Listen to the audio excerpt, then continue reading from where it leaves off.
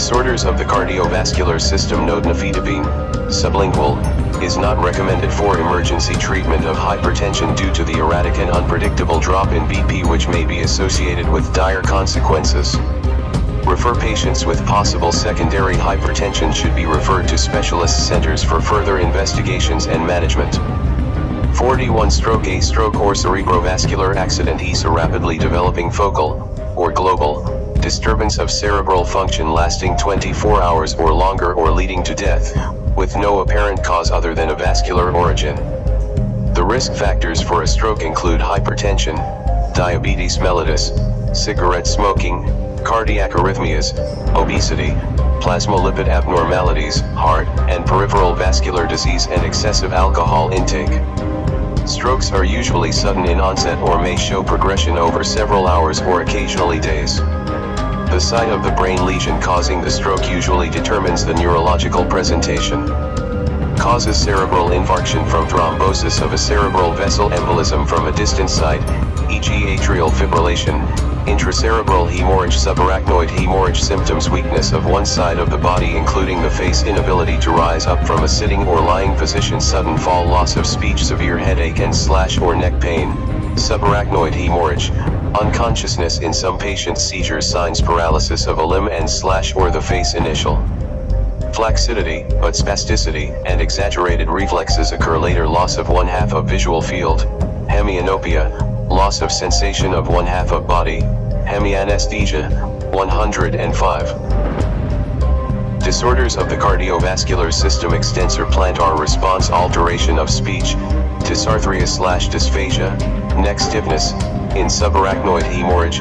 Investigations: FBC, ESR, blood glucose, serum lipid profile, blood urea, electrolytes, and creatinine, uric acid, ECG, CT scan/MRI of the head, chest X-ray. Treatment objectives: to limit the progression area of brain damage, to protect patients from the dangers of unconsciousness and immobility, to treat the underlying cause if possible, to institute measures to improve functional recovery, to support and rehabilitate patients who survive with residual disability, to prevent recurrence of cerebrovascular lesions. Non-pharmacological treatment: admit and monitor patient's vital signs and neurological signs, frequently establish adequate airway in unconscious patients. Nurse in the lateral position with suctioning where necessary, prevent pressure sores by regular turning, every 2 hours, in bed. Maintain adequate hydration, insert nasogastric tube as early as possible for feeding and medications in unconscious patients or those with swallowing difficulties, insert urethral/condom catheter to keep patient clean and dry. Early physiotherapy as soon as practicable. Pharmacological treatment, evidence rating: A. Hemorrhagic strokes, antihypertensive medications. Reduce blood pressure gradually over several days. See section on hypertension. 106. Disorders of the cardiovascular system. Note: do not give sublingual nifedipine or other antihypertensive agent to reduce the blood pressure rapidly in patients with stroke. It may result in deterioration in their clinical state and death. Infarctive strokes: aspirin, oral, 75 mg daily, atorvastatin, oral, 10 to 40 mg daily, or rosuvastatin, oral, 5 to 10 mg daily, or simvastatin, oral, 20 mg daily, irrespective of lipid levels. If statins are not contraindicated, refer patients with worsening symptoms and signs for specialist evaluation. If the underlying cause cannot be managed, refer all patients with neurological deficits to a speech therapist, occupational therapist, or physiotherapist if required. 42. Heart failure. This is a condition in which the heart is unable to maintain adequate cardiac output to meet the body's metabolic requirements. The cardiac dysfunction may predominantly involve the left ventricle or the right ventricle. More commonly, however, both left and right ventricular dysfunctions coexist. This is termed congestive cardiac failure, CCF. The functional classification of heart failure using the New York Heart Association, NYHA, classification is described in the table below. Table 8-2, New York Heart Association Functional Classification for Heart Failure Class I, no limitation of physical activity. Ordinary physical activity does not cause undue fatigue, palpitation, or dyspnea. Class II, slight limitation of physical activity. comfortable at rest, but ordinary physical activity results in fatigue, palpitation, or dyspnoea. Class 3, marked limitation of physical activity. Comfortable at rest, but slight activity causes fatigue, palpitation, or dyspnoea. Class 4, unable to carry out any physical activity without discomfort. Symptoms of cardiac insufficiency are present at rest. If any physical activity is undertaken, discomfort is increased. 107. Disorders of the cardiovascular system causes hypertension, cardiac valve disease, cardiomyopathy, severe anemia, myocardial ischemia/infarction, thyrotoxicosis, congenital heart disease, cardiac arrhythmia. Symptoms: left heart failure, breathlessness on exertion, breathlessness on lying flat, intermittent breathlessness at night, wheezing, cough with frothy blood-stained sputum, easy fatigability, right heart failure, swelling of the feet and lower extremities, abdominal swelling and discomfort. Signs: left heart failure, tachypnea, tachycardia, basal crepitations, occasional ronchi, gallop rhythm, displaced apex beat, cardiac murmur, right heart failure, tachycardia, pitting pedal edema, ascites, tender, smooth, soft hepatomegaly, raised jugular venous pressure, gallop rhythm in children, failure to thrive. 108. Disorders of the cardiovascular system, difficulty in feeding. Investigations: FBC, blood urea, electrolytes, and creatinine, thyroid function tests, liver function test, cardiac enzymes. If myocardial infarction is suspected, ECG, chest x-ray, echocardiography. Treatment objectives: to relieve symptoms and improve quality of life, to improve cardiac output, to treat the precipitating cause, to treat complications. Non-pharmacological treatment: reduce salt intake, reduce weight in overweight and obese individuals, avoid alcohol, avoid smoking, encourage moderate exercise, bed rest in hospital, least patients. Pharmacological treatment, evidence rating: A. Initial therapy of mild heart failure, NYHA class I2, furosemide, oral, adults 40 to 80 mg daily, children 1 to 2 mg/kg daily. Lisinopril, oral, only when blood pressure GT 100/60 mmHg, adults 2.5 to 20 mg daily. 109. Disorders of the cardiovascular system or carvedilol, oral, adults 3.125 to 12.5 mg 12 hourly, maximum 25 mg 12 hourly, or bisoprolol, oral, adults 1.25 to 10 mg daily. Initial therapy of moderate heart failure, NYHA class 3, furosemide, oral, adults 80 to 120 mg daily, children 2 to 4 mg/kg daily. Lisinopril, oral, adults 2.5 to 20 mg daily. Losartan, oral, adults 25 to 50 mg daily. Spironolactone, oral, adults 25 to 50 mg daily. In patients with fast atrial fibrillation, digoxin, oral, adults 250 micrograms 12 hourly for 24 to 48 hours, then 250 micrograms once daily. Elderly 125 micrograms 12 hourly for 24 to 48 hours, then 125 micrograms once daily. Children 5 micrograms/kg 12 hourly. Note: diuretics may cause hypokalemia, therefore monitor serum electrolytes closely. Give potassium chloride sustained release, oral, 600 to 1200 milligrams, 12 hourly, when necessary to avoid hypokalemia. Do not give potassium-sparing diuretics such as spironolactone and potassium chloride supplements together. Avoid potassium supplements in renal failure. 110. Disorders of the cardiovascular system. Initial therapy of severe heart failure, NYHA class 4, admit patient, prop patient up in bed, oxygen, by nasal cannula or face mask, insert an intravenous cannula. Furosemide, 4, 40 to 80 milligrams, repeat after 30 minutes if necessary, thereafter furosemide, 4, 40 to 80 milligrams 12 hourly, if patient improves, change to furosemide, oral, 40 to 80 milligrams, 12 hourly after 24-48 hours off for treatment. If patient does not improve, continue. Furosemide, 4, 40 to 80 milligrams, 12 hourly, and give in addition morphine, 5 to 10 milligrams slowly, and metoclopramide, 10 milligrams to prevent vomiting if there is fast atrial fibrillation. Digoxin, oral, 2 250 micrograms 12 hourly for 24 to 48 hours, then 250 micrograms once daily if there is cardiogenic shock. Dobutamine. 4. 2.5 to 10 micrograms/kg/minute. Monitor urine output. Encourage early ambulation. Consider anticoagulation prophylaxis against venous thrombosis. Enoxaparin. Subcutaneously, 40 mg daily. Identify and treat, if possible, precipitating causes such as hypertension, myocardial infarction, anemia or thyrotoxicosis. Refer. All patients must be referred to a specialist when clinically stable for the identification and treatment of the underlying cause of the heart failure and for long-term maintenance therapy. 111. Disorders of the cardiovascular system. 43. Cardiac arrhythmias. These are disorders of cardiac rate, rhythm, and conduction. Based on the heart rate, they can be classified into bradyarrhythmias, when the heart rate is less than 60 per minute, and tachyarrhythmias, when the heart rate is greater than 100 per minute.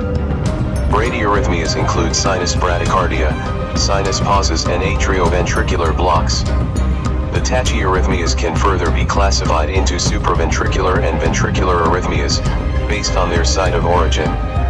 Tachyarrhythmias include atrial fibrillation, atrial flutter, paroxysmal supraventricular tachycardia, ventricular tachycardia and ventricular fibrillation. Prior to drug treatment of a suspected cardiac arrhythmia, an ECG must be done to confirm the rhythm abnormality. It is dangerous to use an antiarrhythmic drug without doing an ECG. Refer symptomatic patients to hospital immediately. The choice of drug treatment depends on the type of arrhythmia and severity of symptoms. Causes: rheumatic heart disease, hypertensive heart disease, thyrotoxicosis, cardiomyopathy, electrolyte abnormalities, particularly hypokaliemia, ischemic heart disease, pericardial disease. Side effects of some drugs: post-cardiac surgery, excessive ingestion of caffeine, e.g. in tea or coffee. Symptoms: palpitation, dizziness, chest discomfort, difficulty in breathing, sudden collapse, sudden death. Signs: fast pulse, regular sinus tachycardia or paroxysmal atrial tachycardia, irregular atrial fibrillation, atrial flutter, frequent ventricular ectopics. 112.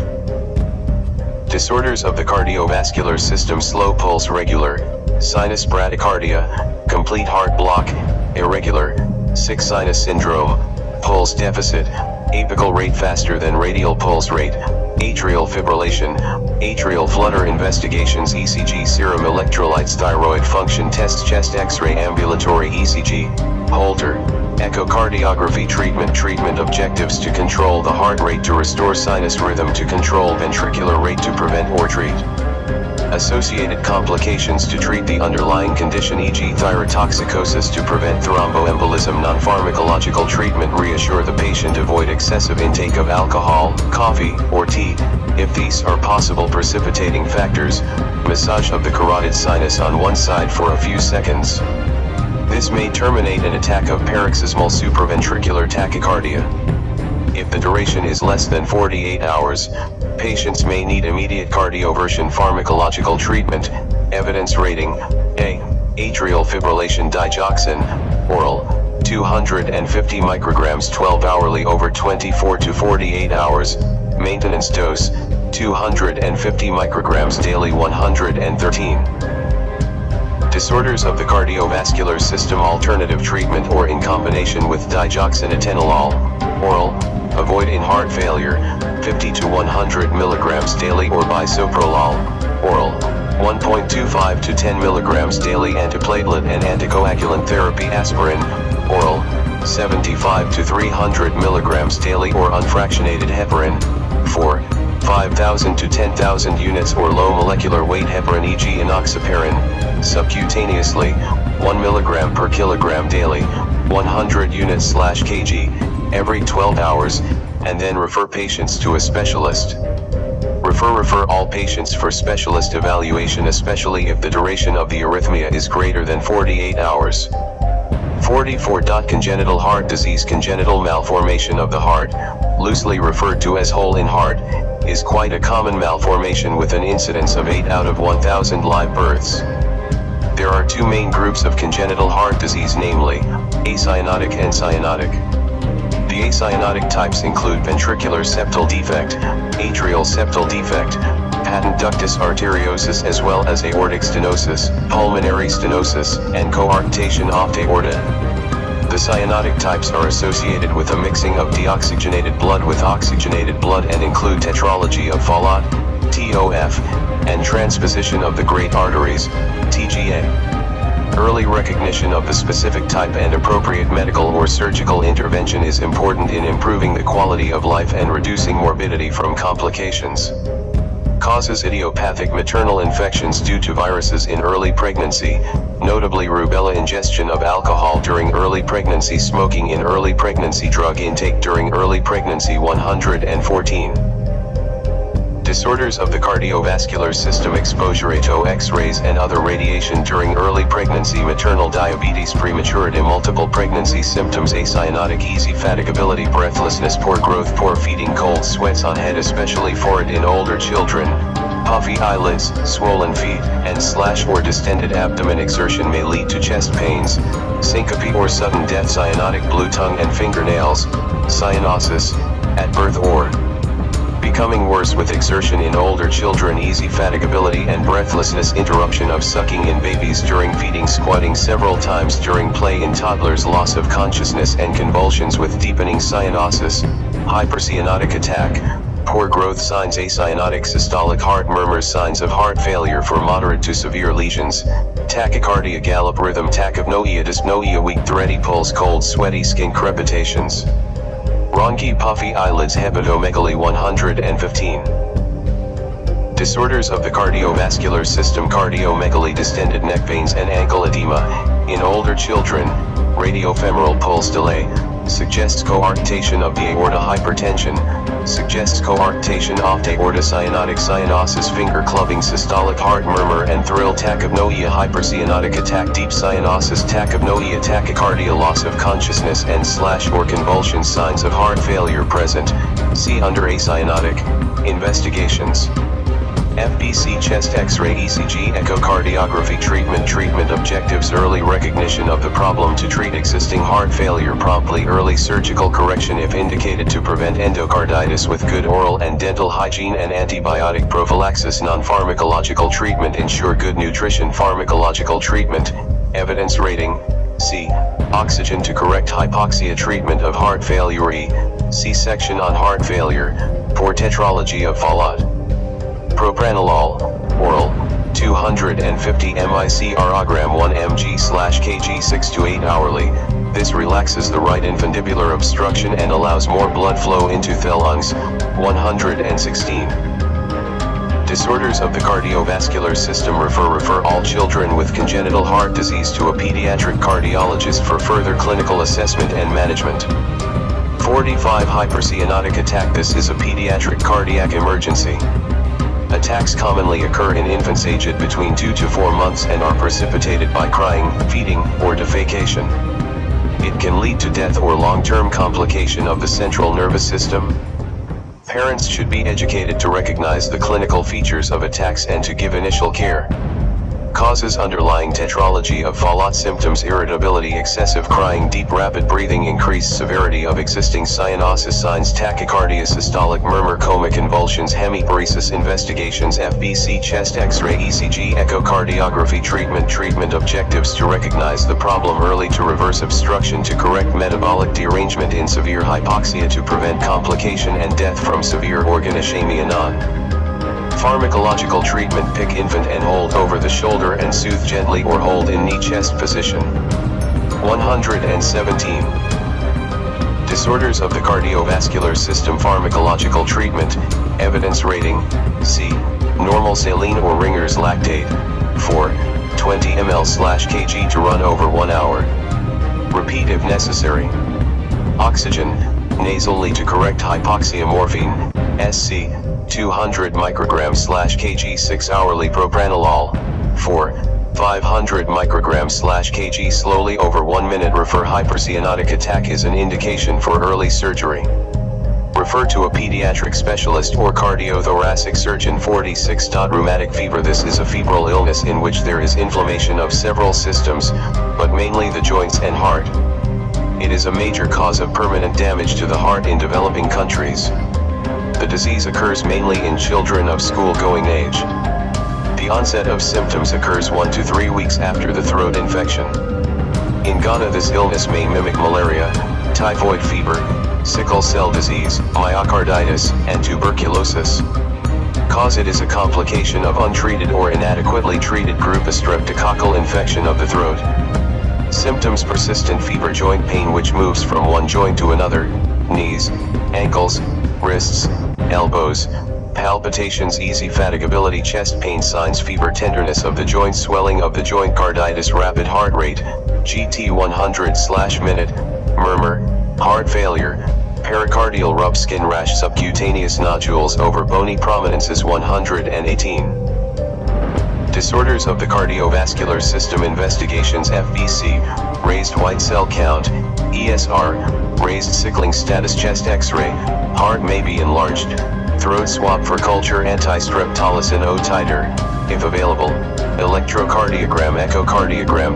Treatment objectives: to eradicate streptococcal throat infection, to prevent recurrent episodes of rheumatic fever and further heart damage, to treat heart failure if coexistent. Non-pharmacological treatment: admit patient, bed rest until rheumatic activity subsides. Pharmacological treatment: evidence rating, C, phenoxymetyl penicillin, penicillin V, oral, adults 500 mg 6 hourly for 10 days, children 6-12 years, 1 to 5 years, 250 mg 6 hourly for 10 days, 125 mg 6 hourly for 10 days. Alternative treatment: erythromycin, oral, for patients allergic to penicillin, adults 500 mg 6 hourly for 10 days, children 8 to 12 years, 3 to 8 years, 1 to 2 years.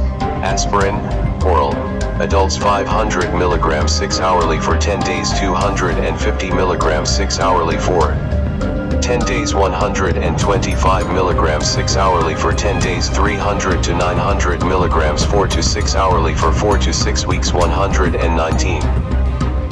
Disorders of the cardiovascular system: 25 mg per kilogram 6 hourly for 2 weeks, 25 mg per kilogram 8 hourly for 4 to 6 weeks and gradually withdrawn over 2 weeks. And in patients with carditis, add prednisolone, oral, adults and children 2 mg per kilogram daily for 2 weeks and then gradually taper off. Prevention: prevent further episodes of streptococcal infection with phenoxymetyl penicillin, oral, adults 250 mg 1-2 hourly, children 6 to 12 years, 1 to 5 years, or 250 mg 12 hourly, 125 mg 12 hourly. Benzathine penicillin, IM, adults 1.2 mg monthly, children GT 30 kg, LT 30 kg, or for patients allergic to penicillin, 900,000 units monthly, 600,000 units monthly. Erythromycin, oral, adults 250 mg 1-2 hourly, children 3 to 12 years,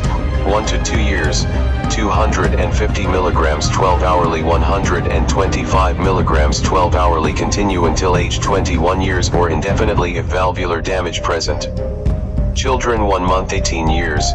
Note: patients with rheumatic heart disease will require antibiotic prophylaxis against endocarditis prior to dental and other surgical procedures. 120. Disorders of the cardiovascular system: refer patients who have been treated for heart failure should be referred for further evaluation. Suspected rheumatic fever where facilities are not available for basic investigations. 47. Pericarditis. Pericarditis is inflammation of the pericardium. Causes: viral, bacterial, rheumatic fever, post-cardiotomy, uremia, autoimmune diseases. Symptoms: dull or sharp precardial pain, worsens with lying down and improves with sitting and leaning forward. Signs: fever, pericardial friction, rub, distant heart sounds if there is a large effusion. Investigations: FBC and ESR, ASO titer, ECG, chest X-ray, echocardiogram. Treatment objectives: to relieve pain, to treat underlying cause, to prevent cardiac tamponade. 121. Disorders of the cardiovascular system: non-pharmacological treatment: bed rest. Pharmacological treatment: evidence rating, C, aspirin, oral, adults 15 mg/kg 6 hourly till signs of inflammation subside then withdraw slowly. Prednisolone, oral, for severe pericarditis or post-cardiotomy syndrome, adults 40 mg daily for 14 days and taper off. Children 2 mg per kilogram daily for 14 days and taper off. For patients with large effusions 122. Chapter 9 Disorder Soft Hair Respiratory System 48. Common cold. This is a common viral infection of the nasopharyngeal mucosa. It is contagious and is spread by airborne droplets. The symptoms resolve without antibiotic treatment within a week.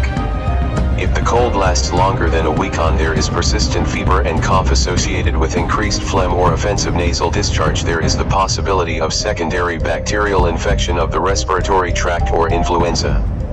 Occasionally, the common cold is complicated by otitis media in children. The common cold may also be the first presentation of influenza or measles. See appropriate sections for treatment of complications. Causes: rhinovirus group symptoms: runny nose, blocked nose, slight fever, cough, muscle aches. Signs: low-grade fever, runny nose. Investigations: no investigations required. Treatment objectives: to relieve symptoms. Non-pharmacological treatment: rest. Encourage lots of oral fluid intake. Pharmacological treatment. Evidence rating: A. Paracetamol, oral, 123. Disorders of the respiratory system: adults 1g 6 to 8 hourly, children 10 to 15 mg/kg/dose 6 to 8 hourly, or ibuprofen, oral, adults 200 to 400 mg 8 hourly, children 50 to 100 mg 8 hourly. Sodium chloride 0.9%, nasal, 2 drops, into each nostril, to relieve congestion as required. Refer cases suspected to have measles or other complications to a pediatrician or physician for management. 49. Pneumonia. Pneumonia is an infection of the lung tissue caused by various bacterial species, viruses, fungi, or parasites. Identification of the causative organism is the key to correct treatment. However, because of the serious nature of the infection, antibiotic treatment should be started immediately based on one's estimation of the most probable cause before subsequent laboratory confirmation of the causative agent. A decision on the severity of illness which would indicate the need for hospital management may be based on the following: patients at the extremes of age, severe shortness of breath, see signs below, rapid pulse rate, 120 per minute or more, low BPLT 90/60 mmHg, restlessness, confusion or excessive drowsiness. Coexisting diseases such as heart failure, liver or renal diseases causes community-acquired pneumonia. Streptococcus pneumoniae, Streptococcus pyogenes. Mycoplasma pneumonia tends to occur in epidemics. Haemophilus influenza 124. Disorders of the respiratory system: Staphylococcus aureus in children during whooping cough, measles, or other viral epidemics. Staphylococcus aureus in the elderly during flu epidemics where aspiration may occur, as in stroke, drunken stupor, or seizures, anaerobic organisms and staph aureus should be suspected. Hospital-acquired pneumonia: gram-negative bacteria, including Pseudomonas aeruginosa. Staphylococcus aureus tends to be more drug-resistant. Symptoms: fever, cough, productive or non-productive sputum production, rusty or blood-stained, yellowish-green pleuritic chest pain, worse on deep breathing or coughing, breathlessness, body aches. Signs: fast breathing, severe in children, LT 1 year if 50 breaths or more per minute, in 15-year-olds 40 breaths per minute or more, and in adults 30 or more breaths per minute. Use of accessory muscles of respiration and flaring of the nasal margins, restricted movement of the affected side of the chest, due to pain, fever, sweating, fast pulse rate. Signs of consolidation or pleural effusion on chest examination: cyanosis, restlessness or confusion, low blood oxygen saturation by pulse oximetry. Investigations: FBC, chest x-ray, sputum, gram stain and culture staining for acid fast bacilli, if TB suspected, blood culture and sensitivity, blood urea and electrolytes 125. Disorders of the respiratory system: treatment objectives: to treat the infection, to prevent complications, to identify patients at greater risk who require in-hospital management. Non-pharmacological treatment: nurse in comfortable position, usually on pillows or with head raised, sponging to control fever, especially in children LT 5 years, who are at risk of febrile convulsions. Adequate oral hydration if it can be tolerated. Pharmacological treatment. Evidence rating: A. Ambulatory patient, adults amoxicillin, oral, 1g 8 hourly for 7 days if patient is allergic to penicillin. Give erythromycin, oral, 500 mg 6 hourly for 7 days, or azithromycin, oral, 500 mg daily for 7 days if the patient has received previous antibiotic treatment prior to consultation. Coamoxiclav, oral, 1g 12 hourly for 7 days, or 625 mg 8 hourly for 7 days, or if allergic to penicillin. Atypical organism suspected. Erythromycin oral, 500 mg 6 hourly for 7 days, or azithromycin, oral, 500 mg daily for 7 days. Children. Amoxicillin, oral, 5 to 18 years, 500 mg 8 hourly for 7 days. 126. 1 to 5 years, 6 months 1 year, or 250 mg 8 hourly for 7 days. 125 mg 8 hourly for 7 days if allergic to penicillin. Atypical organism suspected.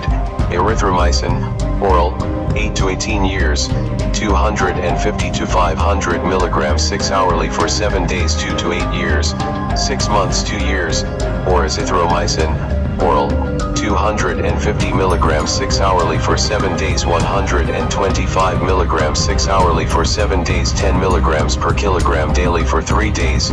Patients who are vomiting should be admitted and given 4 antibiotics until oral medication can be tolerated. Hospitalized patient adult. Give oxygen if available. Coamoxiclav, 4, 1.2g 8 hourly. Change to oral coamoxiclav as in treatment for ambulatory patient, above when clinically improved. Or ceftriaxone, 4, 2g daily for 7 days, or gentamicin, 4, 80 mg 8 hourly added to 4 coamoxiclav as above. Children. Ceftriaxone, 4, 50-80 mg/kg daily, by infusion if 80 mg per kilogram, or cefotaxime, 4, 150-200 mg/kg daily, divided up into 3 8-hourly doses. Or coamoxiclav, 4, 30 mg per kilogram 8 hourly, or coamoxiclav, oral, children. GT12Y years, 6 to 12 years, 1/500/125 mg strength tablet 8 hourly. 10 ml of 400/57 mg suspension 12 hourly. 127. Disorders of the respiratory system. Disorders of the respiratory system. 1 to 6 years, 2.5 ml of 250/62 mg suspension 8 hourly. Dose doubled in severe infection. 0.25 ml/kg of 125/31 mg suspension 1 month 1 year, 8 hourly. Dose doubled in severe infection. LT 1 month. 0.25 ml/kg of 125/31 suspension 8 hourly, or 2.5-5 ml of 400/57 suspension 12 hourly, or 1g 12 hourly. Or cefuroxime, oral, as cefuroxime acetyl, children. GT12Y years, 500 mg 12 hourly in lower respiratory tract infections. 15 mg per kilogram, maximum 250 mg, 12 hourly. 10 mg per kilogram, maximum 125 mg, 12 hourly. 2 to 12 years, 3 months 2 years. Note: ST prescribing of 1, 2 ND and 3 RD generation fluoroquinolones, e.g. ciprofloxacin and levofloxacin, should generally be avoided in managing CAP because they are WHO recommended second-line drugs for multi-drug resistant MDR tuberculosis.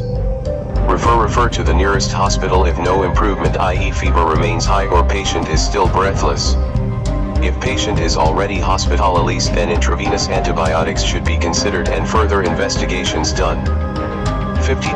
Asthma. Asthma is a chronic inflammatory disease of the bronchial airways which manifests as recurrent episodes of wheeze, cough, and shortness of breath, which is reversible spontaneously or with treatment. It is characterized by increased sensitivity to many external agents. Asthma is episodic and may be associated with seasons like the rainy season or harmattan. Bronchial asthma occurs at all ages but peaks in childhood. It is classified as an allergic disease, which may be due to an external or intrinsic agent. The disease may be associated with a personal or family history of hay fever, eczema, or urticaria. Causes allergens e.g. house dust and animal hairs. Drugs e.g. beta blockers such as propranolol, prostaglandin F2A and aspirin 128.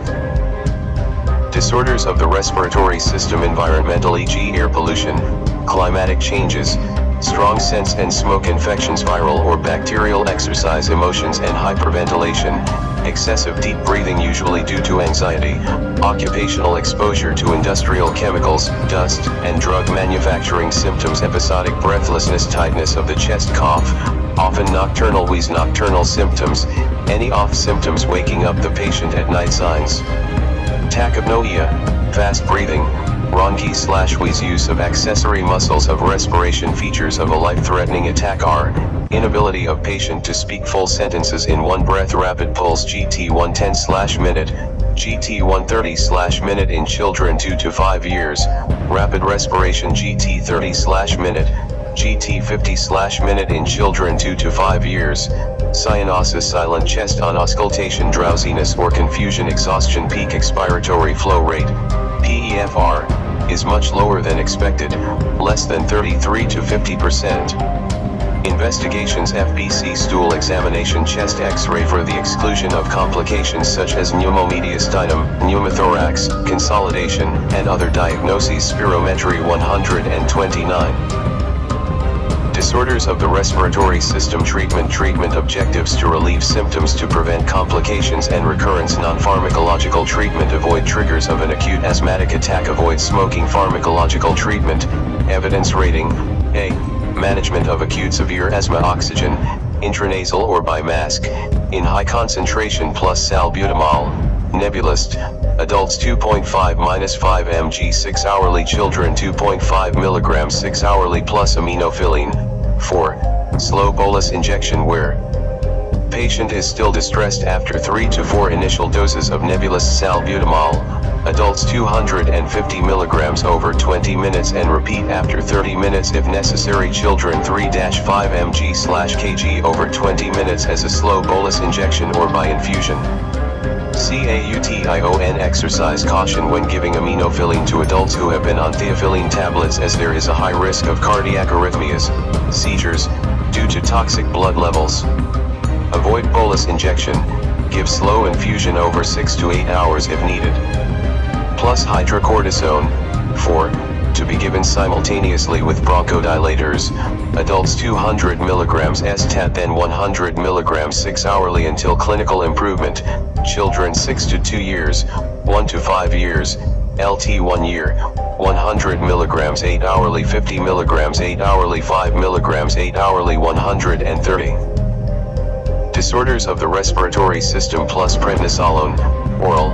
Start as a single dose at the same time as hydrocortisone, soon after breakfast. Adults 30 to 40 mg daily. Children GT 5 years, 2 to 5 years, LT 2 years, 30 to 40 mg as a single daily dose for 3 to 5 days. 20 mg as a single daily dose for 3 to 5 days. 1-2 mg/kg daily as a single dose for 3 to 5 days. Note: do not give any form of sedation. If patient is improving, leave on maintenance therapy. Continue with oxygen plus prednisolone, oral, 30 to 40 mg daily, 20 to 40 mg a day in children, until stable.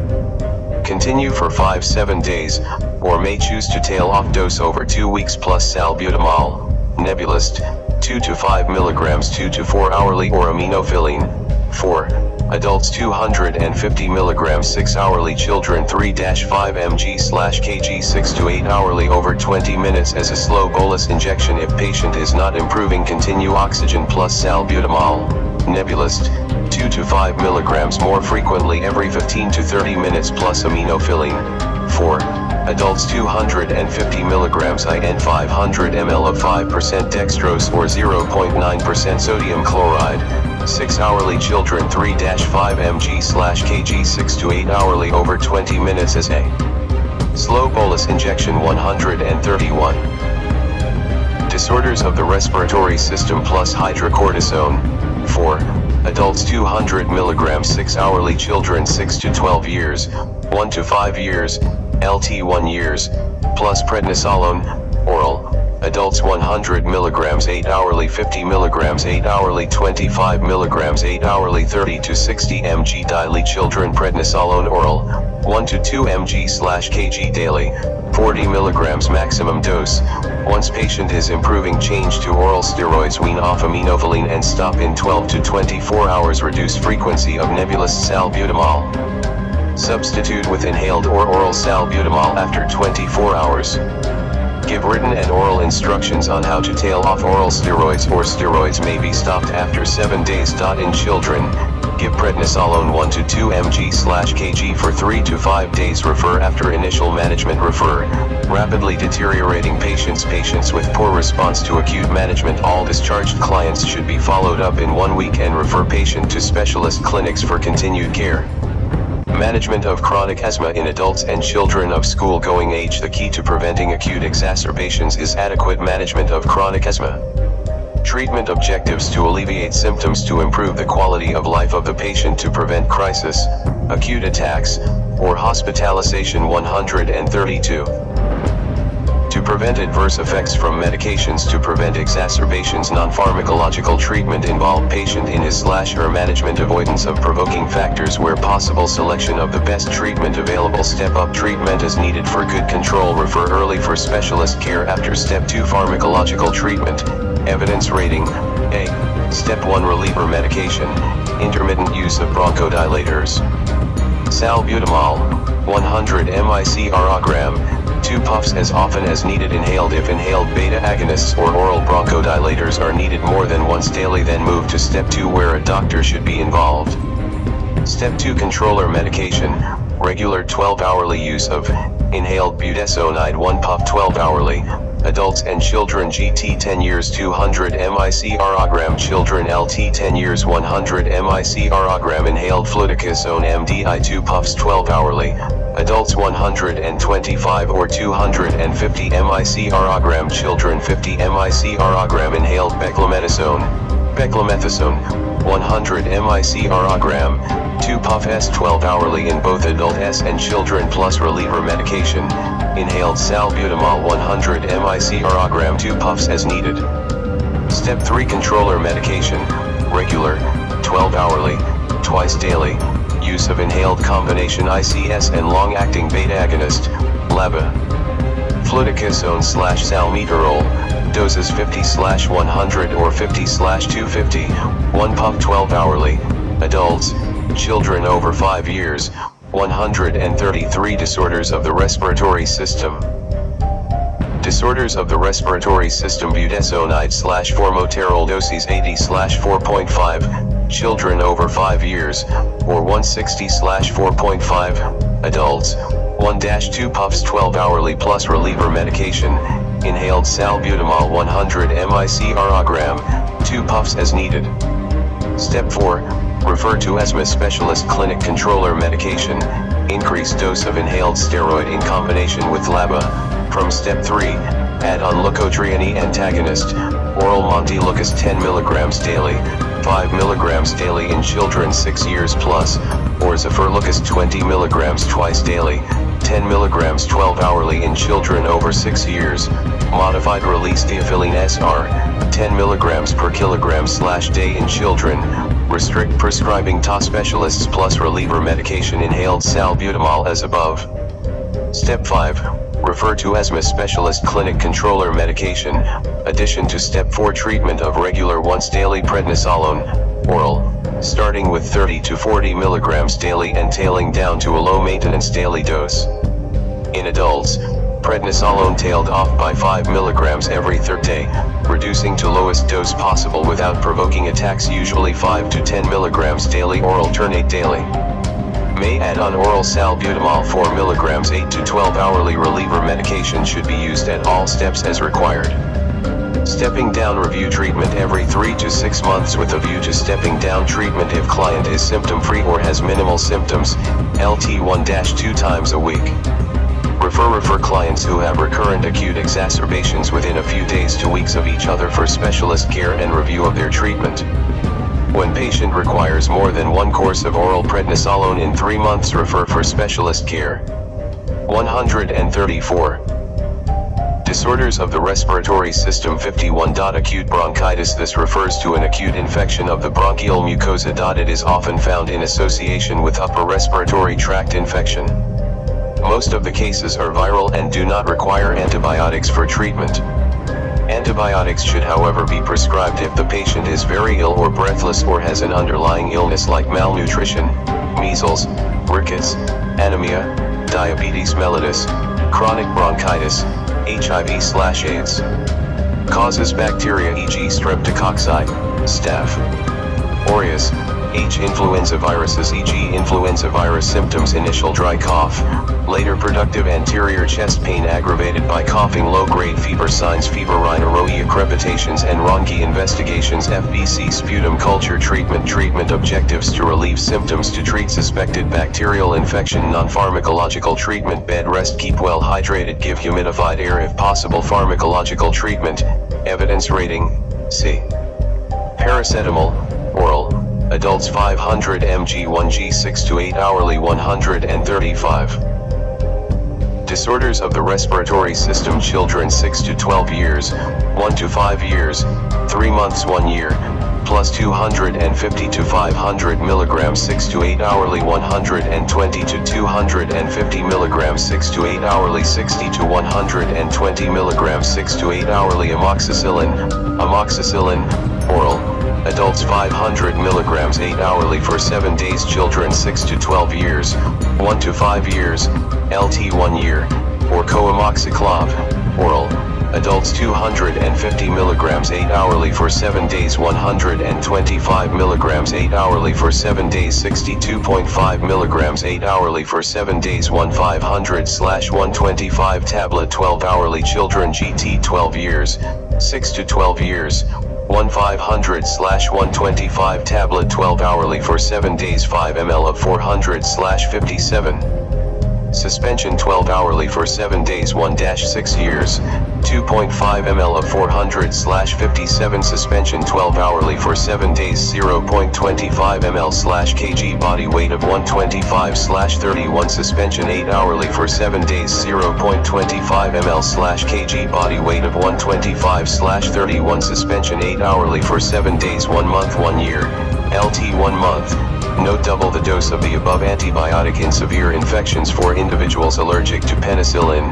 Erythromycin, oral, adults 250 to 500 mg 6 hourly 7 days. Children 8 to 18 years, 2 to 8 years, 6 months 2 years, or azithromycin, oral, adults 250 to 500 milligrams 6 hourly 7 days. 250 milligrams 6 hourly 7 days. 125 milligrams 6 hourly 7 days. 500 milligrams ONCE daily for 3 days. Children 10 milligrams per kilogram once daily for 3 days. 136. Disorders of the respiratory system. Refer all complicated cases of acute bronchitis to a regional hospital. 52. Chronic bronchitis. This is chronic inflammation of the bronchial mucosa due to irritants such as tobacco smoke. There is progressive worsening with age and eventually resulting in chronic respiratory failure. It is part of the syndrome of chronic obstructive pulmonary disease, COPD. It is aggravated by recurrent viral and bacterial infections.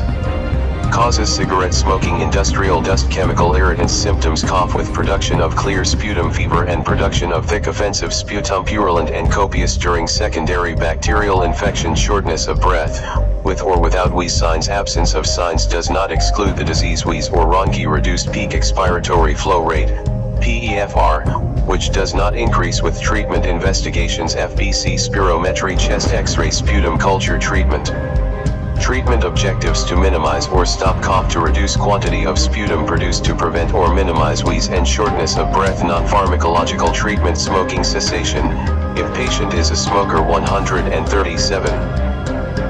Disorders of the respiratory system. Pharmacological treatment, evidence rating, C.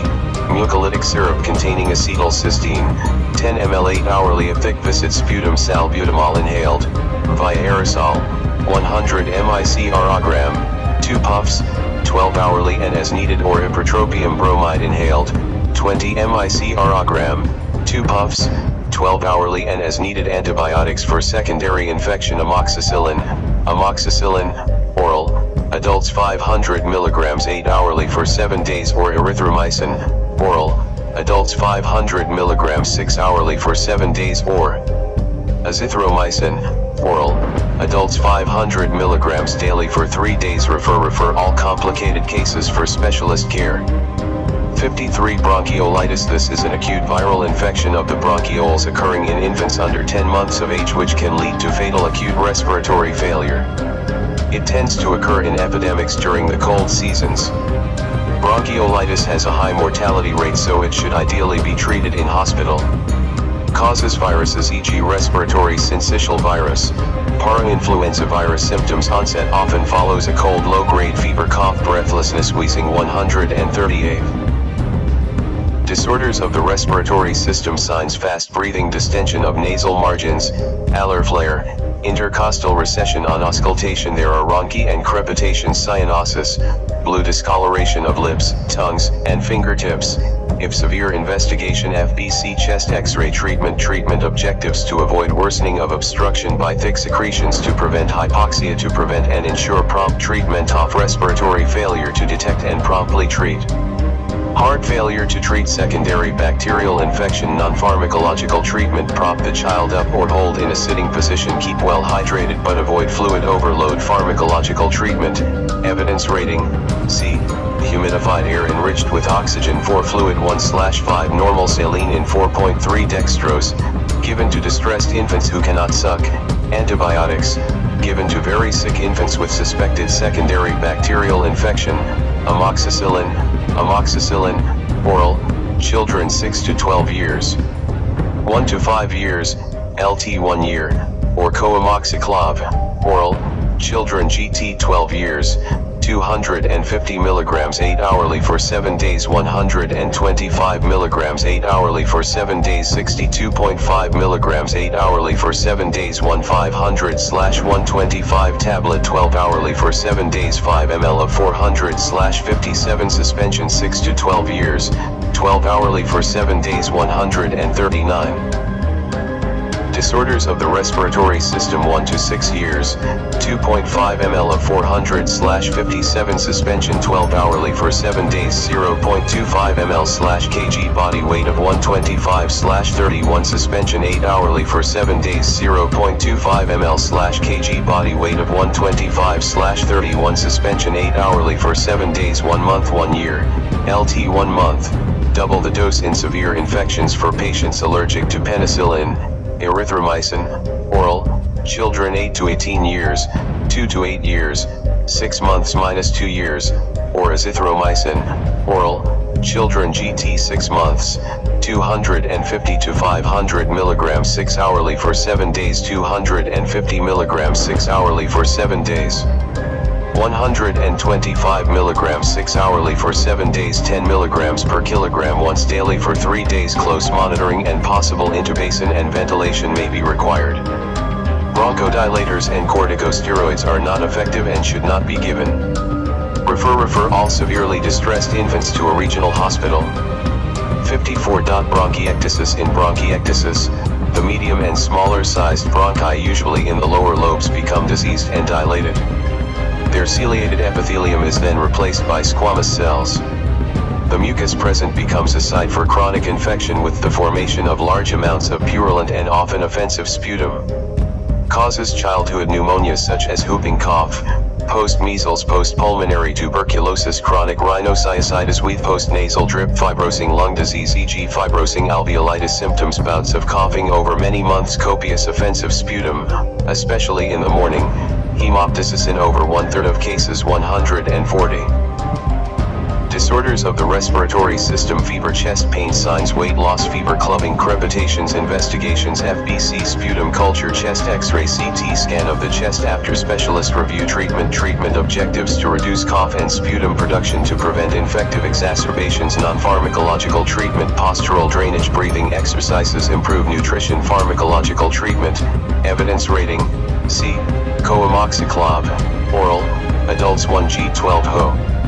Orally for 10 to 14 days. Children GT 12 years, 1/500/125 tablet 12 hourly for 10 to 14 days. 5 ml of 400/57 suspension 12 hourly for 10 to 14 days. 2.5 ml of 400/57 suspension 12 hourly for 10 to 14 days. 0.25 ml/kg body weight of 125/31 suspension 8 hourly for 10 to 14 days. 0.25 ml/kg body weight of 125/31 suspension 8 hourly for 10 to 14 days. 6 to 12 years, 1 to 6 years, 1 month 1 year, LT 1 month, 141.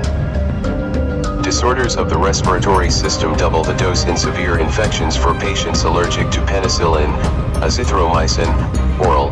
Adults 500 mg ONCE daily for 7 days. Children 10 mg per kilogram once daily for 7 days. Refer all suspected cases to hospital for confirmation, sputum culture, and sensitivity tests and specialist management. 55. Lung abscess. A lung abscess is a cavity within the substance of the lung filled with necrotic tissue and pus which occurs as a result of infection. Antibiotic management should be considered upon diagnosis while awaiting confirmation of the causative organism by sputum culture. Causes: the aspiration of infected mucus or tissue from the nose, mouth, or pharynx, especially in alcoholics, epileptics, unconscious or anesthetist patients and following dental procedures. Inadequately treated bacterial pneumonia, especially gram-negative bacteria, Staphylococcus aureus, beta-hemolytic streptococci. Staphylococcus aureus usually presents as multiple abscesses, especially in children. Presence of a foreign body within the lung either by inhalation or penetrative lung injury. Obstruction of an airway by 2 more septic emboli from other infected areas of the body, e.g. from septicemia and endocarditis. Tuberculosis symptoms: high swinging fever, breathlessness, cough, productive of copious amounts of foul-smelling sputum. Hemoptysis: chest pains on breathing if associated with inflammation of pleura. 142. Disorders of the respiratory system. Signs: fever, tachycardia, tachypnea, chest wall tenderness, dull percussion. Note: poor air entry. Investigations: FBC chest x-ray, may see air fluid level in area of consolidation. Sputum culture, sputum AFBS blood culture. Treatment objectives: to clear abscess, collection to treat underlying cause, non-pharmacological treatment, chest physiotherapy, postural drainage, improve nutritional status, pharmacological treatment. Evidence. Rating: A. Cloxacillin, 4. Adults 500 mg 6 hourly for 14 days. Children 5 to 12 years, 1 to 5 years, LT 1 year, plus gentamicin, 4. Adults 250 mg 6 hourly for 14 days. 125 mg 6 hourly for 14 days. 62.5 mg 6 hourly for 14 days. 40 to 80 mg 8 hourly for 14 days. Children 1 to 12 years, GT 1 year, 2.5 mg per kilogram 8 hourly for 14 days. 2.5 mg per kilogram 12 hourly for 14 days. 143. Disorders of the respiratory system plus metronidazole, 4. Adults 500 mg 8 hourly for 14 days. Children 7.5 mg per kilogram 8 hourly for 14 days. Alternative treatment: clindamycin, oral. Adults 150 to 300 mg 6 hourly for 14 days. Children 3-6 mg/kg 6 hourly for 14 days. Refer to a specialist or higher level facility if abscess is not resolving on above treatment, as surgery may be required to drain the abscess. 144. Chapter 10. Disorder: soft T central nervous system. 56. Headache is caused by traction, displacement, inflammation, vascular spasm, or distension of the pain-sensitive structures in the head or neck. Headaches that are new in onset and clearly different from any the patient has experienced previously are commonly a symptom of serious illness and therefore demand prompt evaluation. The precipitating factors, associated symptoms, and clinical findings on examination, together with the results of appropriate investigations, can provide a guide to the cause of the headache. Causes: acute onset subarachnoid hemorrhage and other cerebrovascular diseases, infections e.g. malaria, typhoid fever, viral infections, meningitis or encephalitis, ocular disorders, glaucoma, acute iritis, refractive errors, post-seizures, post-lumbar puncture, hypertensive encephalopathy, giant cell temporal arteritis, subacute onset lesions of the middle ear, otitis media, mastoiditis, intracranial mass, tumor, subdural hematoma, abscess, benign intracranial hypertension. Trigeminal neuralgia, post-herpetic neuralgia, severe hypertension, atypical facial pain, medication overuse, post-trauma, giant cell temporal arteritis, chronic migraine, cluster headache, tension headache, cervical spine disease, sinusitis, dental disease, psychogenic causes. 145.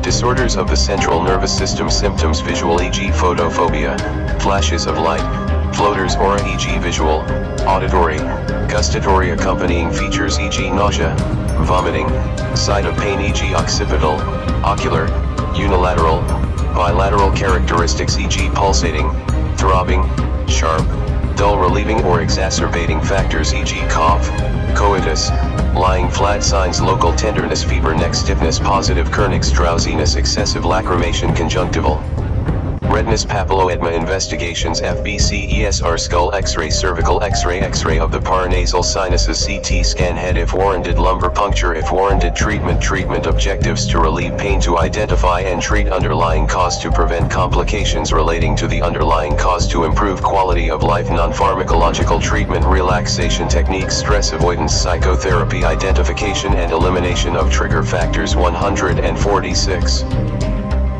Disorders of the central nervous system, pharmacological treatment, evidence rating, B, paracetamol, oral, adults 500 mg 1g 6 to 8 hourly, children 6 to 12 years, 1 to 5 years, 3 months 1 year, or diclofenac, oral, adults 250 to 500 mg 6-8 hourly, 120 to 250 mg 6-8 hourly, 60 to 120 mg 6-8 hourly, 25 to 50 mg 8 hourly, or ibuprofen, oral, adults 200 to 400 mg 12 hourly, prophylaxis for chronic headaches, propranolol, oral, 40 to 80 mg daily, for migraine, or amitriptyline, oral, 10 to 25 mg Noct or carbamazepine, oral, 200 mg daily, for neurogenic pain, refer headaches not responding to treatment and those that are unexplained to a specialist. 57. Seizures, epilepsy, and status epilepticus. A seizure is a clinical event caused by a transient disturbance of cerebral function due to an abnormal paroxysmal neuronal discharge in the brain. If these episodes are recurrent over several months or years without an identifiable cause, they are commonly described as epilepsy. The term status epilepticus is used for repeated seizures which occur without the patient regaining consciousness between attacks. A detailed description by a witness is key. Patients may sometimes describe the warning signals, termed a prodrome or aura, which they experienced before the event. 147. Disorders of the central nervous system causes congenital, prenatal/perinatal injury, fevers, especially in children, aged 6 months to 6 years, cerebral malaria infections e.g. meningitis, TB, HIV, abscesses in the brain, metabolic causes, hypoglycemia, hypocalcemia, hypoatramia, hyperosmolar diabetic state, uremia, hepatic failure, idiopathic epilepsy, eclampsia, vascular diseases, hypertensive encephalopathy, stroke, space-occupying lesions, tumor or malformations of the brain, head injury/trauma, drugs and toxins, alcohol, antidepressants, metronidazole, drug and alcohol withdrawal, degenerative diseases e.g. dementia, later in life, psychogenic, see section on psychogenic seizures, symptoms, loss of consciousness, tongue biting, foaming at the mouth, incontinence of stool and/or urine, aura, may include a strange gut feeling, somatosensory manifestations, visual, olfactory, gustatory, or auditory e.g. strange smells/flashing lights. After a seizure, the patient may sleep for some time. Signs of prodrome/aura with automatism, lip smacking, picking at items, muscle twitching and movements which may be focal or generalized, postictal sleep, postictal confusion, TOTS, paralysis, stroke-like weakness, may rarely occur. Examine carefully for evidence of neurological localizing signs, tongue laceration, and evidence of trauma to the face or other parts of the body. Investigations, FBC, ESR blood glucose BU 148. Disorders of the central nervous system: calcium LFTs, chest X-ray, skull X-ray, electroencephalogram, EEG, CT scan, head. Treatment objectives: to stop these eyes or to treat underlying cause. Non-pharmacological treatment: immediate emergency measures.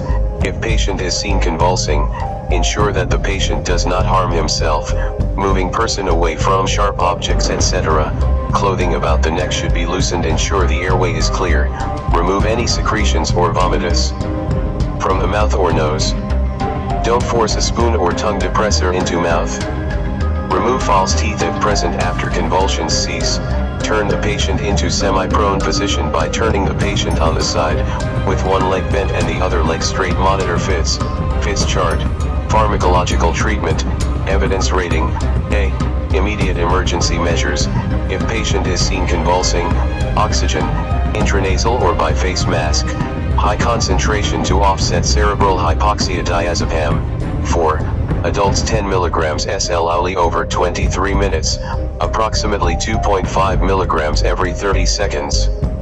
Children 200 to 300 micrograms/kg slowly over 23 minutes, or if not possible then give it the same injectable form, directly from the syringe, into the rectum after removing the needle.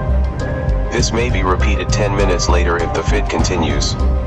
Epilepsy. Epilepsy is a disorder of the central nervous system, CNS, which is characterized by spontaneous recurrent seizures or the tendency to have seizures. 149. Disorders of the central nervous system. Epileptic seizures may be classified as follows: generalized seizures, grand mal, tonic-clonic, seizures, petit mal, absence, seizures. Other types: atonic, myoclonic, partial or focal seizures, simple partial, consciousness not impaired, complex partial, consciousness impaired, e.g. temporal lobe seizures, partial seizures with secondary generalization. Status: epilepticus. Causes: C-section on seizures. Symptoms: C-section on seizures. Signs: C-section on seizures. Investigation: C-section on seizures. Treatment objectives: C-section on seizures. Non-pharmacological treatment: C-section on seizures. Pharmacological treatment, evidence rating. A. Anticonvulsant drug therapy. Traditionally, a single seizure has been regarded as an indication for investigation and assessment, but not for drug treatment unless a second attack follows closely or based on the circumstances of the seizure. Drug treatment should certainly be considered after 2 seizures, and the type of drug depends on the type of seizure. The underlying abnormality must also be corrected if possible. 150. Disorders of the central nervous system. Guidelines for use of anti-epileptic drugs begin with a single drug at the lowest dosage range if seizures not controlled, increase dose to upper limit of dosage range or until side effects appear. If seizures are poorly controlled, change to a different drug by gradually reducing dose of initial agent while simultaneously introducing the new one. This usually takes 3 to 4 weeks. Try 3 single drugs before resorting to drug combinations, which help in only a minority of cases. Treatment can be stopped only after 2 years seizure-free and after a full evaluation and discussion with patient. Table 10:1. Drug treatment of seizures. Type of seizure. Drug dose: adult, child. Generalized isophenetoin, daily. Phenobarbital, daily. Primidone, 2 times daily. Carbamazepine, 2 times daily. Sodium valproate, 2-3 times daily. Generalized absence, petit mal, seizure. Sodium valproate, 2-3 times daily. Ethosuximide, daily. Partial seizure. Carbamazepine, 12 hourly. Sodium valproate, 2-3 times daily.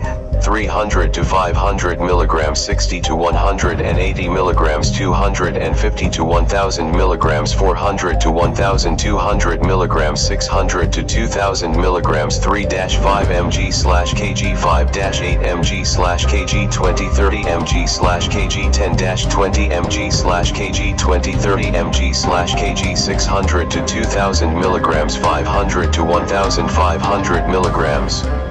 20-30 mg/kg 250 to 500 mg 400 to 1200 mg 600 to 2000 mg 20-30 mg/kg 20-30 mg/kg NB where available. Slow release preparations are preferred. Note don'ts for epileptic patients: driving of a vehicle if not certified to be seizure-free, swimming alone, working at heights, excessive alcohol ingestion, machine operation, cooking by open fire alone. Status epilepticus. Status epilepticus is said to exist when a series of seizures occur without the patient regaining consciousness between attacks.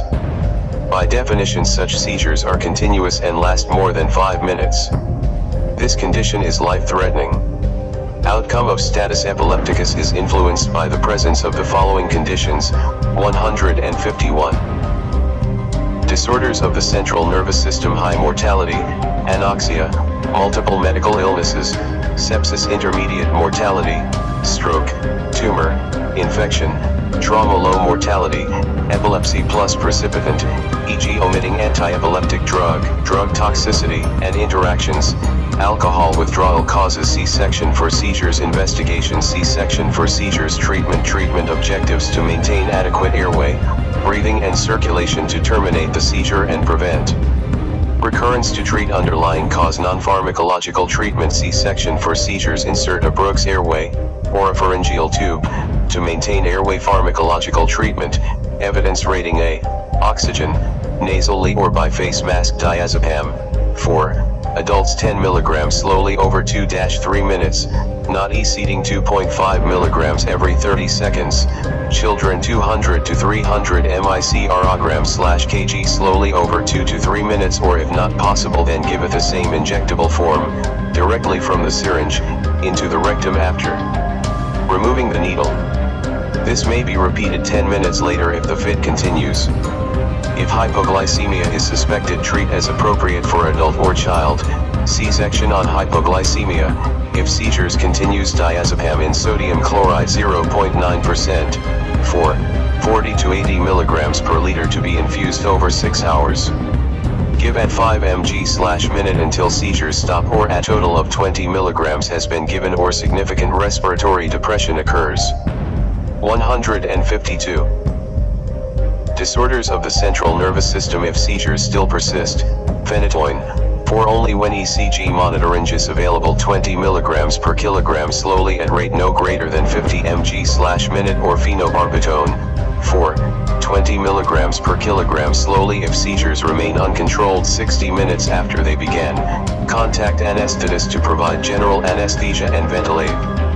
Transfer, if necessary, to a facility where this can be done. Psychogenic seizures. C-section on psychiatric disorders. Refer patients to a hospital specialist if seizures are intractable or refractory to treatment, or if general anesthesia and ventilatory support is required. 58. Dizziness and blackouts. Dizziness is a word patients use for a wide variety of complaints ranging from a vague feeling of unsteadiness to severe, acute vertigo. It is also frequently used to describe the lightheadedness that is felt in panic and anxiety attacks, during palpitations and fainting episode, syncope, or in chronic ill health. Like dizziness, blackouts is a vague, descriptive term implying either altered consciousness, visual disturbance, or a sensation of falling. A careful history, particularly from an eyewitness, is essential. Episodes of transient disturbance of consciousness and falls are common clinical problems. It is usually possible to distinguish between a fit, a seizure, an episode of fainting, and other types of attack from the history given by the patient and the account of an eyewitness. Causes: circulatory vasovagal, fainting, postural hypotension, acute hemorrhage, cardiac arrhythmias, atrioventricular block with Stokes-Adams attacks, ventricular asystole, ventricular tachycardia, supraventricular tachycardia. 153. Disorders of the central nervous system. Vertebrobasilar insufficiency, cerebral transient ischemic attacks, hysterical fainting / hyperventilation. Others: cervical spondylosis, anemia with hypoxia, hypoglycemia, vertigo, unsteadiness of gait, epilepsy. Side effects of some medications. Symptoms: these vary depending on the cause. Signs: these vary depending on the cause. Investigations: these vary depending on the cause. Treatment objectives: to identify and appropriately manage the possible underlying cause. S. Non-pharmacological treatment place patients in the supine position to permit maximal cerebral blood flow, that is, in the supine position raise legs up or raise foot end of the bed if necessary. All tight clothing and other constrictions should be loosened. Turn head to one side to prevent the tongue falling back, thereby blocking the airway, and to prevent aspiration. Patients should not be permitted to rise until the sense of physical weakness has passed. They should be watched carefully for a few minutes after rising and not be permitted to drive or operate machinery immediately. Pharmacological treatment. See appropriate sections for treatment of various causes. 154. Disorders of the central nervous system. Refer to a higher level facility if the patient's condition does not improve. 59. The unconscious patient. Unconsciousness is a common clinical problem and may be associated with diseases of several organs in the body. The cause of unconsciousness is often not immediately evident, and a systematic approach to its diagnosis and management is therefore important. Obtain a history from accompanying relatives, friends, the police, etc. Causes: adults infections e.g. meningitis, cerebral malaria, hypoglycemia, diabetes-related or alcohol-induced, diabetic ketoacidosis, severe hypertension with encephalopathy, cerebrovascular accident, CVA, or stroke, drug overdose e.g. alcohol, salicylates, barbiturates, electrolyte imbalance, epilepsy status epilepticus, head injury, major organ failure e.g. hepatic failure, renal failure, and myocardial infarction. Children infections e.g. meningitis, cerebral malaria, hypoxia. From severe anemia, epilepsy, hypoglycemia, drug ingestion, poisoning e.g. kerosene. Symptoms depends on the underlying cause. See appropriate section. Signs depends on the underlying cause. See appropriate section. Investigations HB, WBC, BF for MP's blood glucose 155. Disorders of the central nervous system. Urea and electrolytes. Liver function tests. Blood C/S, urine C/S, ECG. Drug screen. Alcohol levels, if possible. Lumbar puncture, CT scan. Head treatment. Treatment objectives to prevent complications e.g. aspiration, hypoxia, to determine the underlying cause and manage it appropriately. Non-pharmacological treatment. Examine the airway and ensure that it is clear. Check for the presence, rate, and rhythm of the pulses and monitor blood pressure. Observe the respiratory rate and pattern. Perform cardiopulmonary resuscitation if required. Assess neurological status, pupils, size, symmetry, reaction to light, limb movements, reflexes, and facial asymmetry. Check neck for stiffness. Fundoscopy. Smell breath catheteries and monitor urine output if necessary. Place the patient in a position that would prevent aspiration in case of vomiting, or pass an NG tube if no contraindications exist. Assess using the Glasgow Coma Scale, adults, or Blantyre Coma Scale, children. Pharmacological treatment. For specific management of likely causes, refer to the table on guidelines for the management of the unconscious patient. Refer to a regional or teaching hospital for further definitive management if not responding to standard measures. 156. Disorders of the central nervous system. Table 10-2, guidelines for the management of the unconscious patient. Complaints, diagnosis, action, asterisk. See appropriate section, asterisk. See appropriate section, asterisk. Hypoglycemia, asterisk. Test blood for glucose using test strip or glucose meter.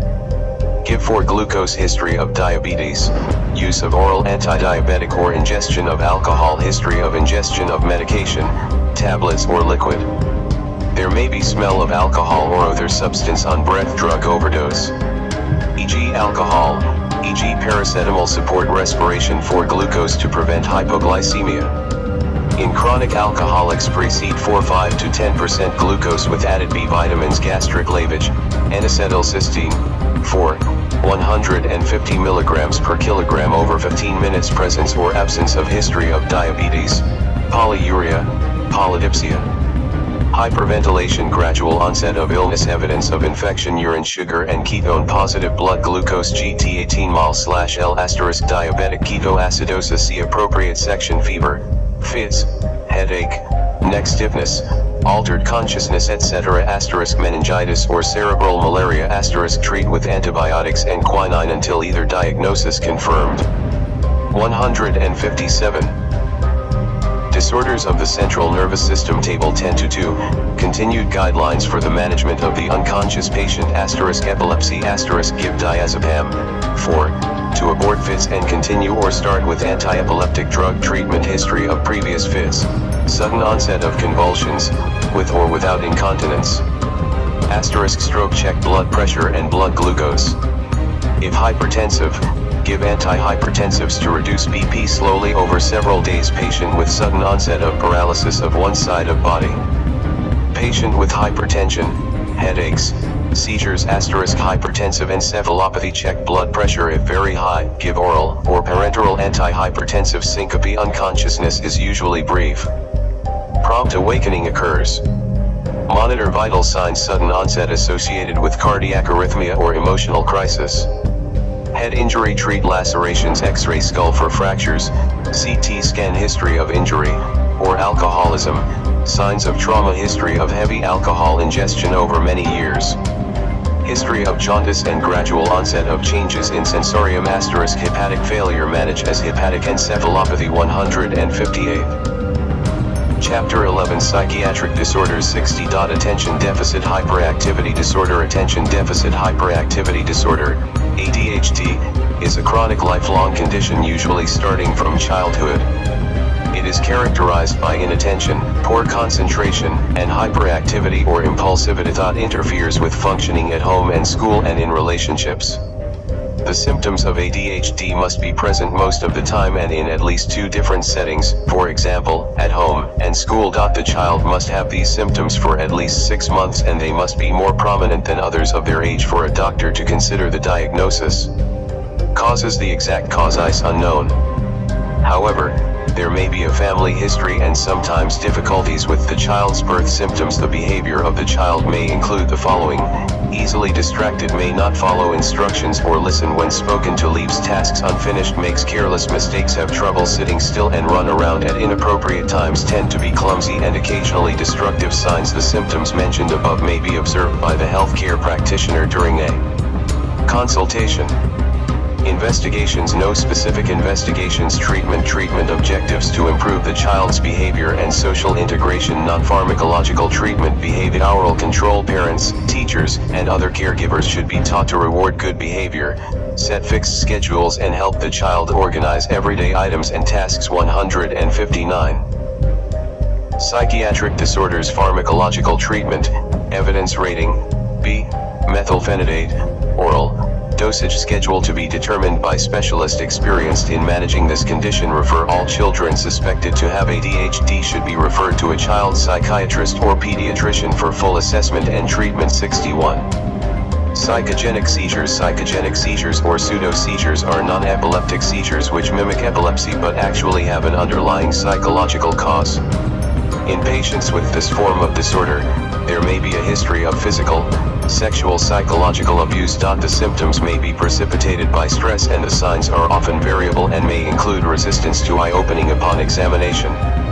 Treatment. Manage symptomatically. Refer for further evaluation by psychologist or psychiatrist. 62. Insomnia. Insomnia is the inability to obtain adequate sleep, irrespective of whether the patient has trouble getting to sleep, suffers frequent nocturnal arousals, or awakens too early. Assessing a complaint of sleep disorders requires a thorough history and clinical examination and specific sleep-wake history. Insomnia may suggest an underlying medical, psychological, psychiatric, especially depression, or environmental problem. Causes. Medicines e.g. ephedrine, phenylephrine. Caffeine-containing beverages e.g. coffee, tea, alcohol. Drugs of abuse e.g. cocaine, marijuana, amphetamines. Underlying medical, psychological, and environmental factors. Anxiety disorder. Depression. 160. Psychiatric disorders. Investigations. FBC, LFTs, PU and creatinine. Sleep study. Treatment objectives: to manage any underlying cause, to educate patient on variation of sleep patterns, to reassure patient. Non-pharmacological treatment: educate patient to adopt a lifestyle that promotes good sleep, have regular exercise, avoid strenuous exercise close to bedtime, establish good sleep hygiene, i.e. a routine for winding down, going to bed and preparing for sleep, avoid alcohol, and caffeine-containing beverages close to bedtime ensure a comfortable and quiet environment for sleep relaxation therapy. Stimulus control treatment. Off sleep by go to bed only when sleepy and to get out of bed if sleep is interrupted. Pharmacological treatment. Evidence rating: C. Diazepam, oral, 5 to 10 milligrams at night. Treatment should normally be limited to less than 4 weeks because of the risk of dependency. Refer patients with chronic insomnia who fail to respond to treatment to a physician or psychiatrist. 63. The acutely disturbed patient. The acutely disturbed patient presents in an excited, agitated, or aggressive state. There may be perceptual changes like hallucinations and delusions that overwhelm the patient.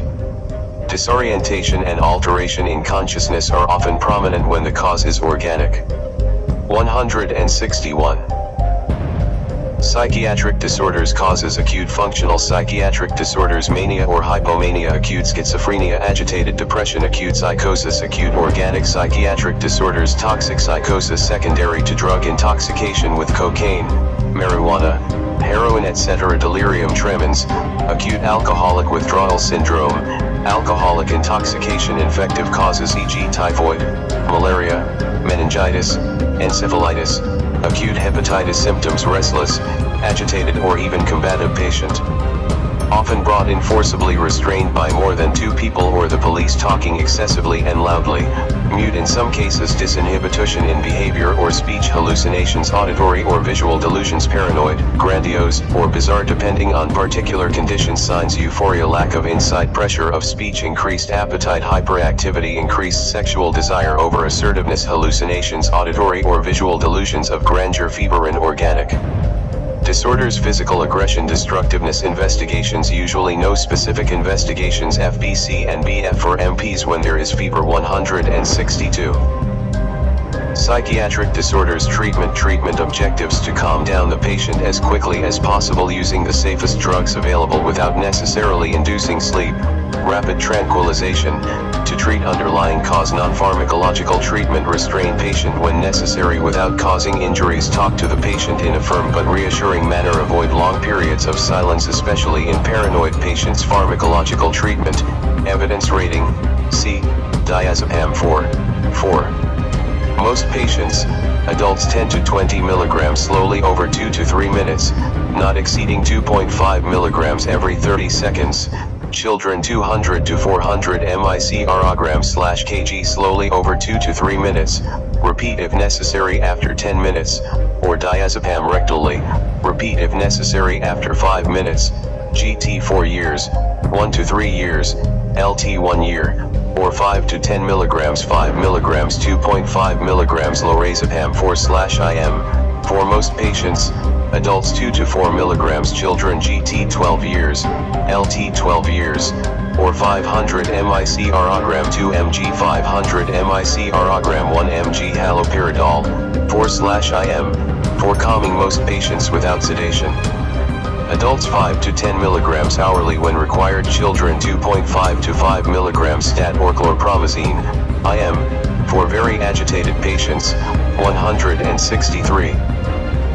Psychiatric disorders. Adults 50 to 150 mg stat repeated after 30 to 40 minutes if necessary, children 25 to 50 milligrams or olanzapine, IM. Adults 10 to 20 milligrams. Note: diazepam 4 must be administered with care if the cause of the acute disturbance is organic. Never give chlorpromazine 4. It may lead to severe hypotension. Refer all acutely disturbed patients to a psychiatrist. 64. Depression is a mood disorder. It occurs in all age groups, although the symptoms may be different in children.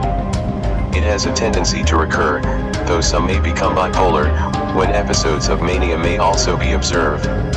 Most Ghanaian patients present mainly with bodily symptoms, sleep disturbances as well as morbid dreams and worrying excessively. They hardly mention a depressed mood unless they are asked specifically, and even then many deny or trivialize it as a consequence of acknowledged symptoms like headache or insomnia. Most cases of suicide or attempted suicide are from depression. One should not dismiss or take for granted statements made by patients such as "I want to die," "Life is not worth living," "I am fed up with life." All cases of attempted suicide should be referred to a psychiatrist after initial management of the presenting complication, e.g. self-inflicted accident or poisoning. Recurrent depression or unipolar depression is treated differently, with antidepressants, from bipolar depression, which responds more to mood stabilizers. Causes: genetic, familial, environmental, psychosocial factors, endocrine disorders, e.g. hypothyroidism, Cushing's syndrome. 164. Psychiatric disorders symptoms. The diagnostic criteria for major depression relies on the presence of at least 5 of the following symptoms experienced every day for at least 2 weeks. Depressed mood, loss of interest or pleasure, significant weight loss or gain, insomnia or sleeping too much, psychomotor agitation or retardation, fatigue or loss of energy, feelings of worthlessness or excessive guilt, impaired thinking or concentration, indecisiveness, multiple bodily complaints, suicidal thoughts of death, hallucinations / delusions of morbid themes in severe cases in children, truancy or refusal to go to school, poor school performance, bedwetting in a previously dry child, odd behavior, aggression or defiance, irritability, appetite changes. Some of the adult symptoms: signs: depressed mood, evidence of weight loss or obesity, agitation or retardation, hallucinations, investigations, FBC, BU and creatinine, FBS, thyroid function and cortisol levels if indicated, treatment objectives: to reduce symptoms, to prevent disruption to normal life at home, work or school, to prevent suicide. 165. Psychiatric disorders: non-pharmacological treatment, counseling, psychotherapy, specifically cognitive behavior therapy, electroconvulsive therapy, pharmacological treatment. Evidence rating: A. Fluoxetine, oral, adults and children, GT 8 years, 20 to 60 mg daily as a single dose in the morning, or sertraline, oral, adults and children, GT 8 years, or 50 to 100 mg daily as a single evening dose. Imipramine, oral, adults initially, 25 to 50 mg, oral, taken early evening once a day. Increase by 25 mg every 3 to 5 days, up to 150 mg orally at night by end of second week. The patient's tolerance will determine the rate of increase and the maximum dose. Children 6 to 12 years, or 5 to 15 mg 12 hourly. Amitriptyline, oral, adults initially, 25 to 50 mg, oral, taken early evening once a day. Increase by 25 mg every 3 to 5 days, up to 150 mg orally at night by end of second week. The patient's tolerance will determine the rate of increase and the maximum dose. Children 6 to 12 years, 5 to 15 mg 12 hourly. Note: give the maximum tolerable dose for at least 6 weeks before deciding a particular antidepressant is not effective. After an episode of depression, continue antidepressants for at least 6 months, as there is a high risk of relapse in this period if night sedation is required. Diazepam 5 to 10 g, lorazepam 1 to 2 g may be given, in general, for not more than 2 weeks at a stretch to avoid dependence. Stop antidepressants immediately if manic swing occurs. Admit patients with suicidal tendencies and keep under close observation. 166. Psychiatric disorders: refer the following to a psychiatrist. Patients with atypical, hysterical, or phobic features. Patients who do not respond to treatment. Children suspected to suffer from depression. 65. Schizophrenia. Schizophrenia is probably the most severe and potentially disabling form of mental illness and occurs in about 1% of the people in every community worldwide. Schizophrenia may present as an acute or chronic illness. The clinical features include characteristic positive or negative symptoms, deterioration in social, work or interpersonal relationships, and continued evidence of disturbed behavior for at least 6 months. The clinical features may be numerous and can change over time. Psychosis associated with substance abuse and mood disorders with psychotic features may mimic schizophrenia.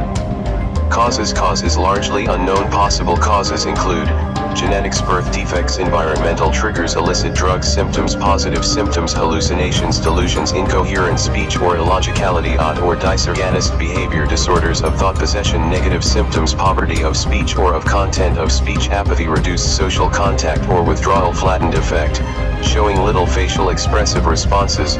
Delusions may be persecutory, undue suspicion, or totally bizarre, like being controlled or being made to feel emotions or sensations. 167. Psychiatric disorders. Hallucinations may involve any of the senses, but auditory ones are most common, experienced as voices speaking clearly or in mumbled tones. Disorders of thought possession include feeling of the patient's thoughts being accessible to others. Motor disorders often occur but are not essential for diagnosis. Treatment of schizophrenia is best left to the psychiatrist, though treatment for acute episodes can be started and follow-up treatment continued by most healthcare givers. Treatment objectives: to abolish symptoms and restore functioning to the maximum level possible to reduce the chances of recurrence. Non-pharmacological treatment: supportive psychotherapy, rehabilitation. Pharmacological treatment. Evidence rating: A. Antipsychotic drugs are the mainstay of treatment. Recommended antipsychotics: in acute attack, olanzapine, IM or oral, 5 to 10 mg, or chlorpromazine, oral or IM, 100 to 150 mg 6 to 8 hourly, or haloperidol, IM, or oral, 5 to 10 mg 6 to 8 hourly. Maintenance: risperidone, oral, 1 to 4 mg once or twice daily, or olanzapine, oral, 5 to 10 mg once or twice daily, or chlorpromazine, oral, 100 to 600 mg daily in divided doses. 168. Psychiatric disorders, or haloperidol, oral, 5 to 20 g daily, or fluphenazine decanoate, IM, 25 mg monthly, or depot preparations for patients with recurrent or chronic illness aimed at improving compliance. Flupentixol decanoate, IM, 40 mg monthly. Adjunct treatment: antiparkinsonian drugs should only be used if reactions occur or when antipsychotics are administered at higher doses likely to cause reactions. Trihexyphenidyl, benzexol, oral, 2.55 mg 824 hourly, or benzatropine, benztropine, oral, 1 to 2 mg 12 to 24 hourly, or biparidine, oral, 1 to 2 mg 8 to 24 hourly, or biparidine, 2 mg slowly over 2 to 4 minutes for acute dystonic reactions, or promethazine hydrochloride, oral or IM, 25 to 50 mg, or chlorphenamine, chlorpheniramine, oral, 4 to 8 mg, or diazepam, oral or 5 to 10 mg, if given to be administered slowly, not exceeding 2.5 mg in 30 seconds. Duration of treatment: a clearly diagnosed schizophrenic patient must be on medication for at least 18 months after remission of symptoms for a first episode. 169. Psychiatric disorders after 2 or more episodes, especially if they follow within a year or 2 of each other. Treatment should probably continue for life, although drug holidays may be discussed from time to time. Refer: since a diagnosis of schizophrenia carries probable lifelong implications and treatment may be of lifelong duration. Refer after treatment of acute episode. Refer recurrent cases. Refer patients who cannot be controlled with drugs and may require electroconvulsive therapy. 66. Bipolar disorders. Bipolar disorders are a form of mood disorder. This refers to a condition in which patients experience mood swings between the extremes of mood disorder, depression, and mania. Bipolar disorder is referred to in older literature as manic depressive illness. It is important to note that the affected patient usually presents with unpredominant mood state at a time, either depression or mania. A single manic episode and a history of depression qualify for classification as bipolar disorder. A current episode of depression without a past manic episode or with a past history of depression is not diagnostic of bipolar disorder. Repeated depressive episodes are diagnosed as recurrent depression. Causes: the cause is not known, but there is a tendency to run in families. Genetic factors seem to play a role. Treatment is directed at the current episode, i.e. either mania or depression, and returning mood to normal. Mania and hypomania: the history may include past similar episodes of mania or depressive illness. Occasionally, substance, cocaine, marijuana, amphetamine abuse may precipitate the condition. Thyrotoxicosis can mimic mania and must be excluded. Symptoms: persistently elevated mood, euphoria, expansiveness, feeling high or irritability. 170. Psychiatric disorders: overactivity and excessive talking, making of grandiose claims, reduced sleep, reckless spending and being overly generous, sexual disinhibition, increased appetite. Signs: no typical physical signs, however, the symptoms listed above may be observed. Investigations usually no specific investigations. Rarely thyrotoxicosis may mimic mania and must be excluded. Treatment objectives to reduce the level of activity to a manageable state. To lower the elevated mood to a normal state. To abolish psychotic symptoms, delusions and hallucinations, if present. Non-pharmacological treatment. Psychotherapy. Pharmacological treatment if significantly aggressive. Manage as for acutely disturbed patient. See section on the acutely disturbed patient. Otherwise start oral medication as soon as possible with risperidone, oral, 1 to 4 mg once or twice daily, maximum 8 mg daily, or olanzapine, oral, 5 to 10 mg once or twice daily, maximum 30 mg daily, or haloperidol, oral, 5 to 10 mg 12 hourly, maximum 20 mg daily, or chlorpromazine, oral, 50 to 200 mg 8 to 12 hourly. 171. Psychiatric disorders plus lorazepam, oral, 2 mg 8 to 12 hourly, or diazepam, oral, 5 to 10 mg for very restless patients. Note: continue or resume definitive treatment with mood stabilizers, e.g. lithium, carbamazepine, or valproic acid for known patients with bipolar disorder. Check blood levels of mood stabilizers where feasible. The benzodiazepines are withdrawn as soon as the patient is calm, but this should be done by slowly tapering the dose. The antipsychotics are continued at a dose just enough to control the symptoms and should be continued for at least 3 to 4 weeks. Refer all patients suffering a first episode must be referred. Non-responsive patients to treatment after 1 month. All children. 67. Alcoholism. Dependence on alcohol and development of related problems is a common and often unrecognized disorder. Alcoholism is often associated with many physical health problems. The greatest problem is the recognition and diagnosis of alcoholism, since affected individuals are often in denial of their problem. They underdeclare the amount and frequency of alcohol consumption and usually appear in hospital alone with complications. The coexistence of other psychiatric illnesses like depression with alcoholism is common. Causes: genetic, familial, and environmental factors are all important. Symptoms: these may be observed by relatives or co-workers. Recurrent use of alcohol resulting in failure to fulfill major obligations at work, school, or home. Recurrent use in situations where it is physically hazardous, e.g. driving. Continued use despite having persistent or recurrent social, legal or interpersonal problems caused by effects of alcohol. Development of tolerance withdrawal syndromes, taking increasingly larger amounts over longer periods than intended. Previous unsuccessful attempts at stopping. 172.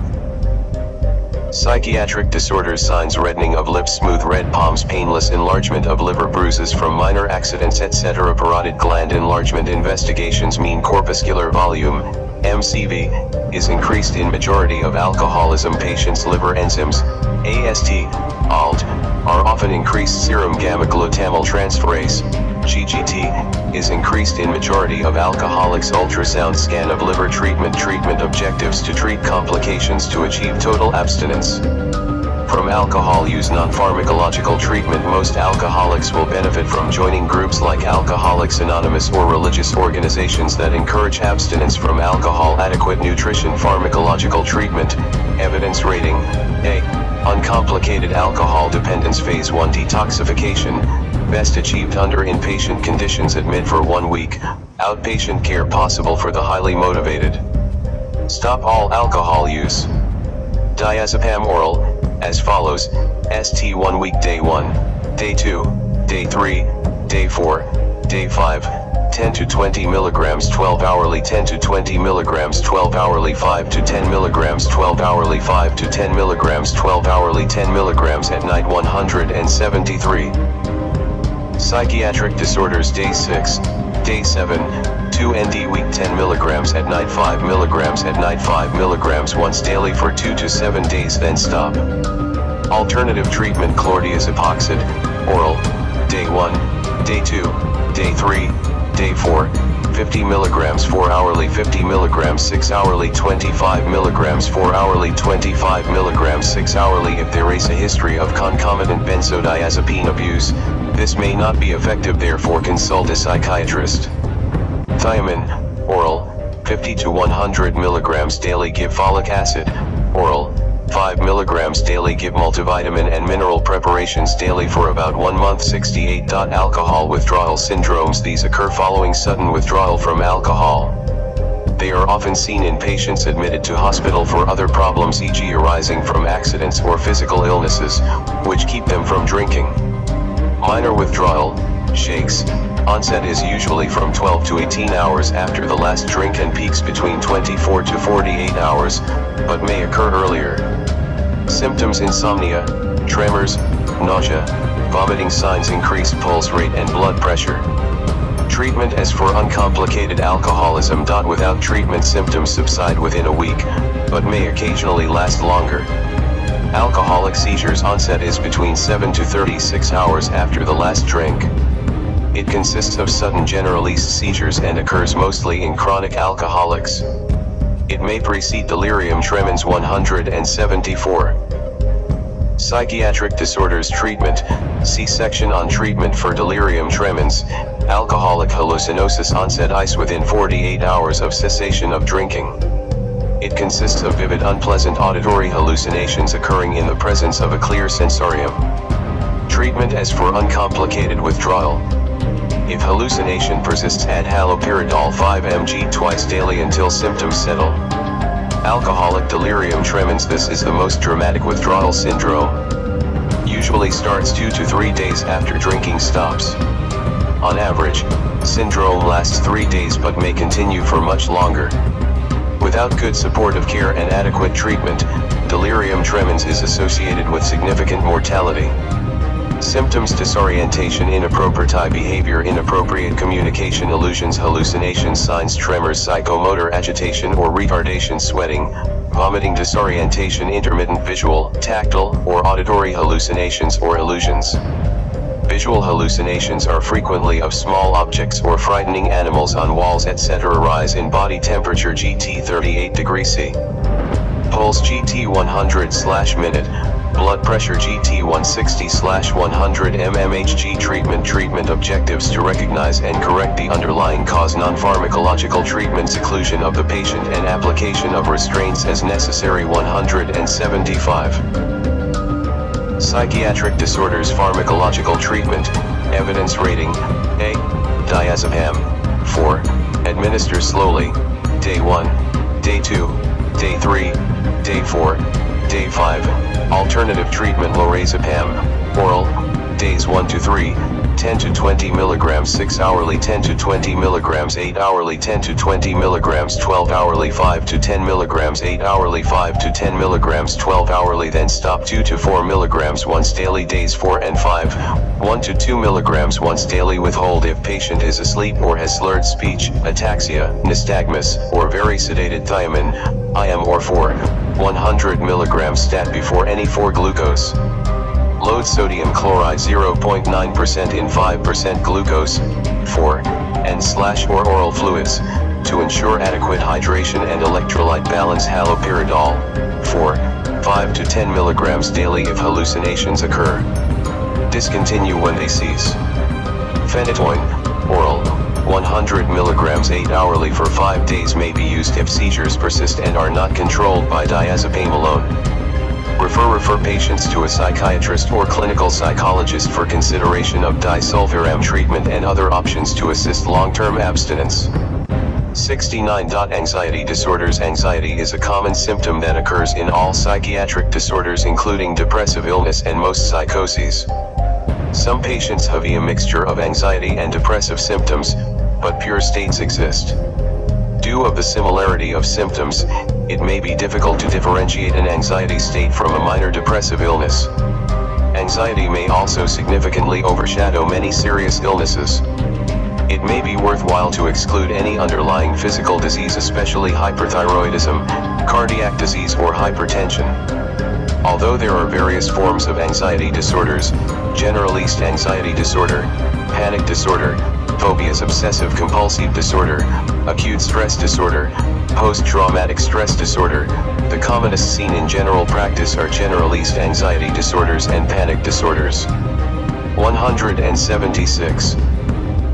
Psychiatric disorders. Generalist anxiety disorders. In this condition, there is excessive anxiety and worry about events or activities, such as performance at school or work, occurring on most days, for at least 6 months. Causes: life experiences, environmental factors, personality, genetics, symptoms. Excessive anxiety and worry occurring on most days, for at least 6 months. The anxiety or worry is associated with at least 3 of the following: muscle tension, often reported as pain in various parts like neck, trunk, or headaches, crawling and burning sensation around the body, restlessness or feeling on edge, being easily fatigued, difficulty concentrating or mind going blank, irritability, sleep disturbance, difficulty falling asleep or frequent wakening, palpitation signs, restlessness, sweating, anxious mood, tachycardia. Investigations. No laboratory tests confirm the diagnosis. However, exclude underlying conditions, especially hyperthyroidism, pheochromocytoma, cardiac arrhythmias. Treatment objectives: to reduce anxiety, to attain relief of somatic symptoms. Non-pharmacological treatment: reassurance about the absence of physical disease once they are ruled out. Teach relaxation methods. 177.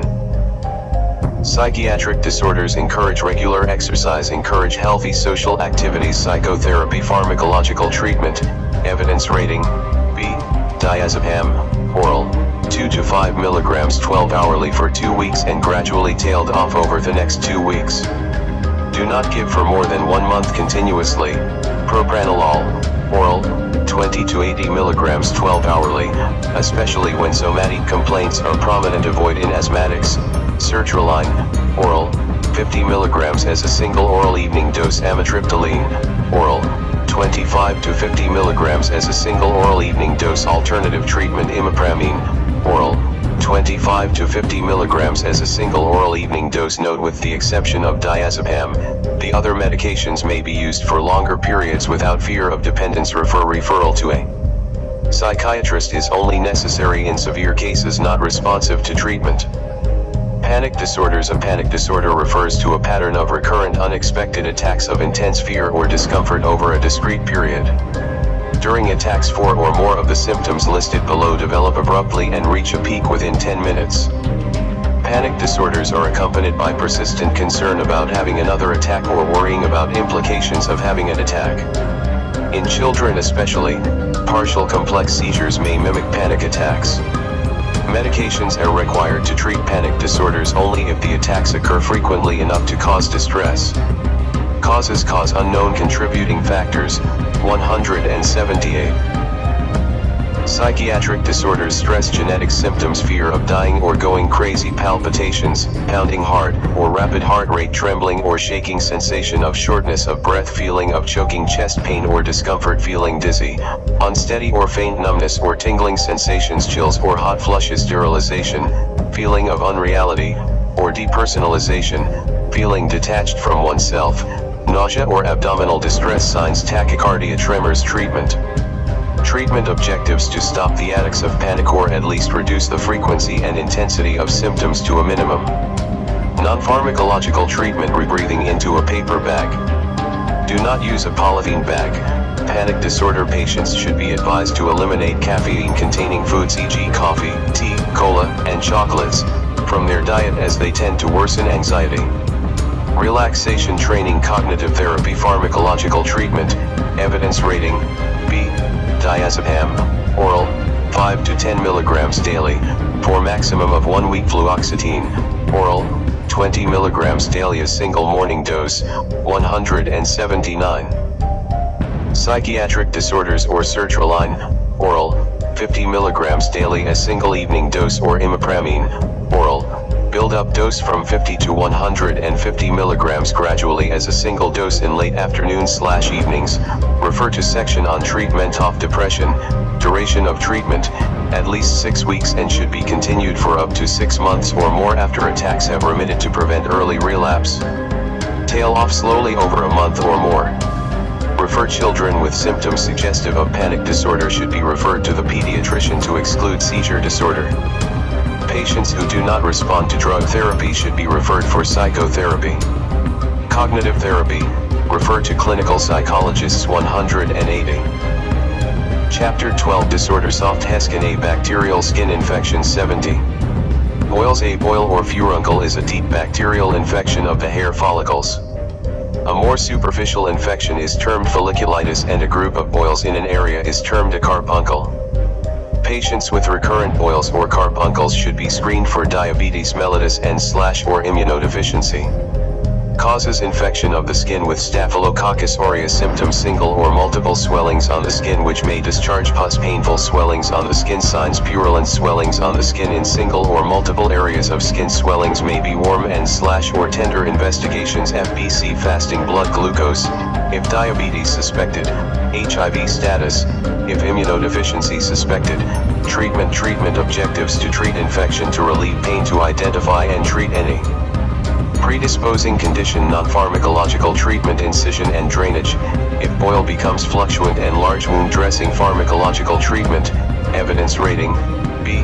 Flucloxacillin, oral, adults 250 to 500 mg 6 hourly for 7 days. Children 5 to 12 years, 1 to 5 years, LT 1 year, 250 mg 6 hourly for 7 days. 125 mg 6 hourly for 7 days. 62.5 mg 6 hourly for 7 days. 181.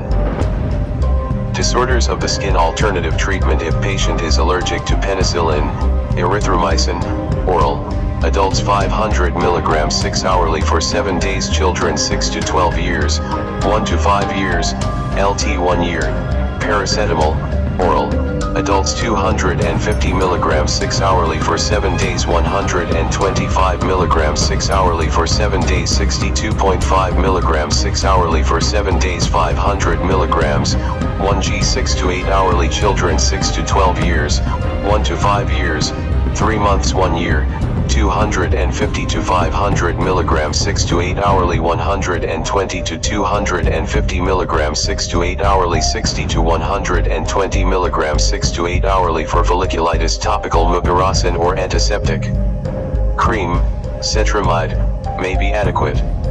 Refer if the underlying condition requires further management. 71. Impetigo. This is a superficial bacterial skin infection, which is contagious. It is common in children. It may be associated with conditions such as scabies, eczema, lice infestation, and herpes simplex infection.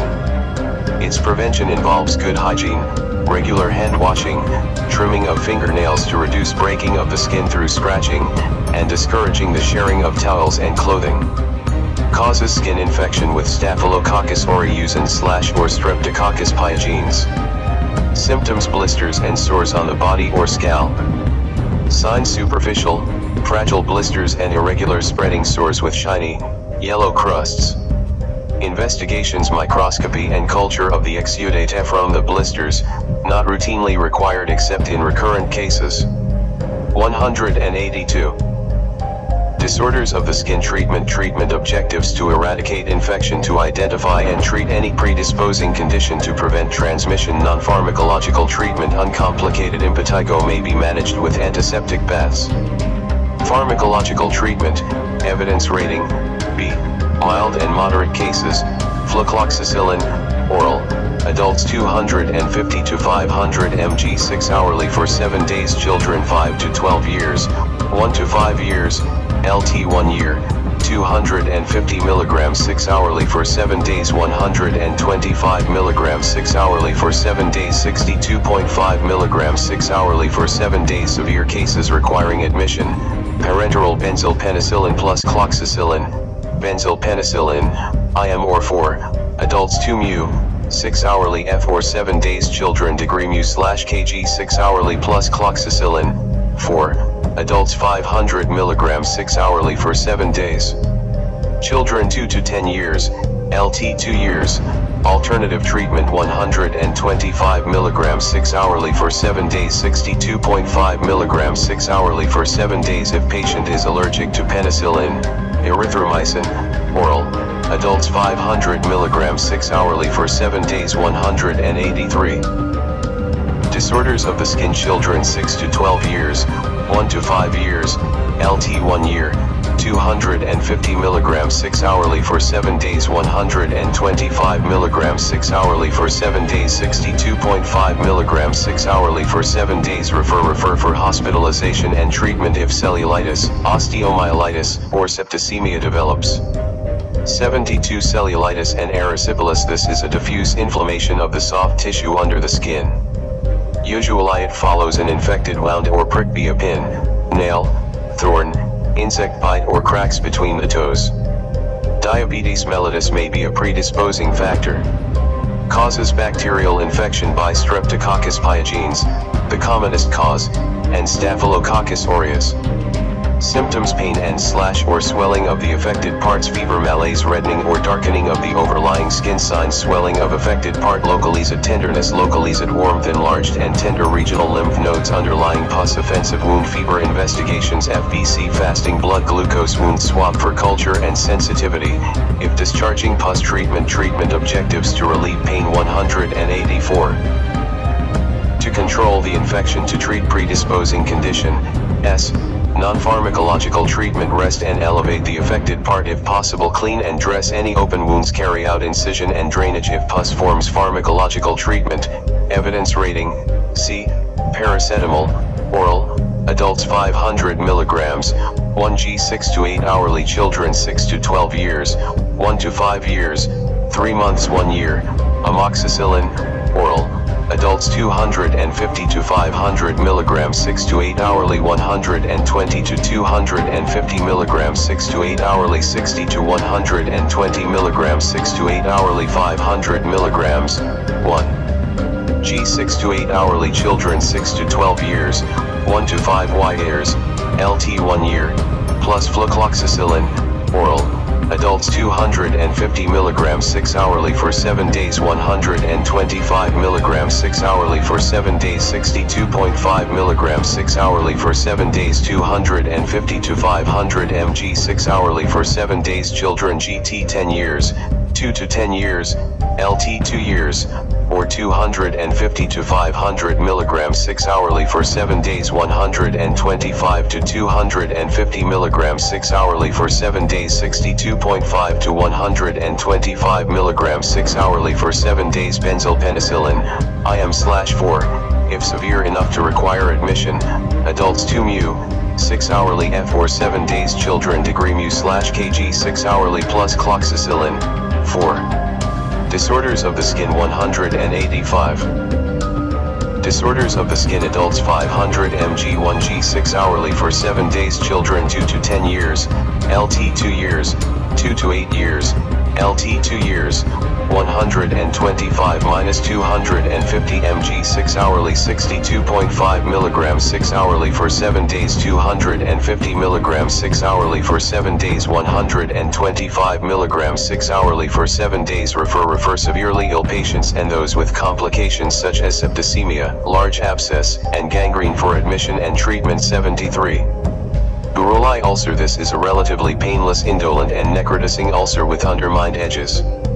While it is known that this ulcer is caused by a bacterium, the mode of transmission remains unclear.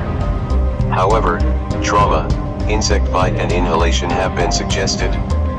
No definite efficacious medication for the disease exists, even though a number of candidate drugs are at clinical drug trial stage. Currently, surgical excision of the early lesions is the treatment of choice. For this to be achieved, it is important to educate the public on early recognition and early reporting of the disease. Causes: Mycobacterium ulcerans. Symptoms: subcutaneous painless firm lesion, extensive skin ulceration. Signs: nodule, painless firm lesion 1 to 2 cm in diameter situated in the subcutaneous tissue and attached to the skin. Plaque: painless, well demarcated elevated and indurated lesions more than 2 cm in diameter with irregular edges.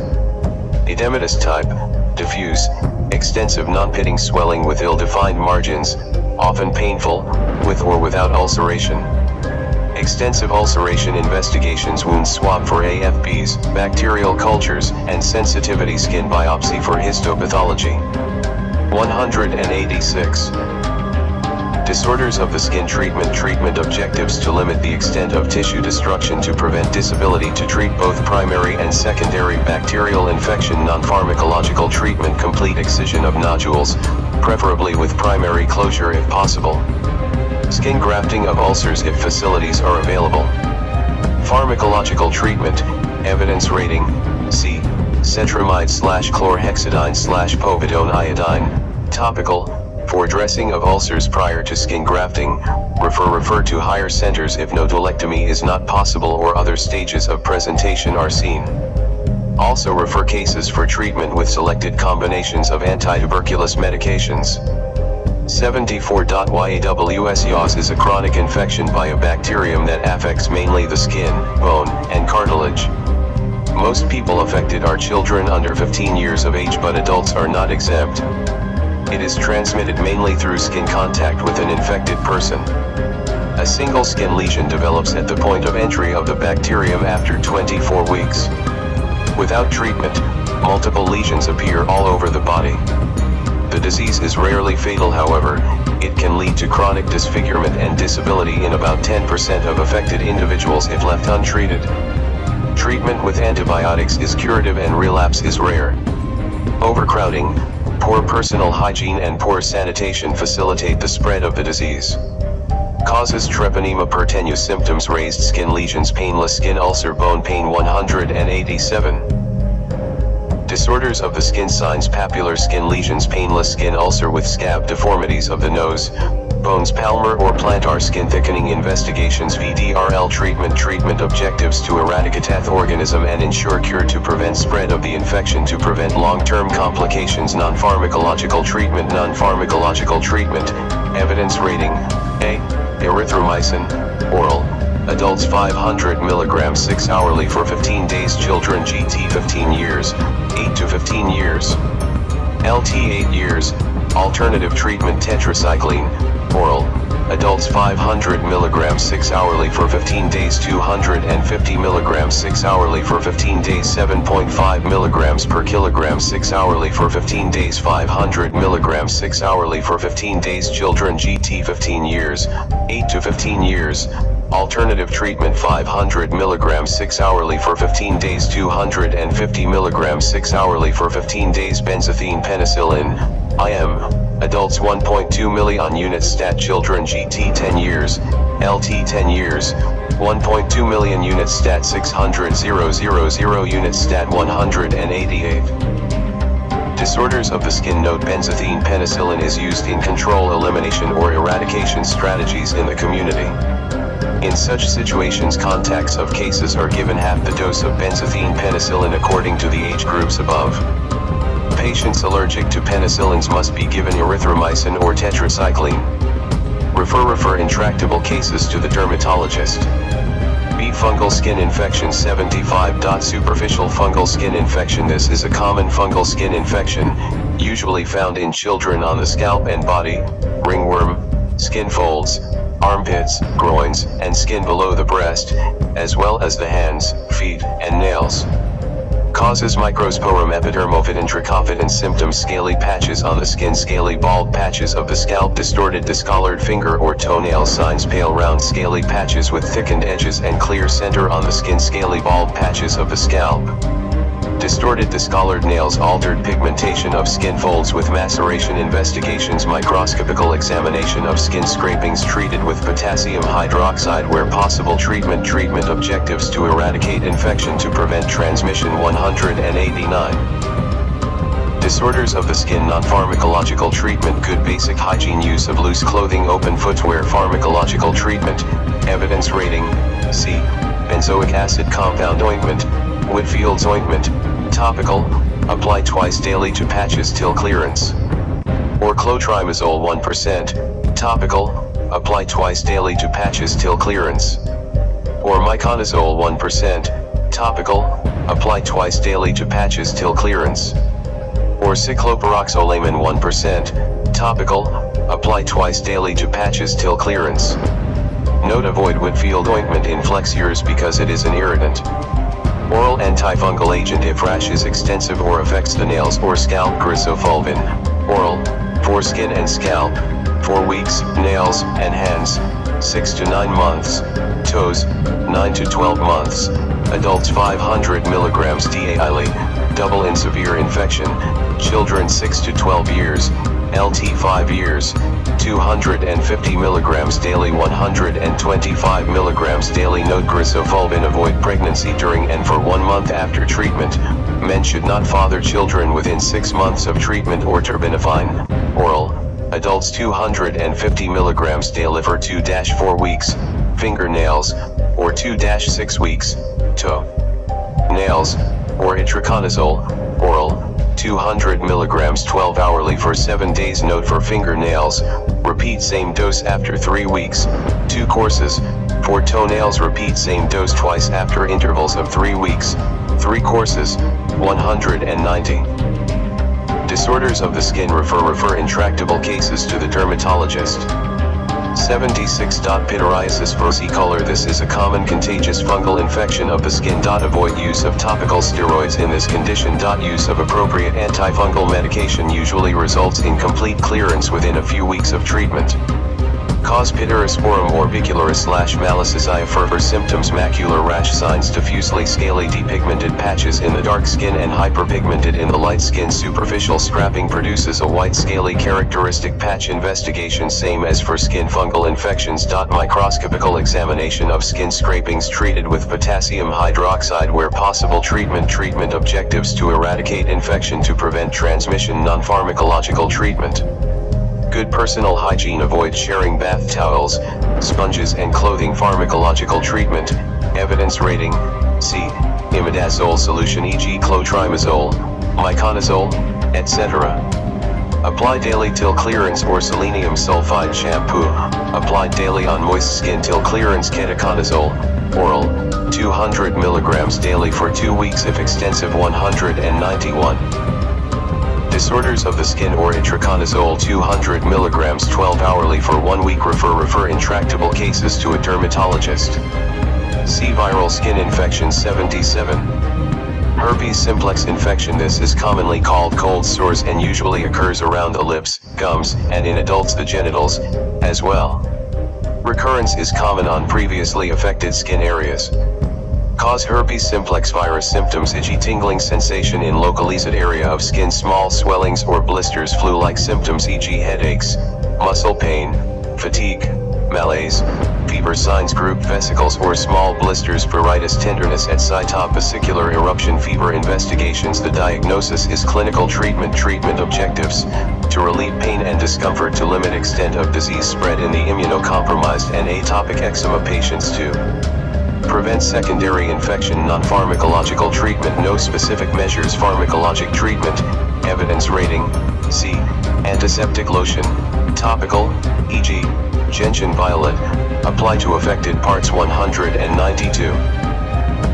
Disorders of the skin. Acyclovir cream, topical, apply 4 to 6 hourly within 48 HRS of onset. Treat pain and fever with paracetamol, oral, adults 500 mg, 1g 6 to 8 hourly. Children 6 to 12 years, 1 to 5 years, 3 months 1 year, 250 to 500 mg 6 to 8 hourly. 120 to 250 mg 6 to 8 hourly. 60 to 120 mg 6 to 8 hourly. Acyclovir oral, for immunocompromised and atopic eczema patients.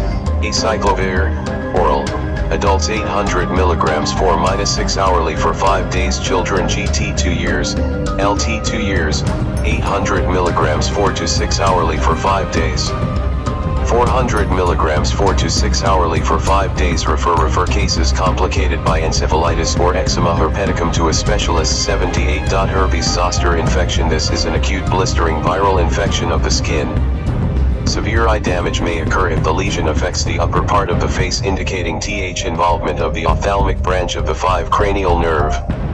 Suspect immunosuppression, e.g. HIV, malignancies, if the lesions are hemorrhagic or extensive. Occasionally the condition may be complicated by persistent pain in the involved areas, post-herpetic neuralgia, or encephalitis, herpes zoster encephalitis. Cause varicella-zoster virus symptoms: blisters involving one or more dermatomes. Pain signs: painful blistering reaction involving one or more dermatomes of any part of body. 193. Disorders of the skin. Investigations. The diagnosis is clinical treatment. Treatment objectives: to provide adequate pain relief, to prevent secondary bacterial infection, to limit extent of disease spread in immunocompromised patients, to prevent complications. Non-pharmacological treatment. No specific measures. Pharmacological treatment. Evidence rating: C. Amitriptyline, oral, 25 to 50 mg daily, or carbamazepine, oral, 100 to 300 mg daily, plus diclofenac, oral, 50 mg 8 hourly. Antiseptic. Lotion, topical, e.g., gentian violet, apply to affected parts. Acyclovir 5% cream, topical, apply to lesions 4 to 6 hourly within 48 HRS of onset. Acyclovir, oral, for immunocompromised patients, adults 800 mg 4-6 hourly for 5 days. Children GT 2 years, LT 2 years, refer 800 mg 4 to 6 hourly for 5 days. 400 mg 4 to 6 hourly for 5 days. Refer to hospital if lesions are hemorrhagic, extensive, affect the eyes, or are recurrent. 79. Chickenpox. Chickenpox is a highly contagious viral illness that usually occurs in epidemics. Humans are the only source of infection.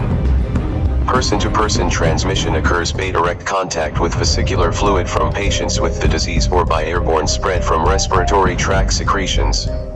There is a risk of infection up to 21 days after contact with a person with chickenpox. 194. Disorders of the skin. Complications include bacterial superinfection of skin lesions, pneumonia, central nervous system involvement, acute cerebellar ataxia, encephalitis, thrombocytopenia, the rare complications such as glomerulonephritis, arthritis, and hepatitis. Chickenpox tends to be more severe in adolescents and adults than in young children, and also in immunosuppressed patients, e.g. patients on steroids. Exposure to varicella-zoster virus, VZV, in utero during the second 20 weeks of pregnancy can result in an apparent varicella infection in early life without having had extrauterine chickenpox. Varicella infection can be fatal for an infant if the mother develops varicella from 5 days before to 2 days after delivery. Cause varicella-zoster virus symptoms: skin rash, intense itching, mild headache, fever, and malaise. Signs: extensive rash, lesions or groups of macules, papules, and vesicles, and crusting. Investigations. Diagnosis is mainly clinical treatment. Treatment objectives: to relieve the intense itching, to make patient comfortable while the disease runs its course, to prevent or treat secondary infection. Non-pharmacological treatment: adults avoid scratching in adults and children if possible. Children keep hands clean and nails clipped short. In children, avoid scratching if possible. Regular bathing with soap and water. 195. Disorders of the skin. Pharmacological treatment. Evidence rating: C. Calamine lotion, topical, adults and children apply liberally to the skin. Paracetamol, oral, adults 500 mg, 1g 6 to 8 hourly. Children 6 to 12 years, 1 to 5 years, 3 months 1 year, 250 to 500 mg 6 to 8 hourly. 120 to 250 mg 6 to 8 hourly. 60 to 120 mg 6 to 8 hourly. Give antibiotics if lesions areas up are infected. Flucloxacillin, oral, 250 to 500 mg 6 hourly for 5 to 7 days, or in the case of penicillin sensitivity, erythromycin, oral, 500 mg 6 hourly for 5 to 7 days. Antihistamines may be given in severe cases of itching. Ketorisen, oral, 10 mg daily, or promethazine hydrochloride, oral, to reduce the itching. 25 mg 1 to 3 times daily. Do adult dose only. Children treat pain and fever with paracetamol, oral, 10-15 mg/kg/dose 6 to 8 hourly. Note: avoid aspirin in children less than 16 years of age because of risk of Reye's syndrome. Apply calamine lotion 8 to 12 hourly to the skin. Chlorpheniramine, oral, to relieve itching.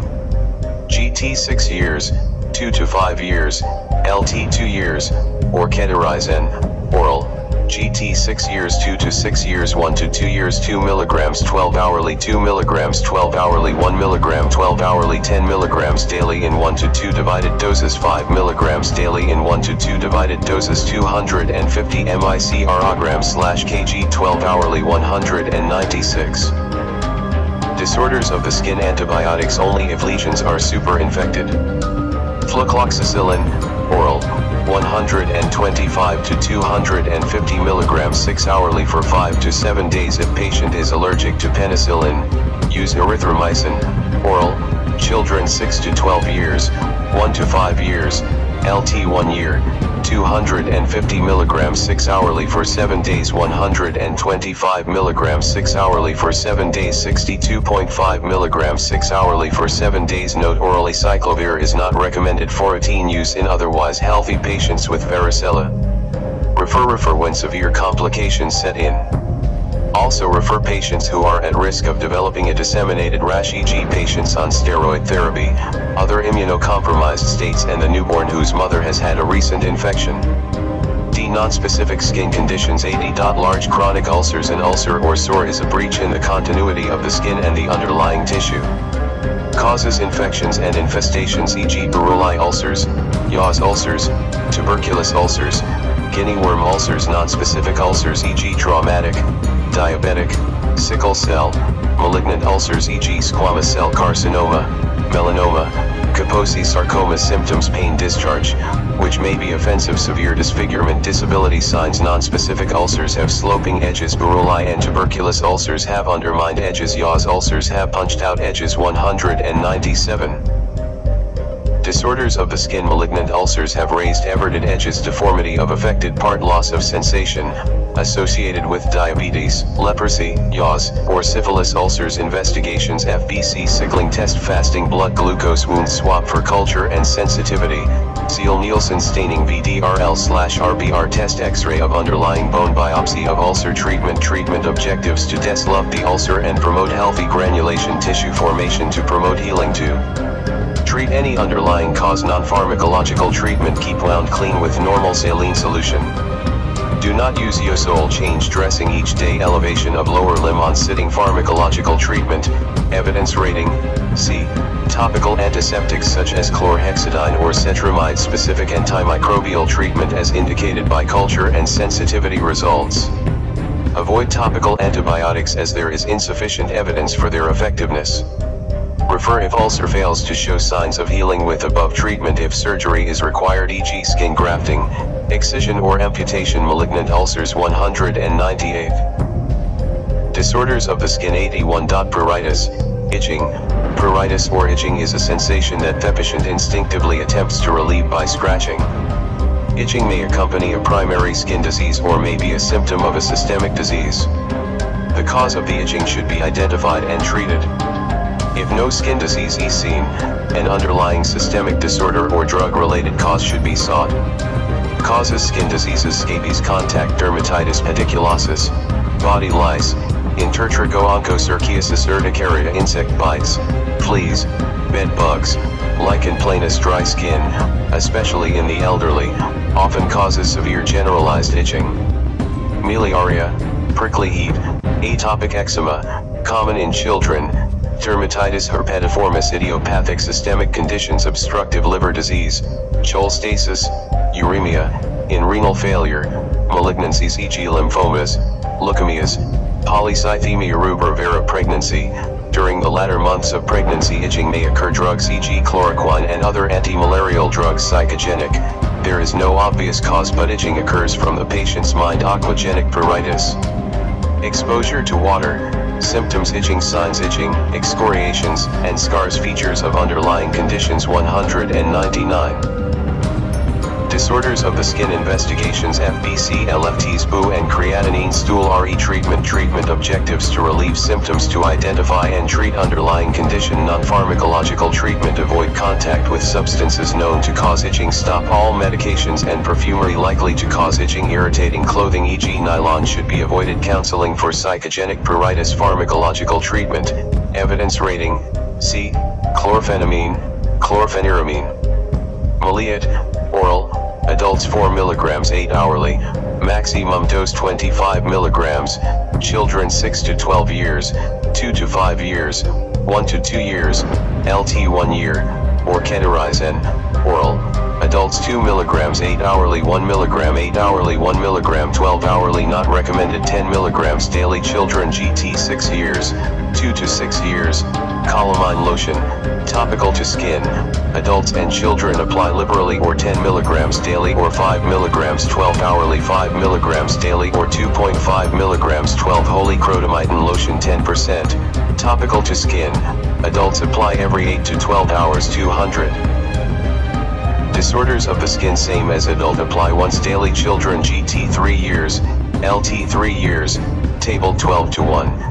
Guidelines for the treatment of itching of specific causes cause scabies candidiasis miliaria, prickly heat rash, atopic eczema urticaria contact dermatitis pediculosis insect bites e.g. fleas, bed bugs pediculosis treatment apply 25% benzyl benzoate over the whole body, except the face, after a warm bath, repeat on 2 subsequent days and wash off. Treat all contact cases in same manner simultaneously. Follow up with topical steroid, e.g. 1% hydrocortisone, cream for the residual dermatitis reaction till resolution, up to 2 weeks, infants, LT 1 year, use half-strength dilution of benzyl benzoate. Clothing or bed lining used within 2 days of treatment should be washed and well dried or dry cleaned. Sexual and household contacts should be similarly treated. No topical imidazoles, clotrimazole, miconazole, or 1% cycloperoxylamine for 2 weeks. Cooling and drying of the involved areas and avoiding conditions that induce sweating. Calamine or zinc oxide lotion is soothing. Emollients, aqueous cream or salicylic acid ointments, are necessary. Topical steroids may be used in acute flare UPS, C-section on dermatitis, oral antihistamines e.g. chlorphenamine or Keterizine. C-section on urticaria, avoid exposure to offending agents. Topical corticosteroid, e.g. 1% hydrocortisone cream, is often required. C-section on dermatitis, 1% lindane, gamma-benzene hexachloride, in lotion form is effective. Repeat treatment after a week. Sources of infestation such as combs, hat, clothing, or bedding should be decontaminated by thorough washing and ironing or 1% lindane, gamma-benzene hexachloride, in lotion form is effective. Repeat treatment after a week. Dry cleaning, in scabies, pediculosis, and bed bugs. Promethazine, oral, topical corticosteroid cream, with or without antiseptic cream. Refer to physician or skin specialist if condition is not improving. 82. Urticaria, wheals. Urticaria refers to a transient, itchy swelling of the skin lasting less than 24 hours. When the duration of each episode is longer than 24 hours, it is termed vasculitic urticaria. When the whole reaction has occurred over a total period longer than 6 weeks, then it is termed chronic urticaria. Urticaria may be the precursor to the development of shock and anaphylaxis in severe allergy. 201. Disorders of the skin causes allergic foods, drugs, helminth infestations, non-allergic plants, idiopathic symptoms, wheals, itching, pruritus signs, wheals, elevated area of skin after contact, dermographism, investigations, FBC, stool, RE, skin prick testing, treatment objectives to provide immediate relief to prevent complications such as shock or asphyxiation, non-pharmacological treatment, avoid contact with or further use of the suspected allergen, pharmacological treatment, evidence rating, C. Calamine or crotamidin lotion for relief. Chlorphenamine, chlorpheniramine, oral, adults 4 mg 8 hourly F or 5 days, or promethazine, oral or IM, adults 25 to 50 mg 12 hourly F or 5 days, children 12.5 to 25 mg 12 hourly for 5 days. 202. Disorders of the skin 10 mg daily, 5 mg daily, or Keterizine, oral, adults 10 mg daily, children GT 6 years, 2 to 6 years. Note: never apply antihistamine topically continuously for longer than a week to avoid sensitization. Refer cases of chronic urticaria to an appropriate specialist. 83. Reactive erythema and bullous reactions. These are allergic reactions characterized by erythema, Compressible pigmentatin, with or without blistering of the skin and / or mucosa. The common types are erythema multiforme, Stevens-Johnson syndrome and toxic epidermal necrolysis. 10. With all these conditions, there could be accompanying extensive denudation of skin with consequent fluid and electrolyte loss and a risk of secondary bacterial infection. All three conditions should be considered as emergencies requiring intensive care. Erythema multiforme presents as itchy, target-like, non-scaly reaction of the palms, soles, forearms, and legs. Stevens-Johnson syndrome is characterized by erythema and blister formation, which additionally involves the mucous membranes, conjunctiva, mouth, genitals, etc. Toxic epidermal necrolysis, 10, is a generalized scalded type of skin reaction often due to an allergic reaction to drugs. A similar reaction occurs in children termed staphylococcal scalded skin syndrome, which is caused by Staphylococcus aureus. Causes viral infections, e.g. herpes simplex virus or retrovirus reaction to drugs, e.g. sulfonamides, penicillin. Malignancy symptoms: skin eruptions which may be bullous, itching. 203. Disorders of the skin: peeling of the skin, mouth and genital ulcers, eye discharge, fever, general malaise. Signs: ulceration of skin and mucosal surface. Investigations: FBC, BU and creatinine. Skin swab for culture and sensitivity. HIV serology. Treatment objectives: to maintain adequate hydration, to maintain adequate nutrition, to correct electrolyte imbalance, to prevent secondary infection, to identify, eliminate underlying cause and prevent further exposure to the causative agent or medicine. Non-pharmacological treatment: withdrawal of identifiable causative factors, maintenance of adequate input and output of fluid, rehydration by 4, nasogastric or oral routes. Use a nursing cradle to prevent contact of ulcerated skin with contaminated linen. Early ophthalmological consultation for eye care. Pharmacological treatment, evidence rating, C. Antibiotics: azithromycin, oral adults 500 mg daily for 3 days, children 10 mg per kilogram once daily for 3 days. 204. Disorders of the skin or erythromycin, oral, adults 500 mg 6 hourly for 7 days, children 6 to 12 years, 1 to 5 years, LT 1 year. Hydrocortisone, 4. Adults 250 mg 6 hourly for 7 days, 125 mg 6 hourly for 7 days, 62.5 mg 6 hourly for 7 days, 100 mg 6 hourly until able to swallow. Then follow with prednisolone oral, children 4 mg per kilogram 6 hourly until able to swallow. Then follow with prednisolone oral. Prednisolone oral, adults 40 mg daily as a single dose and taper off, children 1 mg per kilogram and taper off adjunct. Treatment: prevent stress ulcers with proton pump inhibitor or antagonist, to relieve pain with paracetamol, oral or if severe pethidine, IM. C-section. On pain management, apply gentian violet, mercurochrome or topical antiseptic, e.g. cetrimide, to skin only. Refer all patients to appropriate centers if local facilities are inadequate. Refer early to an eye specialist if eyes are involved. 84. Acne vulgaris, pimples. This is a disorder of the hair follicle and sebaceous gland which presents mainly in adolescence and usually resolves by late teens. Severe acne may require evaluation to exclude an underlying hormonal disorder. Food is not known to be responsible for acne vulgaris. Psychological disturbances may occur in this condition. Causes: increased sebum secretion. 205. Disorders of the skin: abnormal keratinization of the hair follicles, hereditary, increased sensitivity of the sebaceous glands to male hormones, presence of Corynebacterium acne, prolonged use of systemic and topical steroids, use of pomades, e.g. cocoa butter. Symptoms: pimples on face, and occasionally on the trunk, chest, and shoulders. Greasy skin. Signs: comedones, blackheads and whiteheads, papules, cyst scars. Investigations: none required. Treatment objectives: to improve cosmetic appearance, to prevent complications particularly scarring, to reassure patient. Non-pharmacological treatment: regular washing of affected skin areas with sulfur-based soap and water. Counseling of patients. Pharmacological treatment, evidence rating, A. Mild to moderate cases, benzoyl peroxide 5% lotion, topical, apply 12 hourly, avoiding mouth, eyes, and the mucous membranes, or clindamycin solution 1%. Topical, apply 12 hourly severe cases or non-responders to topical. Treatment 206. Disorders of the skin. Tetracycline, oral, adults 250 mg 12 hourly for a minimum of 6 weeks up to clearance, but not exceeding 6 months. Children not recommended. Or doxycycline, oral, adults 100 mg daily for a minimum of 6 weeks up to clearance, but not exceeding 6 months. Children not recommended. Refer patients not responding to above treatment to a dermatologist. Also refer when an underlying endocrine condition is suspected. 85. Eczema, dermatitis.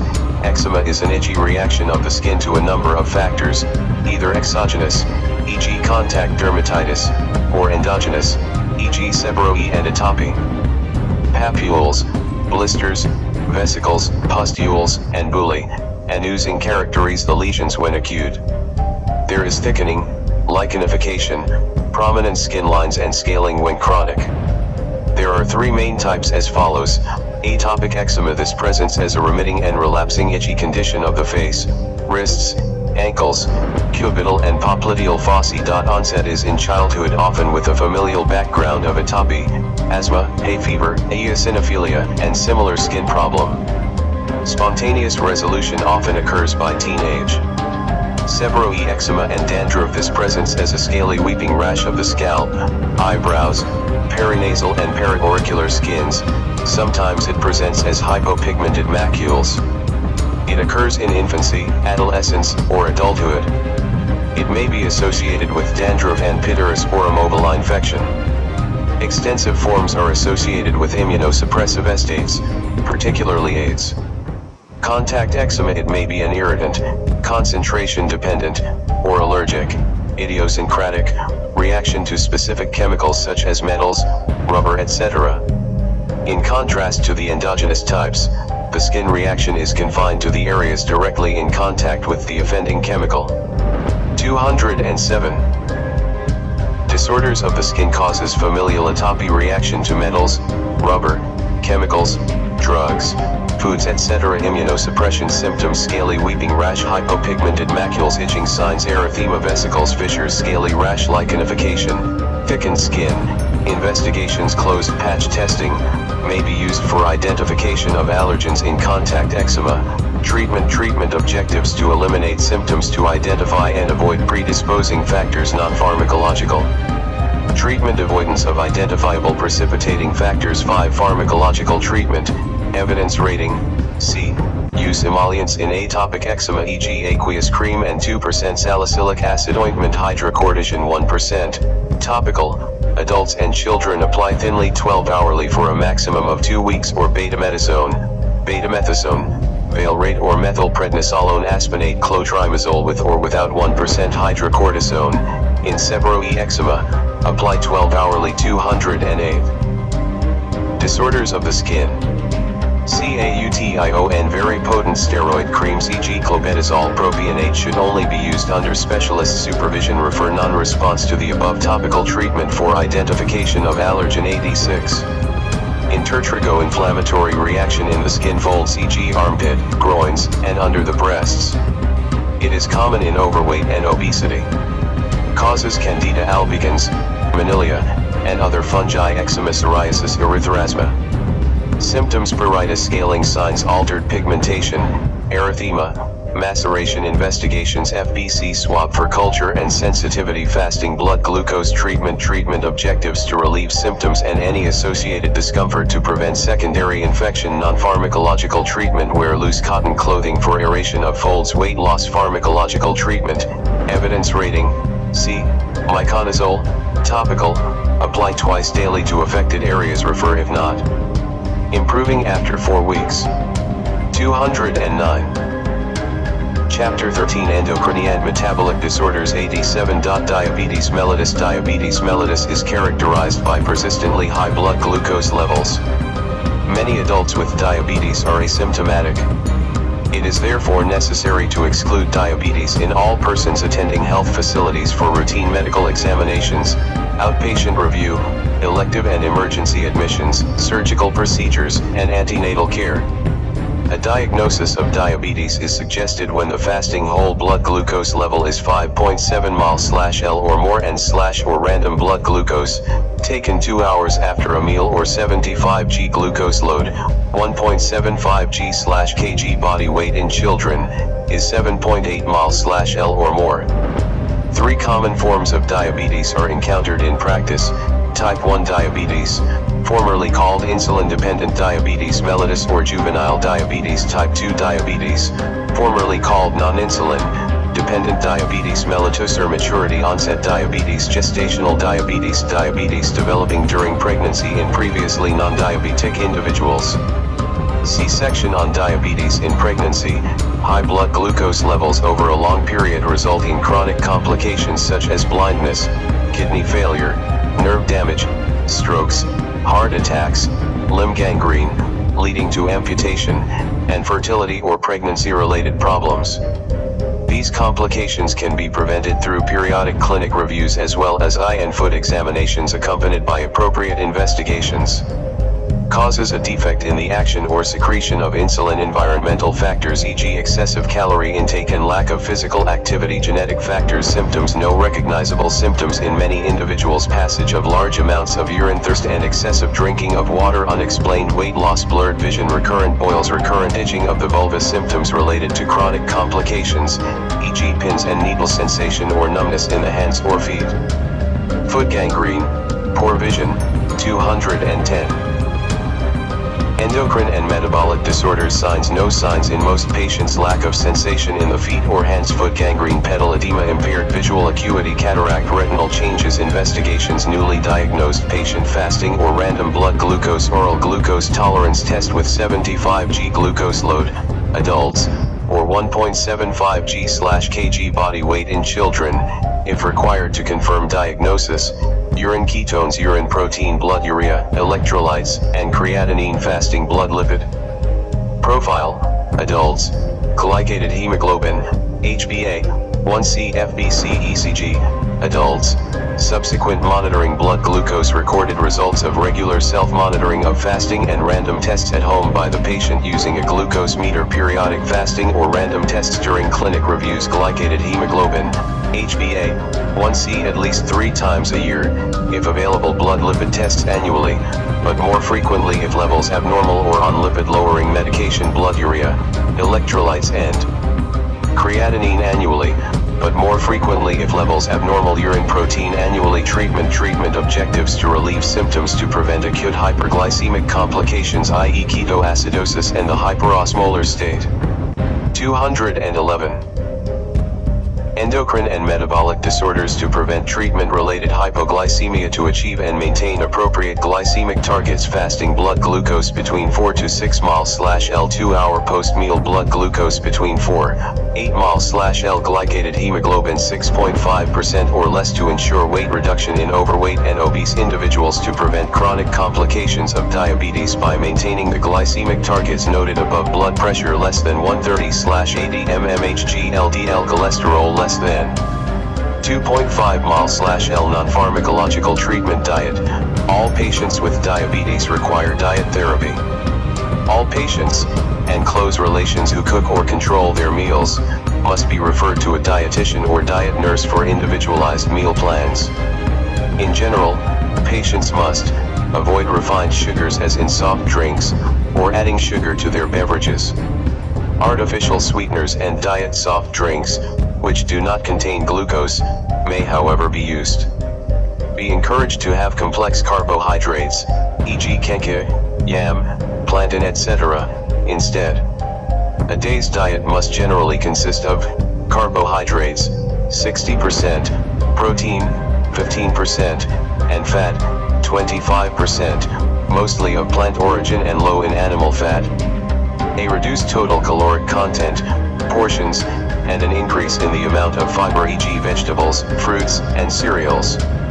Exercise: regular, simple exercise, e.g. 30 minutes brisk walking at least 3 days a week in ambulant patients. All advice on exercise must give consideration to the patient's age and the presence of complications and other medical conditions. Pharmacological treatment, evidence rating: A. Note: a diet plan must be part of all diabetes treatment programs. See section on non-pharmacological treatment above. Diet alone should be tried first in newly diagnosed type 2 diabetes individuals with mild to moderate blood glucose elevation. 212.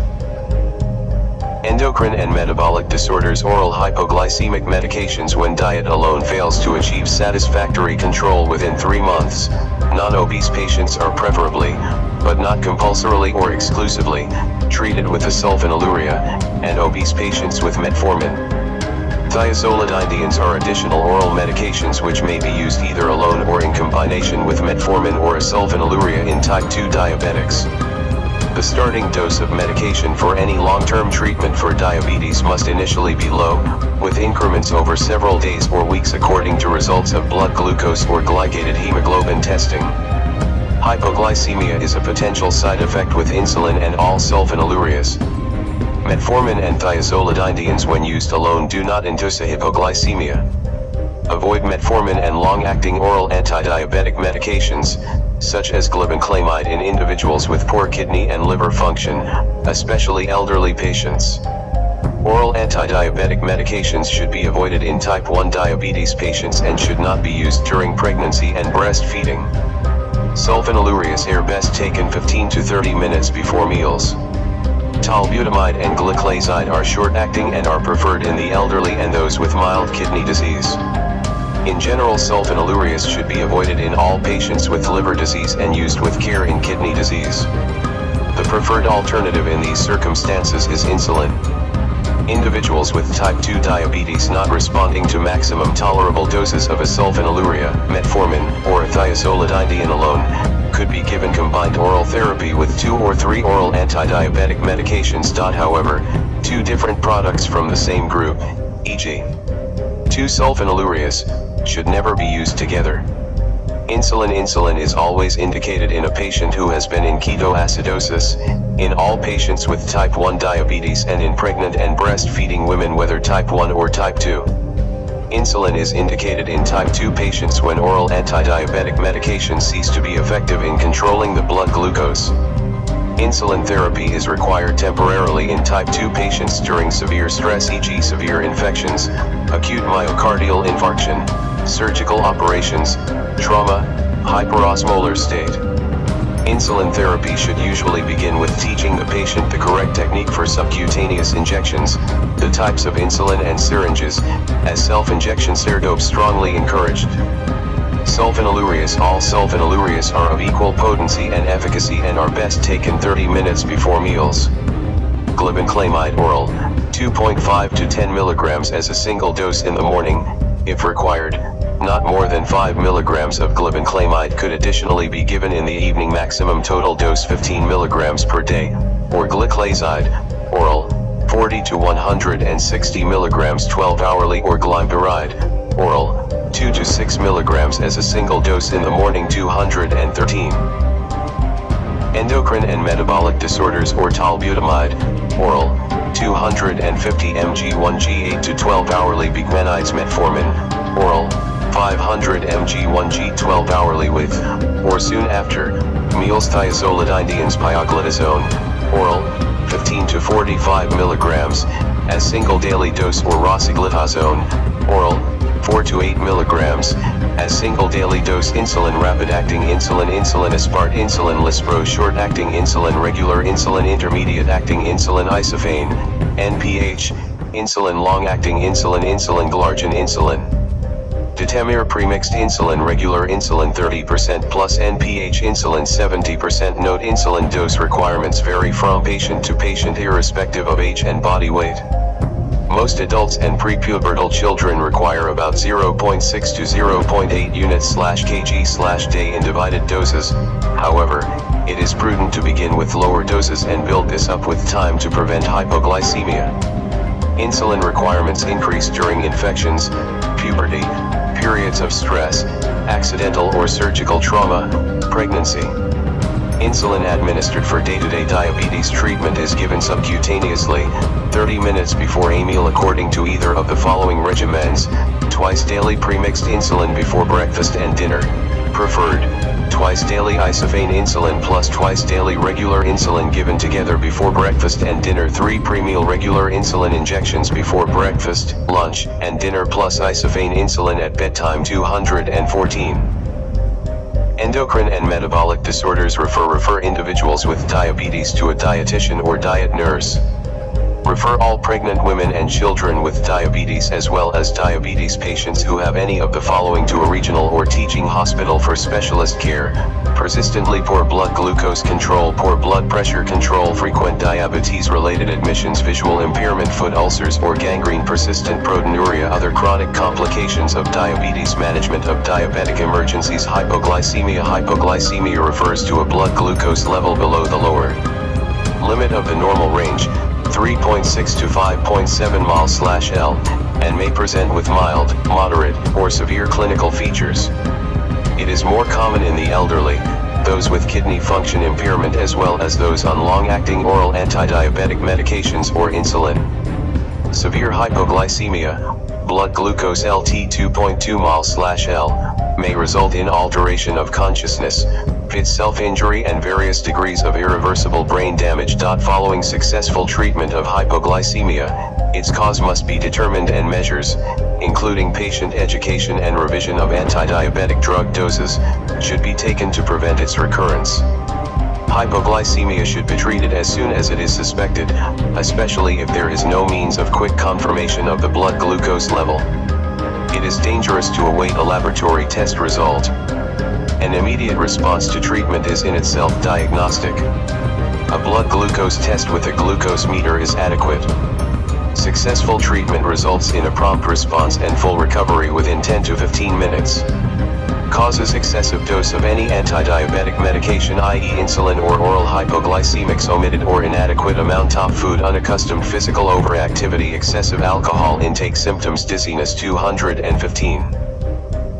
Endocrine and metabolic disorders: blurred vision, headaches, palpitations, sweating, shaking of the hands and body, irritability and abnormal behavior especially in children. Signs: sweating, tremors, tachycardia and bounding pulse, confusion, unconsciousness, convulsions. Investigations: random blood glucose, urgently done using a glucose meter. Treatment objectives: to quickly bring the level of blood glucose within the normal range to prevent serious brain damage. To maintain the level of blood glucose within the normal range until the patient can begin eating normally. Non-pharmacological treatment: mild hypoglycemia, 2 to 3 teaspoons of granulated sugar or 3 cubes of sugar or a bottle of soft drink to individuals who are conscious. A glass of milk or fruit drink and a tablespoonful of honey are also useful. The above measures should be followed immediately by a meal or snack. Note: do not give diet drinks. They do not contain glucose. Moderate hypoglycemia: same as above but repeat after 10 minutes. If no improvement is observed, treat as for severe hypoglycemia. Pharmacological treatment, evidence rating, A. Severe hypoglycemia. 216. Endocrine and metabolic disorders: adults, glucose 50%, 25 to 50 ml over 1 to 3 minutes through a large vein, followed by 5 to 10% glucose, 500 ml, 4 hourly until the patient is able to eat normally. Children: glucose 10 to 20%, 2 to 4 ml/kg body weight over 1 to 3 minutes through a large vein, followed by 5% glucose, according to total daily fluid requirement until the patient is able to eat normally. Alternative treatment: adults, glucagon, 4 IM or subcutaneous, 1 mg stat. Children: glucagon, 4 IM or subcutaneous, GT 8 years, or body weight over 25 kilograms, LT 8 years, or body weight less than 25 kilograms, 1 mg stat. 500 microgram stat. Refer if the patient remains unconscious. Exclude a stroke or other neurological deficit and medical conditions and treat as appropriate. If this is not possible, refer to a regional or teaching hospital. Diabetic ketoacidosis. Diabetic ketoacidosis, DKA, is a condition in which there is a severe deficiency of insulin resulting in very high blood glucose which nonetheless is unavailable to the body tissues as a source of energy. Fat is therefore broken down as an alternative source of energy, releasing toxic chemicals called ketones as a byproduct. Additionally, there is severe dehydration and electrolyte imbalance. It is a common cause of death among diabetes patients in Ghana. It often occurs in type 1 diabetes patients but may also occur in type 2 diabetes. Causes: previously undiagnosed and untreated diabetes, interruption of anti-diabetic therapy, usually for financial reasons or for alternative treatment, stress of intercurrent illness, e.g. infection, myocardial infarction, stroke, surgery, complicated pregnancy, etc. Symptoms: excessive urination, excessive stand drinking of water, nausea, vomiting, abdominal pain. 217. Endocrine and metabolic disorders, alteration in sensorium or collapse, symptoms of infection or other underlying conditions, signs: dehydration with dry skin, reduced skin, turgor or sunken eyes, deep and fast breathing, low blood pressure, fast and weak pulse, fruity breath, smell of acetone, confusion, stupor, or unconsciousness, evidence of infection, recent surgery, stroke, etc. Investigations: random blood glucose, usually GT18mol/L, urine glucose, usually 3+, urine ketones, usually GT2+, blood urea and electrolytes, usually low potassium. However, if in renal failure urea and potassium are high, blood film for malaria parasites, full blood count, raised white cell count would suggest bacterial infection, blood and urine cultures if indicated, chest x-ray, for pneumonia or tuberculosis. Electrocardiogram in older patients to exclude acute myocardial infarction as a precipitating factor. Treatment objectives: to replace the fluid losses, to replace the electrolyte losses and restore acid-base balance, to replace deficient insulin, to seek the underlying cause and treat appropriately. Non-pharmacological treatment: there is no place for non-pharmacological treatment in DKA. Pharmacological treatment, evidence rating, see tables 13:1, 13:2, and 13:3 for insulin. Intravenous fluids and potassium replacement regimes for managing diabetic ketoacidosis in adults and children. 218. Endocrine and metabolic disorders, table 13:1, regime for managing diabetic ketoacidosis in adults. Adults initiating management: blood glucose and urine ketone test results, intravenous fluids, soluble/regular insulin, potassium chloride infusion, type of fluid, rate of 4, fluid infusion, monitor blood glucose hourly, monitor urine ketones twice daily, maintaining management: blood glucose GT18mol/L or urine ketone SGT2 plus sodium chloride 0.9% first liter over first 30 minutes, second liter over next 1 hour, third liter over next 4 hours, fourth liter over next 4 hours, subsequently 1 liter every 6 hours or as required. Soluble/regular insulin, 4 or IM, 10 to 20 units stat. Thereafter, soluble/regular insulin, IM, 5 units hourly until blood glucose LT 11 mol/L. Start 2 hours after initiating insulin and sodium chloride infusion. Check for adequate urine output. I.E.at least 30 ml/hour. Place 10-20 mol potassium chloride in 500 ml sodium chloride 0.9%. Run the IV infusion over at least 1 hour. Monitor blood glucose every 4 hours. Monitor urine ketones twice daily. Regular management: blood glucose LT 13 mol/L, glucose 5%. This measure is necessary to prevent subsequent hypoglycemia. Continue glucose 5%, 1 liter every 6 hours or to meet requirements. Soluble/regular insulin subcutaneously by sliding scale. See example of sliding scale in the table below. Repeat potassium chloride. For infusion after 2 hours if necessary. Check blood potassium level twice daily. Withhold potassium chloride if blood potassium level GT6 mol/L. Monitor blood glucose twice daily. Pre-breakfast and pre-supper. Blood glucose maintained between 6-11 mol/L. Urine ketones negative or trace. Patient eating normally. Recommended diet: change from sliding scale to twice daily subcutaneous intermediate acting insulin potassium chloride oral, 1200 twice daily if required. 219.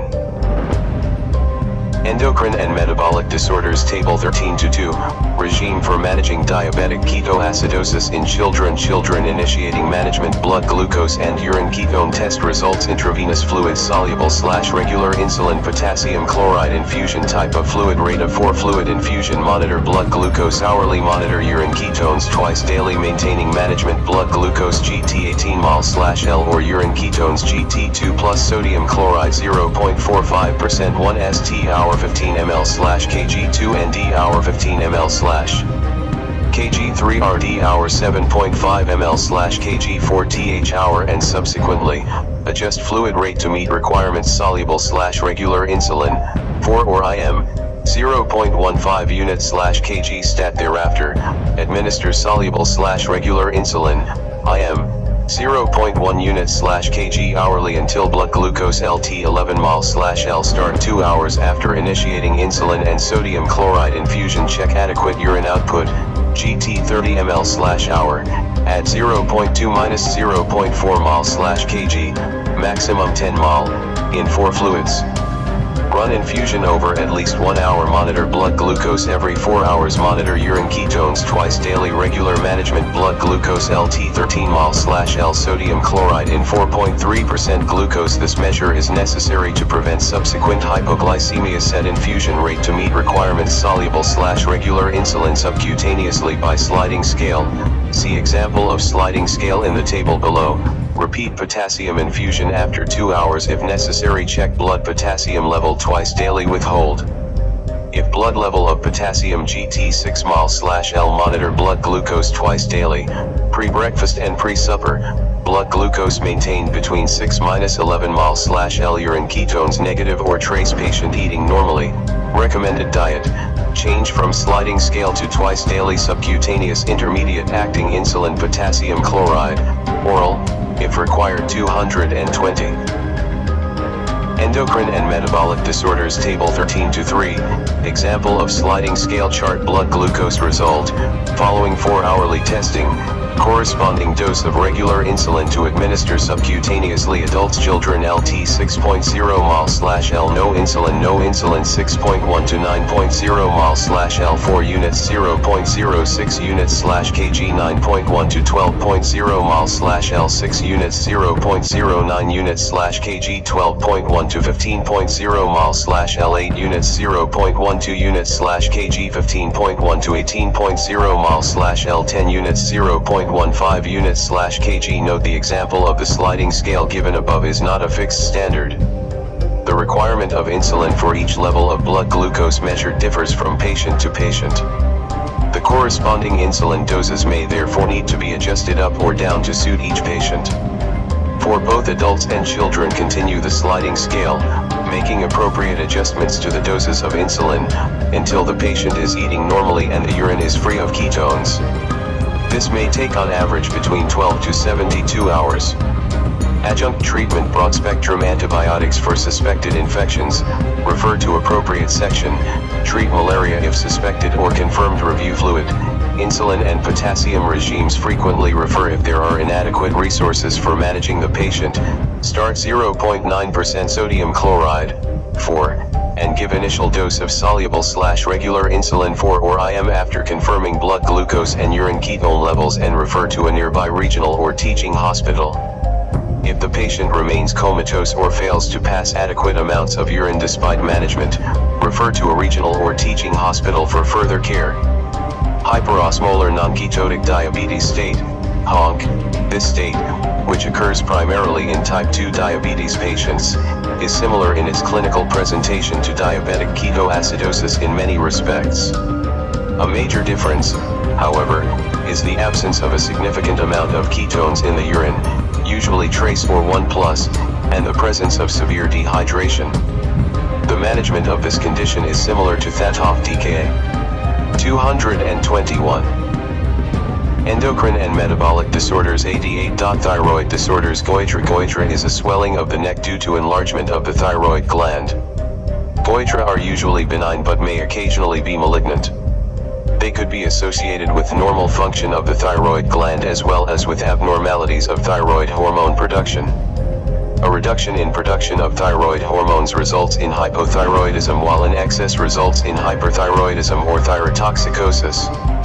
Abnormalities of thyroid hormone production may also occur in the absence of goitre. Treatment of benign and malignant goitre may be surgical or non-surgical. This can be determined only by full clinical assessment and investigations. Treatment is not necessarily by increasing iodine intake, e.g. in iodated salt. Excess iodine intake may actually be harmful.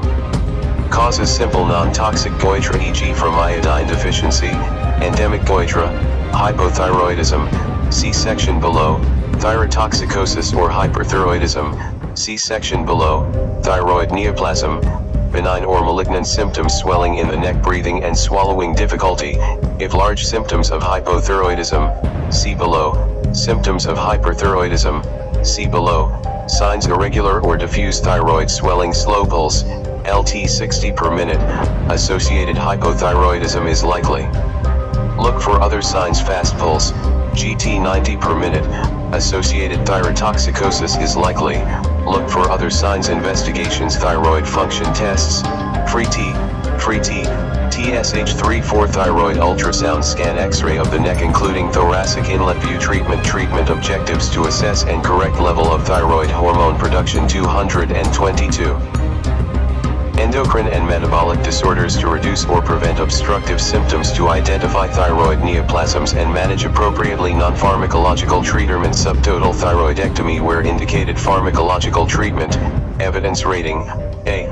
Appropriate drug treatment of hypothyroidism or thyrotoxicosis, see sections below. Refer patients to a physician or surgical specialist where complications or malignancy are suspected. Hypothyroidism: the body requires thyroid hormone for normal metabolism and growth. Hypothyroidism, which implies reduction in thyroid hormone production, has major consequences on intellectual development and growth in infants and children. Cause of cretinism. In adults it may be the cause of heart disease and dementia. Iodine replacement is not the treatment for hypothyroidism. Causes: antibody-related thyroid gland destruction, surgical removal of the thyroid, pituitary lesions or surgery. Congenital severe iodine deficiency symptoms: intolerance to cold environments, constipation, lethargy, weight gain, hair loss, dry skin, hoarse voice, memory loss. Goitre may be present. Abnormal menstrual periods and subfertility in adult females. Poor growth, development, and poor school performance in children. 223. Endocrine and metabolic disorders. Signs: neonate persistence of neonatal jaundice, excessive sleep, feeding problems. Children: cretinism, mental subnormality, short stature, large tongue, dry skin, sparse hair, protuberant abdomen, umbilical hernia, abnormal facies.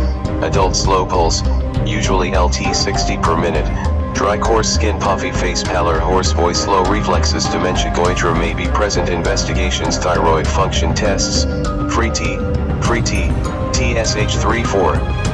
CT scan of the head only if pituitary cause suspected. Treatment objectives: to correct level of thyroid hormones. Non-pharmacological treatment: surgical intervention for pituitary related causes as indicated. Pharmacological treatment. Evidence rating: A. Levothyroxine, oral, adults 25 to 200 microgram daily. Start with a low dose and adjust according to TSH levels. Children 12 to 18 years, 25 to 100 microgram daily. Start with a low dose and adjust according to TSH levels, 5 to 10 micrograms kg daily, 15 micrograms kg daily. 2 to 12 years, LT 2 years, 224. Endocrine and metabolic disorders. Refer diagnosed or suspected cases of all ages, especially children, with intellectual impairment or cardiac complications to a regional or teaching hospital. Hyperthyroidism, thyrotoxicosis, excess thyroid hormone in the blood results in thyrotoxicosis. If left untreated, significant weight loss and cardiac complications, including heart failure, may occur. Addition of extra iodine to the diet, e.g. as in iodated salt, is not the recommended treatment. Causes toxic multinodular goiter Graves' disease symptoms: weight loss despite increased appetite, excessive sweating, heat intolerance, tremors, nervousness and irritability, menstrual irregularity and subfertility signs, staring or protruding eyes, tremors, moist palms, rapid pulse rate which may be irregular, heart failure, goiter often present but not always, smooth and diffuse goiter in Graves' disease, irregular goiter in toxic multinodular goiter. Investigations: thyroid function tests, free T, TSH3-4 thyroid ultrasound scan, treatment objectives: to reduce thyroid hormone levels to normal, to prevent or treat complications e.g. heart failure, ophthalmopathy. 225. Endocrine and metabolic disorders, non-pharmacological treatment, partial thyroidectomy, pharmacological treatment, evidence rating: A.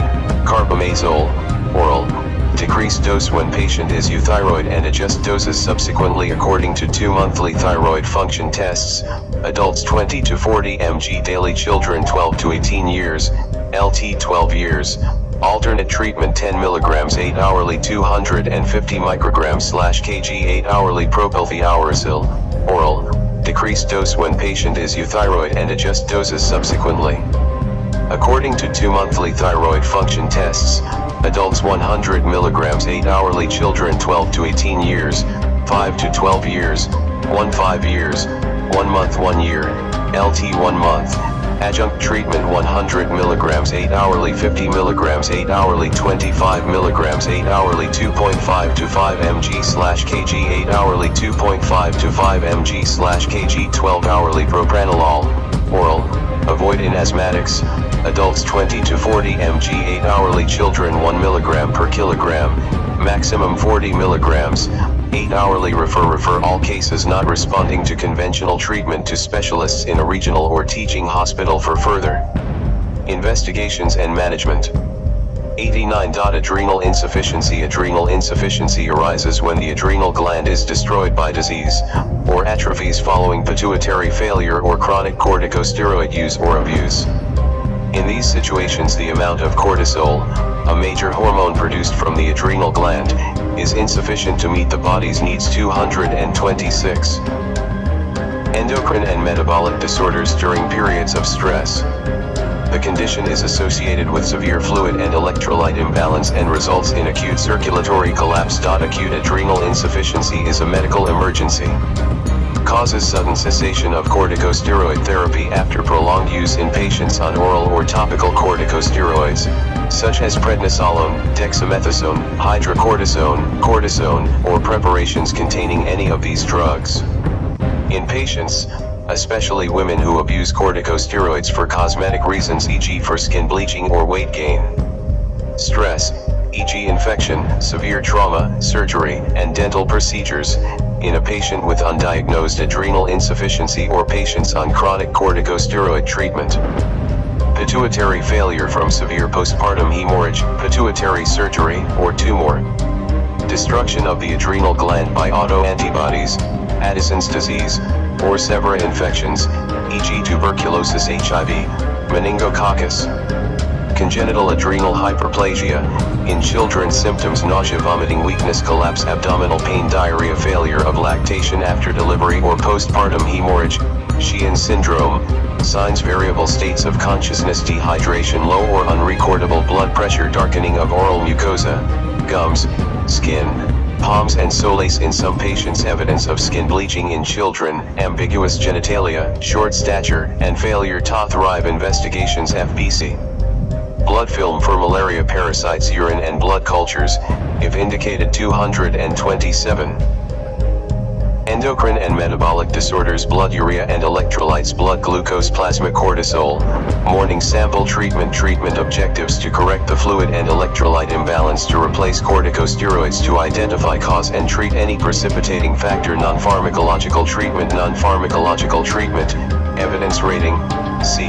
Acute therapy: intravenous fluid replacement, adults 0.9% sodium chloride in 5% glucose, dystrosaline, 1 liter 4 to 6 hourly. Children 0.45% sodium chloride in 5% glucose, 4, according to total fluid requirement. Hydrocortisone, 4, adults 200 mg STAT, followed by 100 mg, 4. 6 hourly until condition is stable. Children 6 to 12 years, 1 to 5 years, up to 1 year. Adjunct treatment 100 milligrams. 4. 6 hourly 50 milligrams. 4. 6 hourly 5 milligrams. 4. 6 hourly treat infection, e.g. malaria, pneumonia, UTI, if present or suspected, with appropriate medication. Note the 4-hydrocortisone therapy may be required for several days. Do not rush to change to maintenance therapy. When the patient's condition is stable, i.e. normal BP, cessation of vomiting etc., go on to maintenance therapy. Maintenance therapy for patients with previous or newly diagnosed adrenal or pituitary disease. Prednisolone, oral, adults 5 mg morning and 2.5 mg evening each day. 228. Endocrine and metabolic disorders. Children 140 micrograms/kg IN2 divided dose S or hydrocortisone, oral, adults 20 mg morning and 10 mg evening each day. Children 560 micrograms/kg IN2 divided dose S for patients requiring steroids for previously diagnosed medical conditions, e.g. asthma, adults and children. Start the previous doses of oral corticosteroids given for the condition. For patients who abuse corticosteroids. Adults, restart oral corticosteroids, or replace topical corticosteroids with prednisolone, oral, 20 to 40 mg daily, and gradually taper off the dose over several months, e.g. reducing by 2.5 mg per month, and eventually discontinue. Note: long-term corticosteroid therapy requires specialist supervision. Patients on corticosteroids should report to a hospital if they become ill and should tell their doctor, dentist, nurse, or pharmacist they are on corticosteroids. Patients should not stop treatment if they become ill, have an infection, or are undergoing a dental procedure. Rather, a doubling of the regular doses of corticosteroids is needed. Revert to hydrocortisone. 4. For even minor surgical procedures including labor and delivery, the dose of corticosteroids must be reduced gradually if treatment has been for longer than 3 weeks and is to be stopped. Discourage the abuse of oral or topical corticosteroids. Refer all patients, including children, suspected to have adrenal insufficiency should be referred to a regional or teaching hospital for further assessment after resuscitation. 90. Cushing's syndrome. This condition results from high levels of cortisol in the blood and is associated with various changes in the body, including the development of obesity, hypertension, diabetes, and osteoporosis. The prolonged use or abuse, especially by women for cosmetic reasons, of oral or topical. 229. Endocrine and metabolic disorders. Corticosteroids such as prednisolone, dexamethasone, hydrocortisone or cortisone, or preparations containing any of these drugs, is also a cause. Causes: pituitary tumor, adrenal tumor, prolonged and excessive intake or abuse of corticosteroids. Symptoms: weight gain, excess body hair and acne, easy bruising of skin, menstrual irregularity and subfertility, weakness of the thigh muscles, signs: rounded or moon face, excess facial and body hair, acne, striae, purplish stretch marks, thin skin from bleaching and steroid abuse, easy bruising and bleeding into the skin after venipuncture, hypertension, truncal obesity. Prominent supraclavicular fat pads. Investigations: plasma cortisol, commonly elevated in pituitary and adrenal tumors, but low in corticosteroid use or abuse. Blood electrolytes may show low potassium. Blood glucose, commonly elevated. Abdominal ultrasound scan may show an adrenal tumor. CT scan may show evidence of a pituitary or adrenal tumor. Treatment objectives: to normalize plasma level of cortisol, to correct electrolyte imbalance, to correct plasma glucose, to correct blood pressure, to prevent complications of excess plasma cortisol. 230. Endocrine and metabolic disorders. Non-pharmacological treatment: pituitary or adrenal surgery where tumors in the respective glands have been diagnosed. Pharmacological treatment is dependent on the cause and requires specialized investigations. Manage hypertension and diabetes along standard lines, see appropriate sections, and refer patient for definitive treatment. Refer all suspected cases to an endocrinologist or specialist physician in a regional or teaching hospital for the appropriate investigations and management. 91. Overweight and obesity. Excess body weight has adverse effects on health and life expectancy. It is associated with conditions that cause early disability and premature death such as type 2 diabetes, high blood pressure, hypertension, heart disease, stroke, gout, breathing problems, gallstones, heartburn, arthritis, skin infections as well as colon, kidney, and endometrial cancer. Being overweight or obese also increases the risk of developing deep vein thrombosis and pulmonary embolism as well as elevated blood cholesterol, which increases the risk for heart attacks and strokes. Overweight and obesity that predominantly affects the upper, truncal, part of the body, or results in excessive abdominal fat, is more commonly associated with one or more of the conditions listed above. Weight reduction often corrects, or helps to control, these associated conditions. Slimming medications and herbal preparations are rarely useful and should be discouraged. They may have harmful long-term effects. Causes: excess intake of calories, lack of regular physical activity. Symptoms: there are no specific symptoms associated with obesity.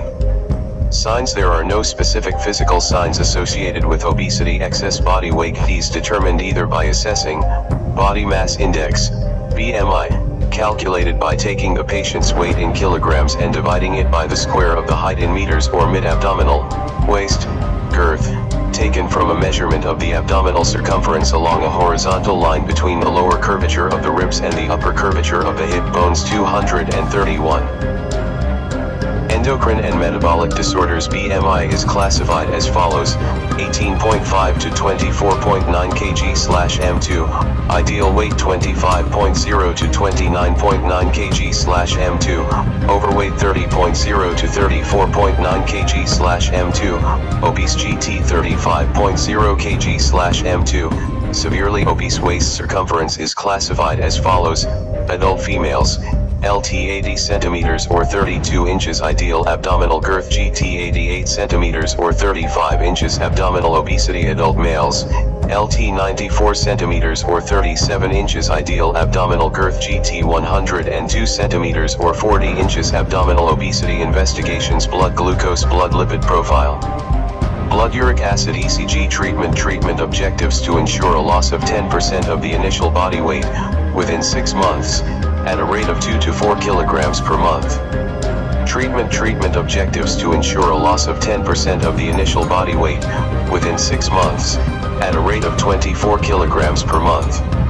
Or to attain the ideal BMI and/or abdominal girth to sustain the weight loss achieved. Non-pharmacological treatment: weight reducing diet, preferably under the supervision of a dietitian. Regular physical activity comprising 30 minutes brisk walking, or equivalent activity, for a minimum of 3 days per week. Appropriate management of any associated disorders. Pharmacological treatment: approved anti-obesity treatments are available but should only be given under specialist guidance. 232.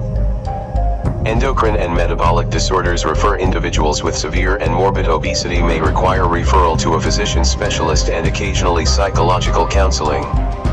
Individuals who gain weight rapidly over a short period may have an underlying hormonal disorder and will require referral to a physician or endocrinologist.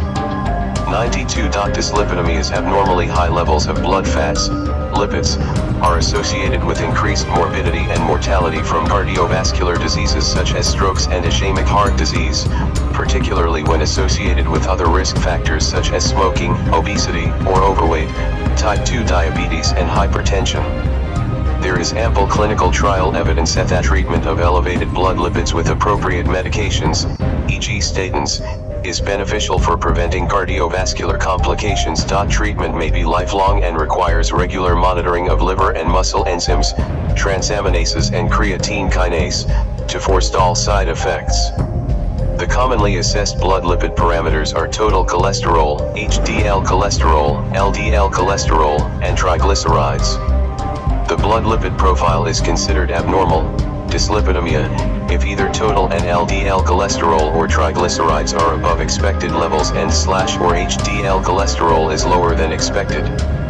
Causes: high dietary intake of saturated fats, animal fat, lack of physical activity. Diabetes mellitus, especially if poorly controlled. Obesity. Metabolic syndrome, a combination of several disorders including obesity, hypertension, Type 2 diabetes, dyslipidemia, hereditary factors, primary hypothyroidism, nephrotic syndrome, symptoms usually non-abdominal pain due to pancreatitis associated with elevated triglycerides, signs usually no, occasionally whitish ring around the cornea, corneal arcus, 233.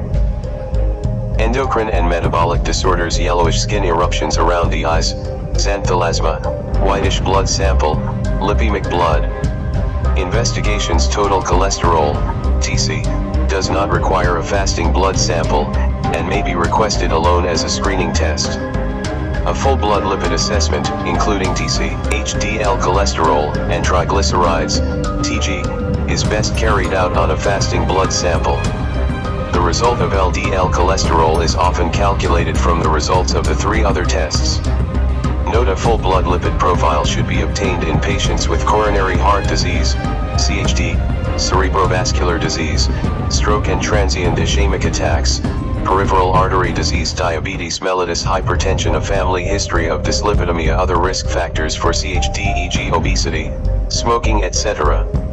Treatment objectives: to reduce the risk of cardiovascular events and cardiovascular related deaths, to reduce the risk of cerebrovascular events and cerebrovascular related deaths, to normalize the blood lipid profile to recommended target levels as follows: for the general population and individuals without CHD or CHD risk equivalents, TCLT 5.2 mol/L, LDL-CLT 3.4 mol/L, TGLT 2.0 mol/L. Patients with previous or symptomatic CHD or CHD risk equivalents, e.g. type 2 diabetes, TCLT 4.1 mol/L, LDL-CLT 2.6 mol/L, TGLT 1.7 mol/L. Non-pharmacological treatment, dietary measures: a low-calorie, low-saturated fat, animal fat, high polyunsaturated fat, plant fat diet is recommended under the supervision of a dietitian. Weight reduction in patients who are overweight or obese. Reduction in alcohol consumption, where this is excessive. Regular physical activity or exercise tailored to the individual patient. 234. Endocrine and metabolic disorders, pharmacological treatment, evidence rating A. All patients who remain outside their target values despite adequate dietary and exercise therapy and who require medications should be referred to the appropriate specialist. Priorities for pharmacotherapy should be given to those individuals who are at the highest risk, e.g. patients with pre-existing CHD or CHD risk equivalents, namely, diabetes, stroke, transient ischemic attacks and peripheral artery disease. Atorvastatin, oral, adults 10 to 20 mg daily, or rosuvastatin, oral, adults 10 mg daily, or simvastatin, oral, adults 20 mg at night. Regular physical activity or exercise tailored to the individual patient. Refer the timing and duration of lipid-lowering drug treatment as well as the monitoring of side effects of the medications, albeit infrequent, requires patients to be followed up by family physicians and physicians or metabolic specialists familiar with the use of these agents. Refer if necessary. 93. Gout. This condition results from the deposition of microcrystals of uric acid in the joints and periarticular tissues. It is characterized by pain and inflammation of the affected joints. It is often, but not invariably, associated with elevated blood uric acid levels. This implies that gout may be present even when the level of uric acid in the blood is normal, while patients with high levels of uric acid may not necessarily have attacks of gout. Acute symptoms are often precipitated by the consumption of alcohol and foods rich in purines, e.g. red meat, seafoods, as well as trauma, surgery, starvation, and infection. Persistent hyperuricemia may be associated with uric acid crystal deposition in subcutaneous tissues, tophus, and in other tissues such as the kidneys and tendons. 235.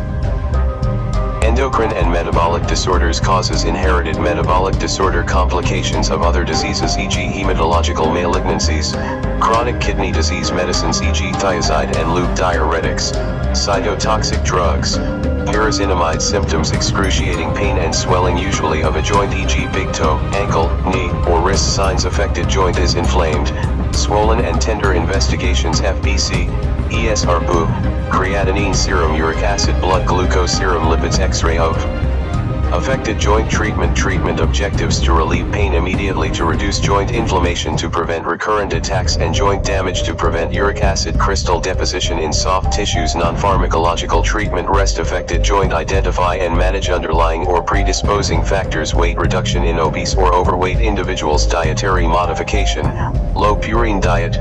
Pharmacological treatment, evidence rating, C, acute gout diclofenac, oral, 50 mg 8 hourly 236. Endocrine and metabolic disorders alternative treatment: naproxen, oral, 250 to 500 mg 12 hourly. Chronic gout: allopurinol, oral, 100 to 300 mg once daily. Reduced dose in renal or hepatic impairment. Note: do not give allopurinol in the acute phase. It may worsen or prolong the attack. Start it only when pain is under control, i.e. after approximately 2 weeks. NSAIDs are not to be given for maintenance therapy or prophylaxis. Refer patients to a dietitian for dietary modification and a weight-reducing diet in the obese and overweight. Patients with comorbid conditions such as type 2 diabetes, hypertension, dyslipidemia, etc. should be referred to a physician specialist. 237. Chapter 14: Obstetricary and Obstetric Disorders. 94. Antenatal care. Antenatal care refers to the comprehensive care given to a pregnant woman to ensure that she goes through pregnancy, labor, and the puerperitum safely with the delivery of a healthy baby. To this end, a good history should be taken and physical examination should be done at each visit to identify problems that are likely to have an adverse effect on the pregnancy. It is important to keep accurate records of all findings. Any problems or risk factors identified should be treated. High-risk pregnancies, pregnancies that are likely to have one or more risk factors, should be referred to a hospital or obstetrician for management. Health education involving healthy behaviors, diet, exercise, danger signs in pregnancy, emergency preparedness, and preparations for safe delivery is useful for all mothers. Assessment of the mother at each antenatal visit. Does the mother look well or ill? Does she look well nourished? Is the mother anemic? Is there edema? Is weight gain appropriate? She should gain about half a kilogram per week. Sudden weight gain or weight loss are both very worrying. Examine the chest/lungs for signs of infection. Examine the cardiovascular system. Pulse, blood pressure. The upper limit of normal is 140 mmHg for the systolic pressure and 90 mmHg for the diastolic pressure. Heart sounds to exclude murmurs suggestive of cardiac disease. Examine the abdomen for organ enlargement. Obstetric examination. Uterine size. Measure symphysiofundal height in centimeters between 20 and 36 weeks gestation. Check the lie, presentation, and position of the baby and the descent of the presenting part. At term, the head of the baby should be above the pelvis. Check the fetal heart sounds. Normal rate is 120 to 160 beats per minute. Investigations: FBC blood film for malaria parasite sickling, if necessary HB electrophoresis, 238. Obstetric care and obstetric disorders. G6PD activity, urine and stool analysis, screening tests for diabetes, see below, blood group and antibody screen, VDRL test, HBsAg test, voluntary counseling and testing for HIV infection. Ultrasound scan because of the high incidence of ruptured ectopic pregnancy. A scan done very early in the pregnancy is advocated. Fetal anomaly scanning at 18 to 24 weeks is beneficial. Screening tests for diabetes. Test for urine glucose at each antenatal visit. Glycosuria of 1+/2+ on 2 occasions or 3+/4+ on 1 occasion warrants a full oral glucose tolerance test, OGTT. Those found to have a normal curve can be tested again later in pregnancy after 28-32 weeks. Those with impaired glucose tolerance or frankly diabetic curves should have treatment. Fasting blood glucose test and 2-hour postprandial blood glucose test must be done on all pregnant women at booking and also at 28 to 32 weeks treatment. Treatment objectives to ensure that the patient goes through pregnancy, delivery, and the puerperam in good health to prevent anemia to ensure delivery of a healthy baby. Non-pharmacological treatment, healthy balanced diet, avoid smoking and heavy alcohol intake, exercise, mild to moderate exercise, preferably non-weight bearing, at least 3 times per week is to be encouraged. Avoid exercise in the supine position after the first trimester. Discontinue exercise when there is bloody discharge from the vagina, sudden swelling of the face, ankles or hands, persistent severe headaches and or visual disturbances. 239. Obstetric care and obstetric disorders, faintness or dizziness, chest pain, unexplained abdominal pain. Exercise is contraindicated in pregnancy-induced hypertension, preterm rupture of membranes, preterm labor, incompetence, cervix, persistent second/third trimester bleeding, intrauterine growth retardation. Pharmacological treatment, evidence rating, C. Ferrous sulfate, oral, 200 mg 8 hourly, folic acid, oral, 5 mg once daily, calcium, oral, 500 mg 1g once daily. Note: those with HBGT11G/DL may use any of the proprietary combination medicine on the market with at least 60 mg elemental iron. Malaria prophylaxis, C-section on malaria in pregnancy, sulfamethoxazole pyrimethamine, SP, oral, 3 doses, 1 month apart starting from week 16. Prophylactic treatment should not exceed week 36.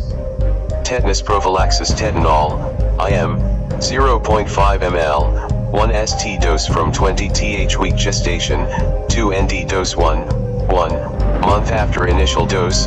If patient has not previously had anti-tetanus immunization, a course of tetanus toxoid vaccinations should be given to all women according to the following schedule. STTT1, give the 1 dose, 0.5 ml, SC, or IM, at any contact with a woman of childbearing age, 15 to 45 years, including at the first antenatal visit. TT2, give the 2 ND dose at least 4 weeks after TT1. TT3, give the 3 RD dose at least 6 months after TT2 or during a subsequent pregnancy. 240. Obstetric care and obstetric disorders, TT4 and TT5-1 dose in each of 2 subsequent pregnancies to make up a total of 5 doses. No further doses will be necessary in subsequent pregnancies. Refer high-risk pregnancies, i.e. pregnancies that are likely to have 1 or more risk factors, should be referred to a hospital or obstetrician for management and delivery. High-risk pregnancies include bleeding at any time in the pregnancy before labor, young, LT 18 years, and older, GT 35 years, mothers in their first pregnancy, presence of medical conditions such as severe anemia, sickle cell disease, hypertension, diabetes mellitus, heart disease, asthma, chronic cough such as pulmonary tuberculosis and thyrotoxicosis, HIV positivity, women with more than 5 children, the grand multiparous mother, past history of bleeding after delivery or retained placenta, abnormal presentation and position of the baby in womb at term, transverse lie or breech presentation, multiple pregnancies, prolonged pregnancy, when the pregnancy lasts longer than 42 weeks, contracted pelvis, pelvis too small for the baby to be delivered safely per vaginum. This may be obvious when the mother is short, LT 154 cm, or has small feet, shoe size LT 4 omega UK, big baby at term when the symphysiofundal height is more than 39 to 40 centimeters at term, or when the estimated fetal weight is 4 kilograms or higher, past history of stillbirths or babies who die within the first week of life, especially if they of the same problem, past pregnancy history of miscarriages around the same gestational age, decrease in growth of the baby, fetal growth restriction, uterine size smaller than the gestational age, uterine size much bigger than the gestational age with 1 foetus present, previous instrumental delivery, vacuum extraction or forceps delivery, previous operation on the womb such as cesarean section, myomectomy, or when the uterus is repaired after perforation during D&C, preterm labor, labor before 37 completed weeks. 241. Obstetric care and obstetric disorders. 95. Hyperemesis gravidarum. This refers to excessive vomiting during the early part of pregnancy. It is quite common. Often, No cause for the vomiting is found. However, it may also be associated with multiple pregnancy or molar pregnancy. Hyperemesis gravidarum is a diagnosis of exclusion. It is important to rule out other causes of vomiting such as medical problems, e.g. malaria, gastritis, peptic ulcer disease, hepatitis, hypoglycemia etc., surgical problems, acute appendicitis, bowel obstruction, cholecystitis etc., and gynecological problems such as twisted ovarian cyst. Cause pregnancy symptoms: excessive vomiting throughout the day, inability to eat or drink due to fear of vomiting, weight loss. Signs: the patient appears miserable, dehydration, dry skin, dry tongue, sunken eyes in extreme cases. The pulse is rapid and thready in extreme cases. The BP may be low, from hypovolemia, deep and fast, acidotic, breathing in extreme cases. Investigations: FBC blood film for malaria parasites, sickling test, urinalysis and culture, blood urea and electrolytes. Ultrasound examination of the pregnancy. Treatment objectives: to stop the vomiting, to rehydrate the patient, to treat shock if present, to treat associated conditions e.g. UTI, malaria etc. 242. Obstetric care and obstetric disorders. Non-pharmacological treatment. Mild cases can have treatment at home with frequent small meals alternating with fluid intake. Dry foods such as biscuits may be very helpful. Pharmacological treatment, evidence rating, C. Mild cases: promethazine E, tioclate or hydrochloride, oral, 25 to 50 mg 8 to 12 hourly, or metoclopramide, oral, 10 mg 8 to 12 hourly. Severe cases: normal saline, 4, alternate with 5% dextrose to meet requirements, or Ringer's lactate, 4, alternate with 5% dextrose to meet requirements. Promethazine hydrochloride, IM or 4, 25 to 50 mg 8 to 12 hourly, maximum daily dose 100 mg, or metoclopramide, IM or 4, 5 to 10 mg 8 hourly, body weight LT 60 kg. Give 5 mg. Do not exceed 500 micrograms/kg in a day. Vitamins B complex and vitamin C, 4, or vitamin B1, B2, B3, B6 and vitamin C, 4, once daily. Refer severe cases with dehydration and/or shock and metabolic disturbances to a hospital for intravenous fluid replacement and antiemetic therapy. 96. Hypertension in pregnancy. Hypertension in pregnancy denotes a systolic blood pressure of 140 mmHg or higher and/or diastolic pressure of 90 mmHg or higher. The hypertension may predate the pregnancy. Causes: pregnancy-induced hypertension, gestational hypertension, no proteinuria, preeclampsia, hypertension with proteinuria, 243. Obstetric care and obstetric disorders. Eclampsia, hypertension with proteinuria and fizz, chronic hypertension, existing before pregnancy, essential hypertension, secondary hypertension, renal hypertension, hormonal chronic hypertension with superimposed preeclampsia or eclampsia. 97. Preeclampsia is a disease specifically associated with pregnancy. It usually occurs in the second half of pregnancy and it is characterized by hypertension and proteinuria. The presence of pedal edema or excessive weight gain may also be a feature of preeclampsia. Blood pressure monitoring every 4 hours together with daily weighing of the patient are essential in the management of preeclampsia alongside the recommended investigations. While blood pressure reduction is essential, lowering the blood pressure below 140/90 mmHg may cause fetal distress and should be avoided.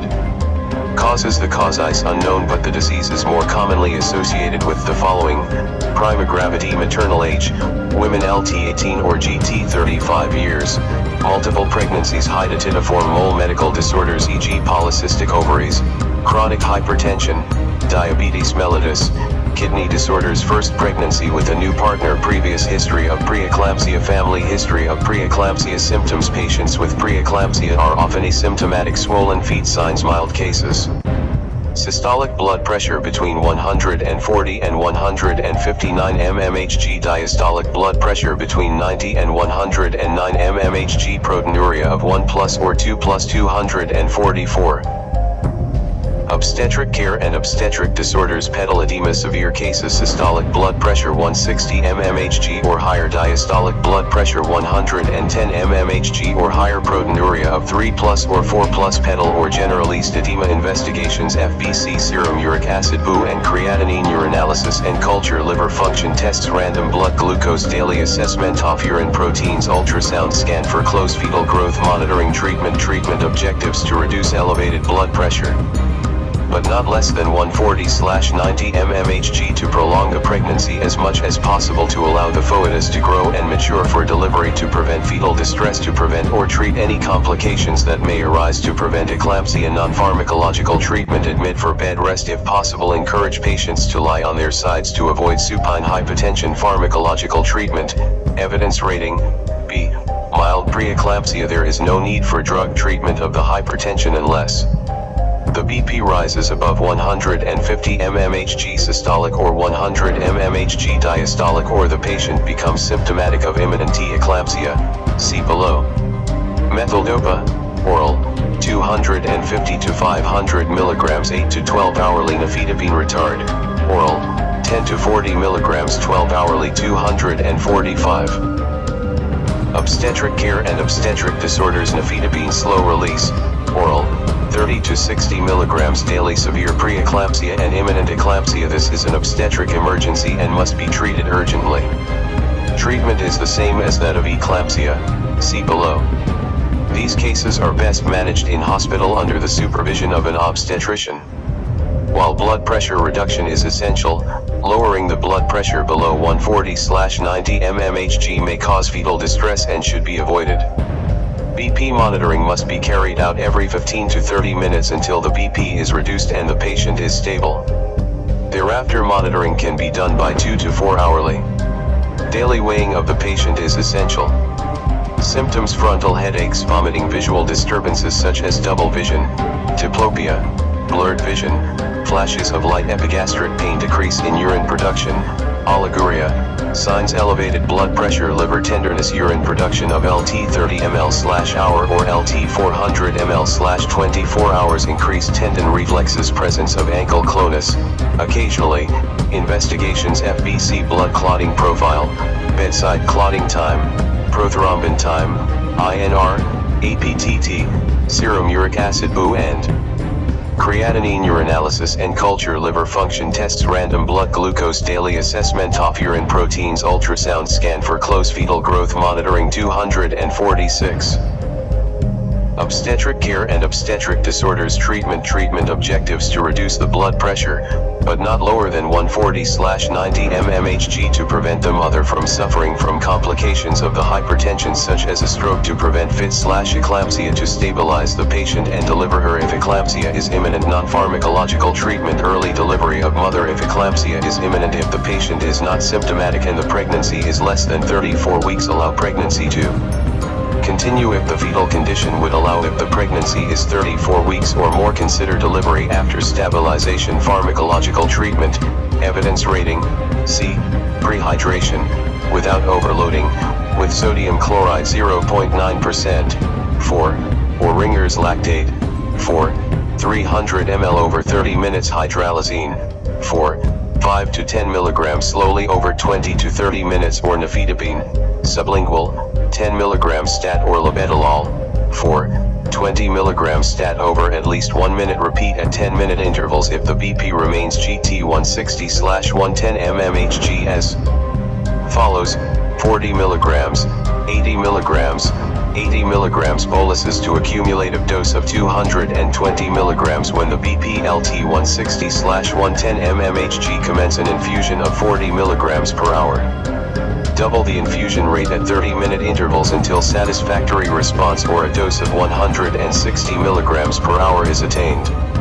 Subsequently, nifedipine retard, oral, 20 to 40 mg daily and/or methyldopa, oral, 250 to 500 mg 8 to 12 hourly. 247.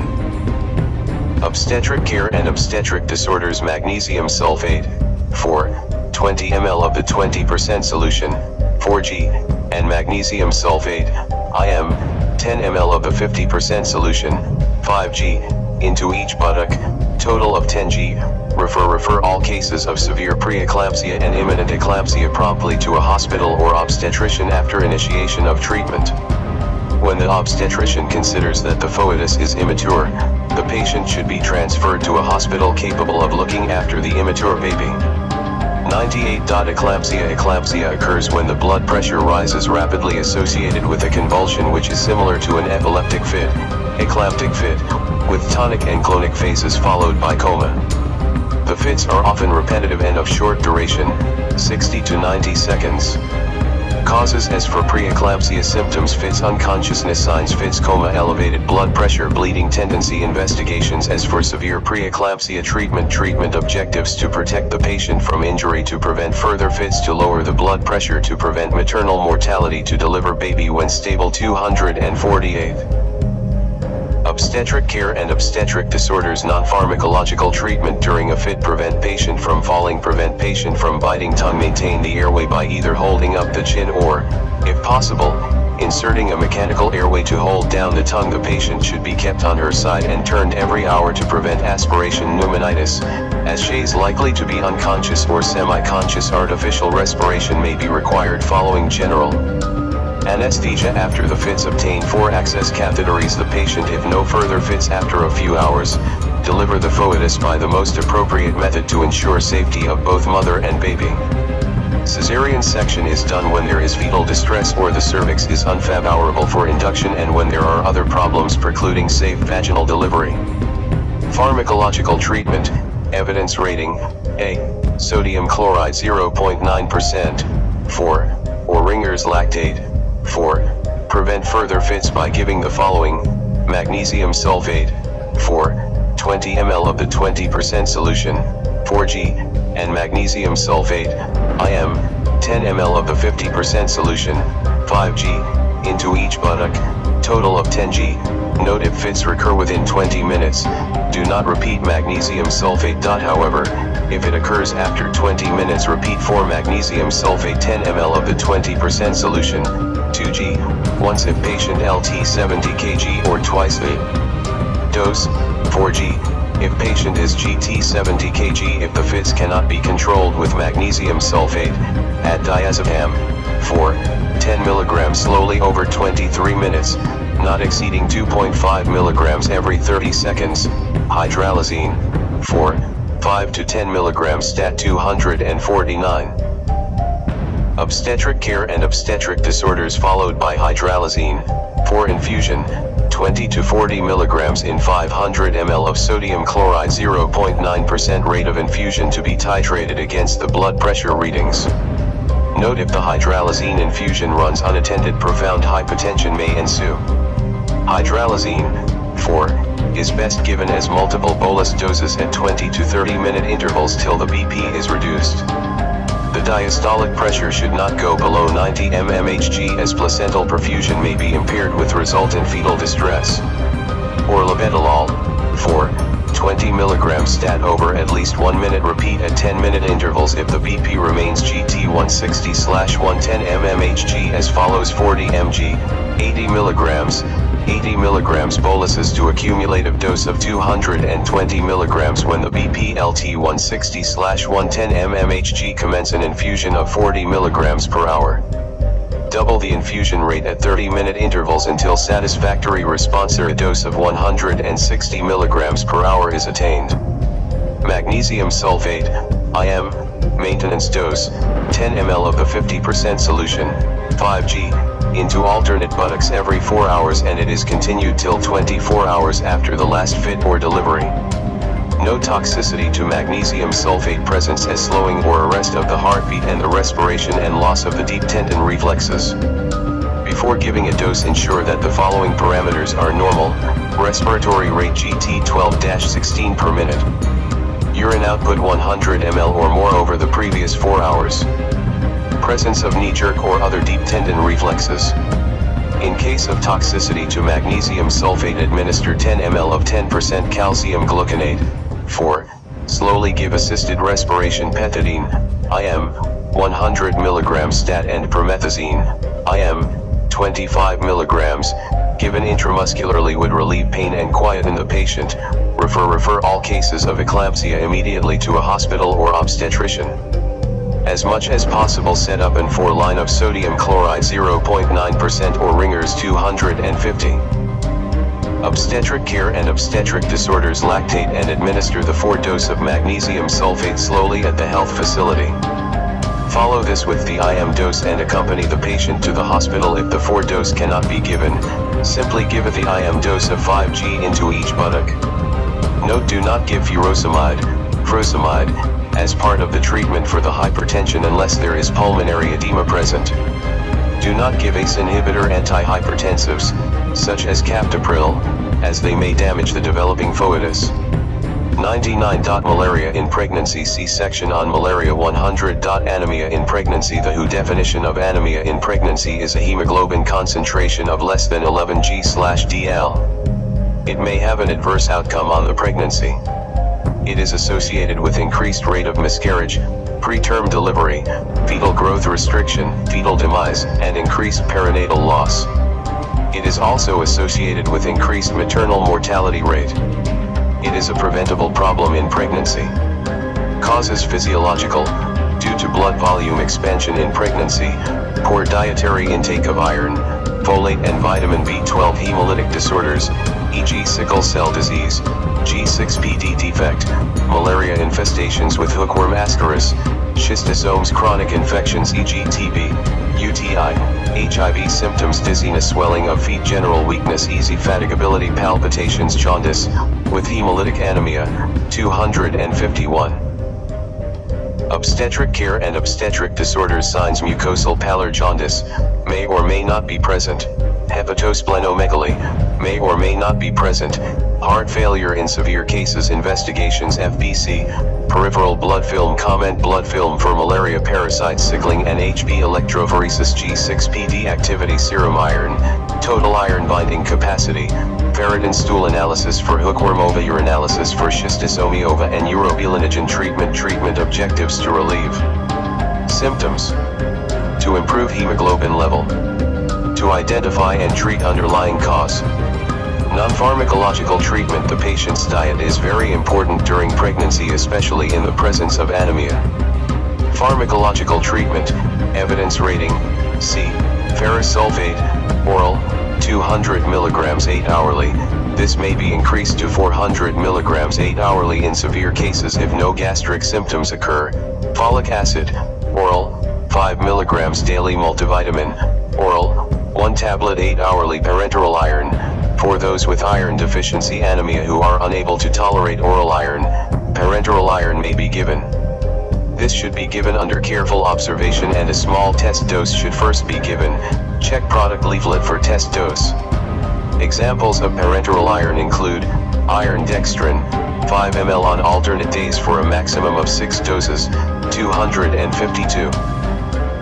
Obstetric care and obstetric disorders. Iron sucrose complex daily dosing. Dose, total iron deficit calculation, 1.5x, 12 g/dl. Patient SHB, x 250 grams. Parenteral iron comes in 50 g/ml and can be given as 4 or IM after a test dose. Note: contraindications to the use of parenteral iron like iron dextrin includes asthma, renal or liver disease, previous pyelonephritis, and reaction to the drug.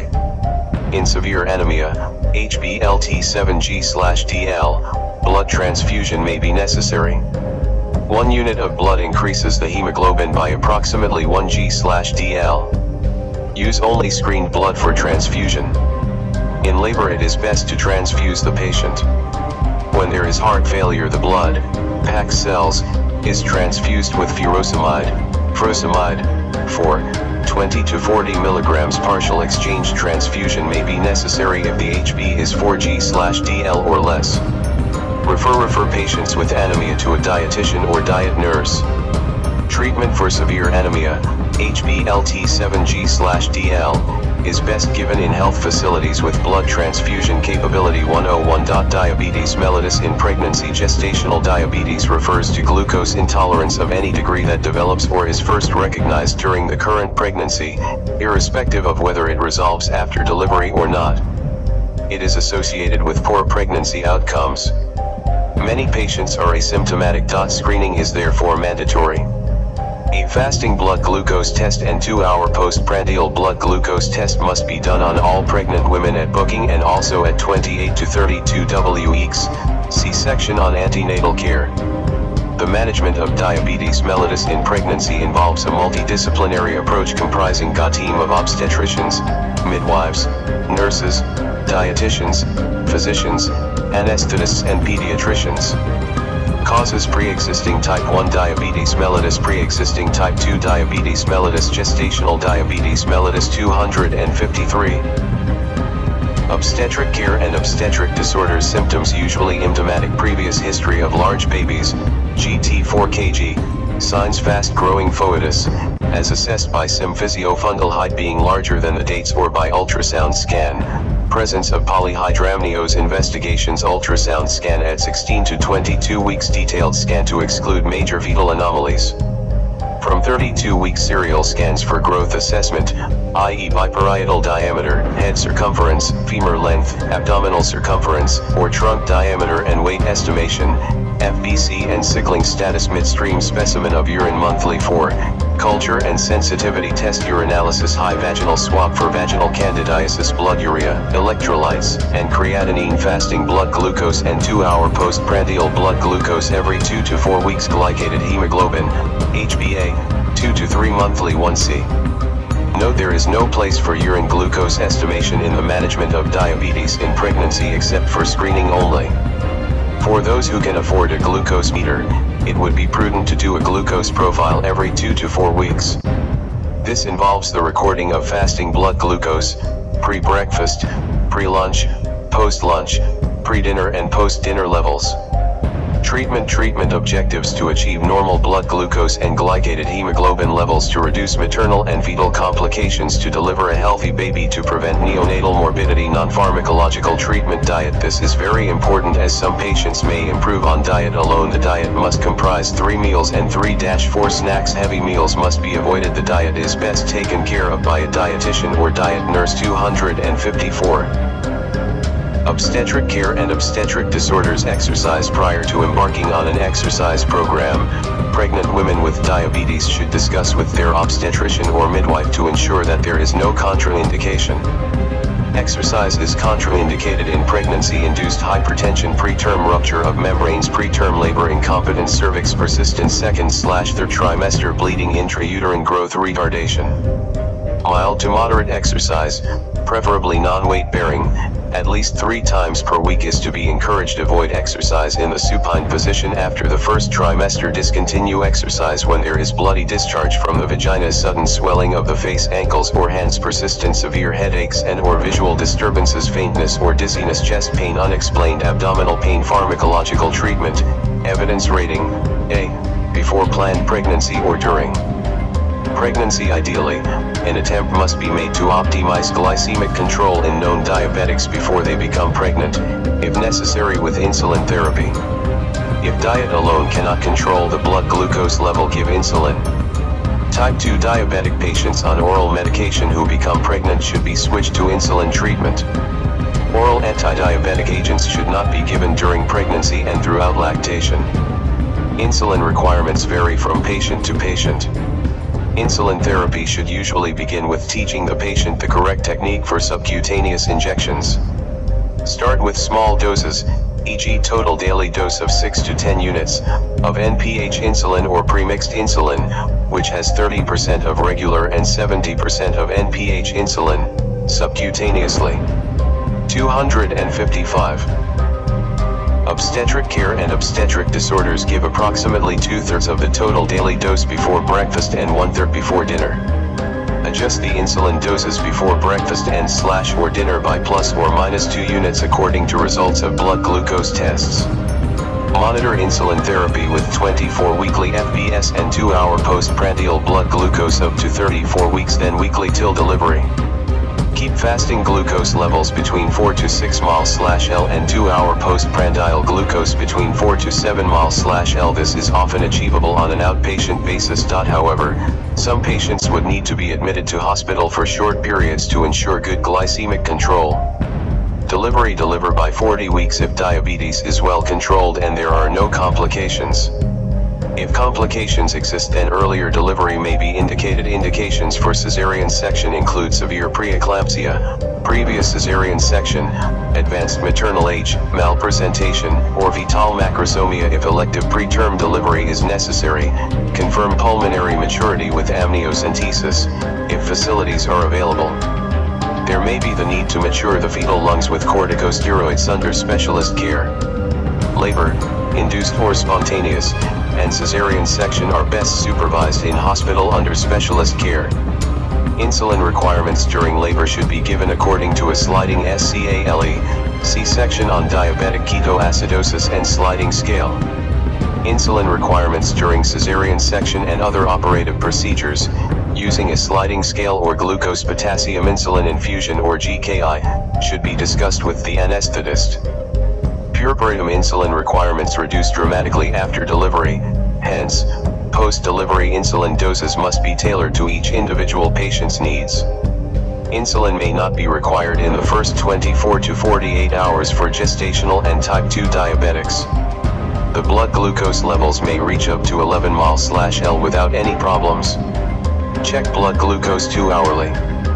If level is GT 6.0 mol/L in type I diabetes, give insulin according to a sliding scale, C-section on diabetes mellitus. 256. Obstetric care and obstetric disorders. If patient does not require insulin, again repeat OGTT at 6 weeks, and if abnormal, refer to a physician. Diabetic clinic. Encourage breastfeeding. Encourage contraception with progestins or sterilization. The baby needs special care and is best managed by a pediatrician/neonatologist. Hypoglycemia in the baby in the first few hours of birth is a major problem.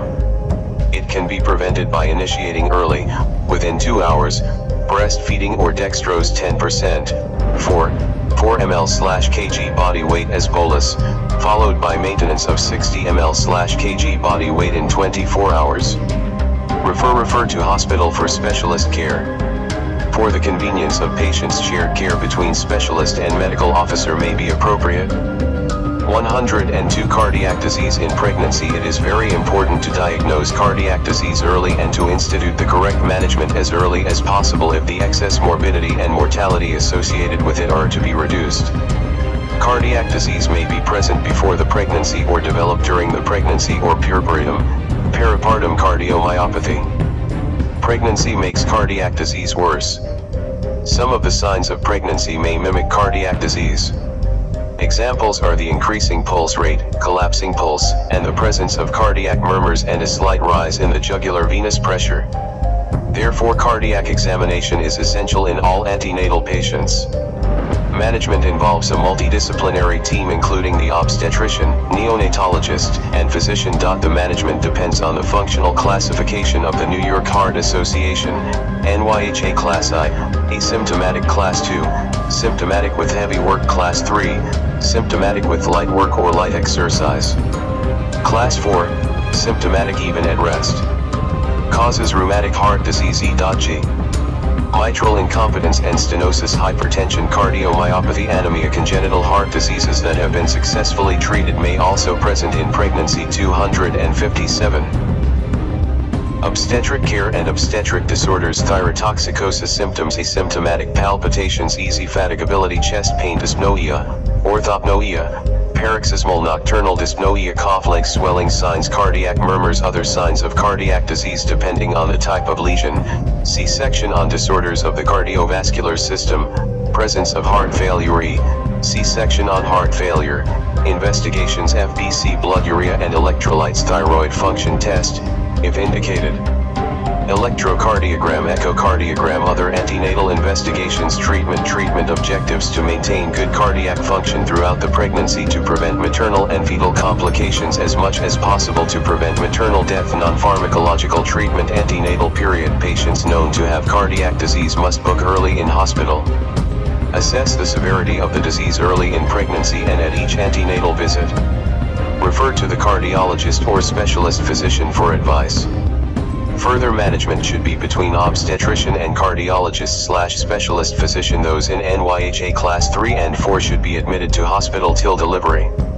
Those in classes I and 2 are treated at outpatient level till 34 weeks when they are admitted. 258. Obstetric care and obstetric disorders. Heart disease by itself is not an indication for induction of labor. Pharmacological treatment. Refer all patients needing treatment to a physician specialist or obstetrician. See section on referral below. Refer all patients with cardiac disease must be referred to a specialist physician and obstetrician. 103. Jaundice in pregnancy. Jaundice occurring in pregnancy may be a sign or symptom of a severe disease and should not be underestimated. Causes: obstetric severe preeclampsia/eclampsia/HELLP syndrome, hemolysis, elevated liver enzymes, low platelets syndrome, severe hyperemesis gravidarum, cholestatic jaundice of pregnancy, acute fatty liver of pregnancy, non-obstetric viral hepatitis, hemolytic jaundice, malaria, sickle cell disease, G6PD defect, septicemia, drugs, and herbal medications. Surgical causes of jaundice: acute cholecystitis, cholelithiasis, obstructive jaundice. Investigations: FBC, blood film for malaria, parasites, sickling status, G6PD status group and cross-matching, blood urea, electrolytes, and creatinine. Liver function test: hepatitis B surface antigen, abdominal ultrasound scan with emphasis on the hepatobiliary system, and pancreas. Treatment depends on the underlying cause. See appropriate sections. 259. Obstetric care and obstetric disorders. Refer severe cases of jaundice and those associated with abdominal pain must be referred to a physician specialist. 104. Postpartum hemorrhage. Postpartum hemorrhage may be primary or secondary. Primary postpartum hemorrhage refers to bleeding of more than 500 ml from the genital tract within the first 24 hours of delivery, or any amount of blood loss that result in hemodynamic compromise of the patient. It usually occurs during or immediately after the 3rd stage of labor. Secondary postpartum hemorrhage is defined as excessive vaginal bleeding occurring from 24 hours to 6 weeks after delivery. The bleeding may occur with the placenta retained or after its expulsion from the uterus. Postpartum hemorrhage becomes life-threatening if the mother is already anemic. Blood loss of more than 500 ml may lead to shock. Causes: retention of small pieces of placental tissue within the uterine cavity, urinary infection within the uterine cavity, endomyometritis, genital tract trauma, clotting disorders. Symptoms: excessive or prolonged vaginal bleeding, lower abdominal pain. Signs: bleeding from the genital tract, conjunctival pallor, rapid pulse, BP may be low or normal, suprapubic tenderness. Investigations: FBC, sickling status, blood grouping and cross-matching, ultrasound scan. 260. Obstetric care and obstetric disorders. Treatment objectives: to identify cause of, and stop, bleeding as quickly as possible, to correct hypotension. Non-pharmacological treatment: if the woman shows any effects of severe blood loss, it may be necessary to explore the uterine cavity under anesthesia and remove the contents. Exploration of the uterus should always be done gently, since the uterine muscle will be soft and perhaps infected, and can easily be injured by sharp instruments. Provided the uterus is curetted gently and no damage is done, the blood loss usually ceases soon afterwards and the patient may be discharged. If such a hemorrhage occurs in association with the placenta retained in the uterus, the following should be the course of action: rub up a contraction by manual pressure on the uterine fundus, pass a urethral catheter to empty the bladder, attempt removal of the placenta by controlled cord traction as soon as a contraction is felt. If not successful, await the next contraction and repeat the procedure. If the placenta cannot be expelled in this fashion, manual removal under anesthesia is indicated. If the facilities for manual removal under anesthesia are not immediately available, refer to hospital. If bleeding continues or is heavy, transfuse a minimum of 2 units of blood. If the placenta has been delivered and is incomplete, explore the uterus. If the placenta is complete and the uterus is well contracted, examine the patient in lithotomy position with adequate analgesia and/or anesthesia. Good lighting to check for and repair lacerations in the cervix or vagina with effective suturing using through and through sutures. If the tear extends into the uterine body, effective suturing cannot be performed and repair will involve a laparotomy. For ruptured uterus, repair or hysterectomy is done. Surgical intervention including, rarely, Hysterectomy may be needed to stop the bleeding if above treatments fail. Check that blood is clotting. 5 ml of blood placed in a 10 ml round-bottomed glass tube should clot in 6 minutes. Platelet count and PTT may be done. 261. Obstetric care and obstetric disorders. If the uterus is poorly contracted, atonic, and the placenta is out and complete, continue the 4 fluids, blood transfusion, and oxytocics. Employ interventions such as manual compression of the uterus and condom tamponade. Pharmacological treatment, evidence rating, C. Oxytocin, IM, 10 units stat or misoprostol, oral/sublingual, 600 micrograms. Subsequently, maintain uterine contractions by massaging the fundus and infusing oxytocin 4. 10 units in 500 ml. 5% glucose in sodium chloride. 0.9%. Anesthesia for manual removal of placenta, pethidine 4, 100 mg and diazepam 4, 10 mg or ketamine IM/4 bolus or infusion, 6-10 mg/kg, set up for infusion of sodium chloride. 0.9% to run in fast, first 1000 ml rapidly in 15 to 20 minutes. Give at least 2000 ml in first hour. Aim to replace 2-3x the volume of estimated blood loss. If condition stabilizes, then adjust rate to 1000 ml/6 HRLY. Note: avoid dextrans. They interfere with grouping and cross-matching as well as with coagulation of blood. If the uterus is poorly contracted, atonic, and the placenta is out and complete, misoprostol, oral/sublingual, 600 micrograms. Prostaglandin F2 alpha, if available, should be administered directly into the myometrium. For mild blood loss, which does not stop spontaneously, amoxicillin, oral, 500 mg 8 hourly for 7 days plus metronidazole, oral, 400 mg 8 hourly for 7 days and misoprostol, vaginal, 600 micrograms stat. 262. Obstetric care and obstetric disorders or oxytocin infusion, 20 mg in 1 L of normal saline or ergometrine, oral, 250 to 500 microgram 8 hourly for 3 days. Refer if patient is not responding to treatment and the necessary facilities are not available. 105 postpartum pyrexia. This refers to an oral temperature of 38 degrees Celsius or more on 2 or more occasions during the first 10 days of the puerperitum excluding the first day.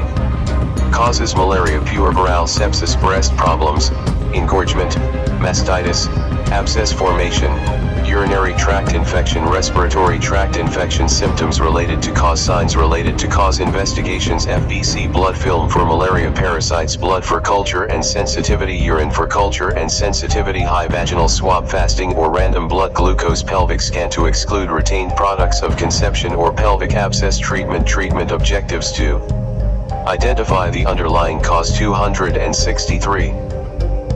Obstetric care and obstetric disorders, non-pharmacological treatment, uterine curettage for infection related to retained products of conception, encourage frequent emptying of breasts if cause is due to engorgement, incision and drainage for breast abscess. Pharmacological treatment, evidence rating, C. The treatment given depends on the cause, see appropriate sections. The treatment for breast problems is as follows: engorgement, paracetamol, oral, 1 g 8 hourly as required. Mastitis/abscess, flucloxacillin, oral, 500 mg 6 hourly for 5 to 7 days. Endometritis, coamoxiclav, 4, 600 mg 1.2 g 8 hourly for 7 days plus metronidazole, 4, 500 mg 8 hourly for 7 days or coamoxiclav, oral, 625 mg, 1 g 12 hourly for 7 days plus metronidazole, oral, 400 mg 8 hourly for 7 days. Refer all cases of septicemia to hospital for management. 106. Analgesia in labor. Fear, anxiety, and uncertainty may lower the pain threshold during labor. Adequate pain relief during labor results in less anxiety and good progress. In the first stage of labor, the uterine contractions are painful and patients may therefore require analgesia. In the second stage of labor, analgesia is required for instrumental delivery and when an episiotomy is given. 264. Obstetric care and obstetric disorders types of analgesia, evidence rating, C. During the first stage of labor pethidine, IM, 50 to 100 mg plus promethazine, IM, 25 to 50 mg. Note: given IM, the maximum analgesic effect of pethidine is obtained after 45 minutes and lasts for 3 to 4 hours. It is therefore best not to give it when delivery is anticipated within 4 hours, i.e. up to 6 to 7 centimeters dilatation. If the baby is born within 6 hours of pethidine administration, it may have respiratory depression requiring narcotic antagonists such as naloxone IM, 200 microgram stat. Together with resuscitation with oxygen via a face mask or through an endotracheal tube and ambubag until the depression is reversed. However, pethidine should not be withheld from patients who need analgesia when the cervix is already 6 to 7 centimeters dilated, in which case 50 to 75 mg pethidine with 12.5 to 25 mg promethazine may be given intravenously. The 4-dose of pethidine begins to act within 5 minutes and its duration of action is also very short. The maximum safe total dose of pethidine is 400 mg in 24 hours. Promethazine is given to reduce the chances of vomiting and to potentiate the analgesic effect of pethidine. Inhalational nitrous oxide 50%/oxygen 50%. This is used in the late first stage when delivery is expected within 1 hour. It is very safe, acts very quickly and is short-acting. Epidural: this procedure administered by an anesthetist is a very effective way of reducing labor pains. When it is given in the first stage, its use extends through the second stage of labor. It may be used for cesarean section and other operations. During the second stage of labor, local anesthetics, for episiotomy and pudendal block anesthesia to facilitate instrumental delivery. Xylocaine, lignocaine, 1%, with or without adrenaline, infiltrated in the perineum before an episiotomy. If not given before delivery, it can be given before the repair of the epiostomy.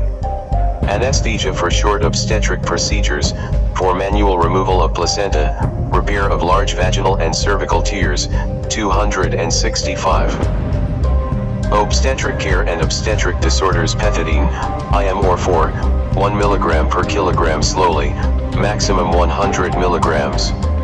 Give promethazine hydrochloride, IM, 25 mg stat if vomiting occurs.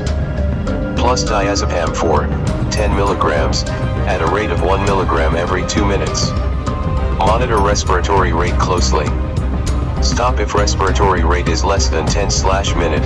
Note: do not mix pethidine and diazepam in the same syringe. Alternative treatment: ketamine, IM, or ketamine, 4, or 6.5 to 13 mg/kg 1-4.5 mg/kg ketamine, for infusion, for longer procedures.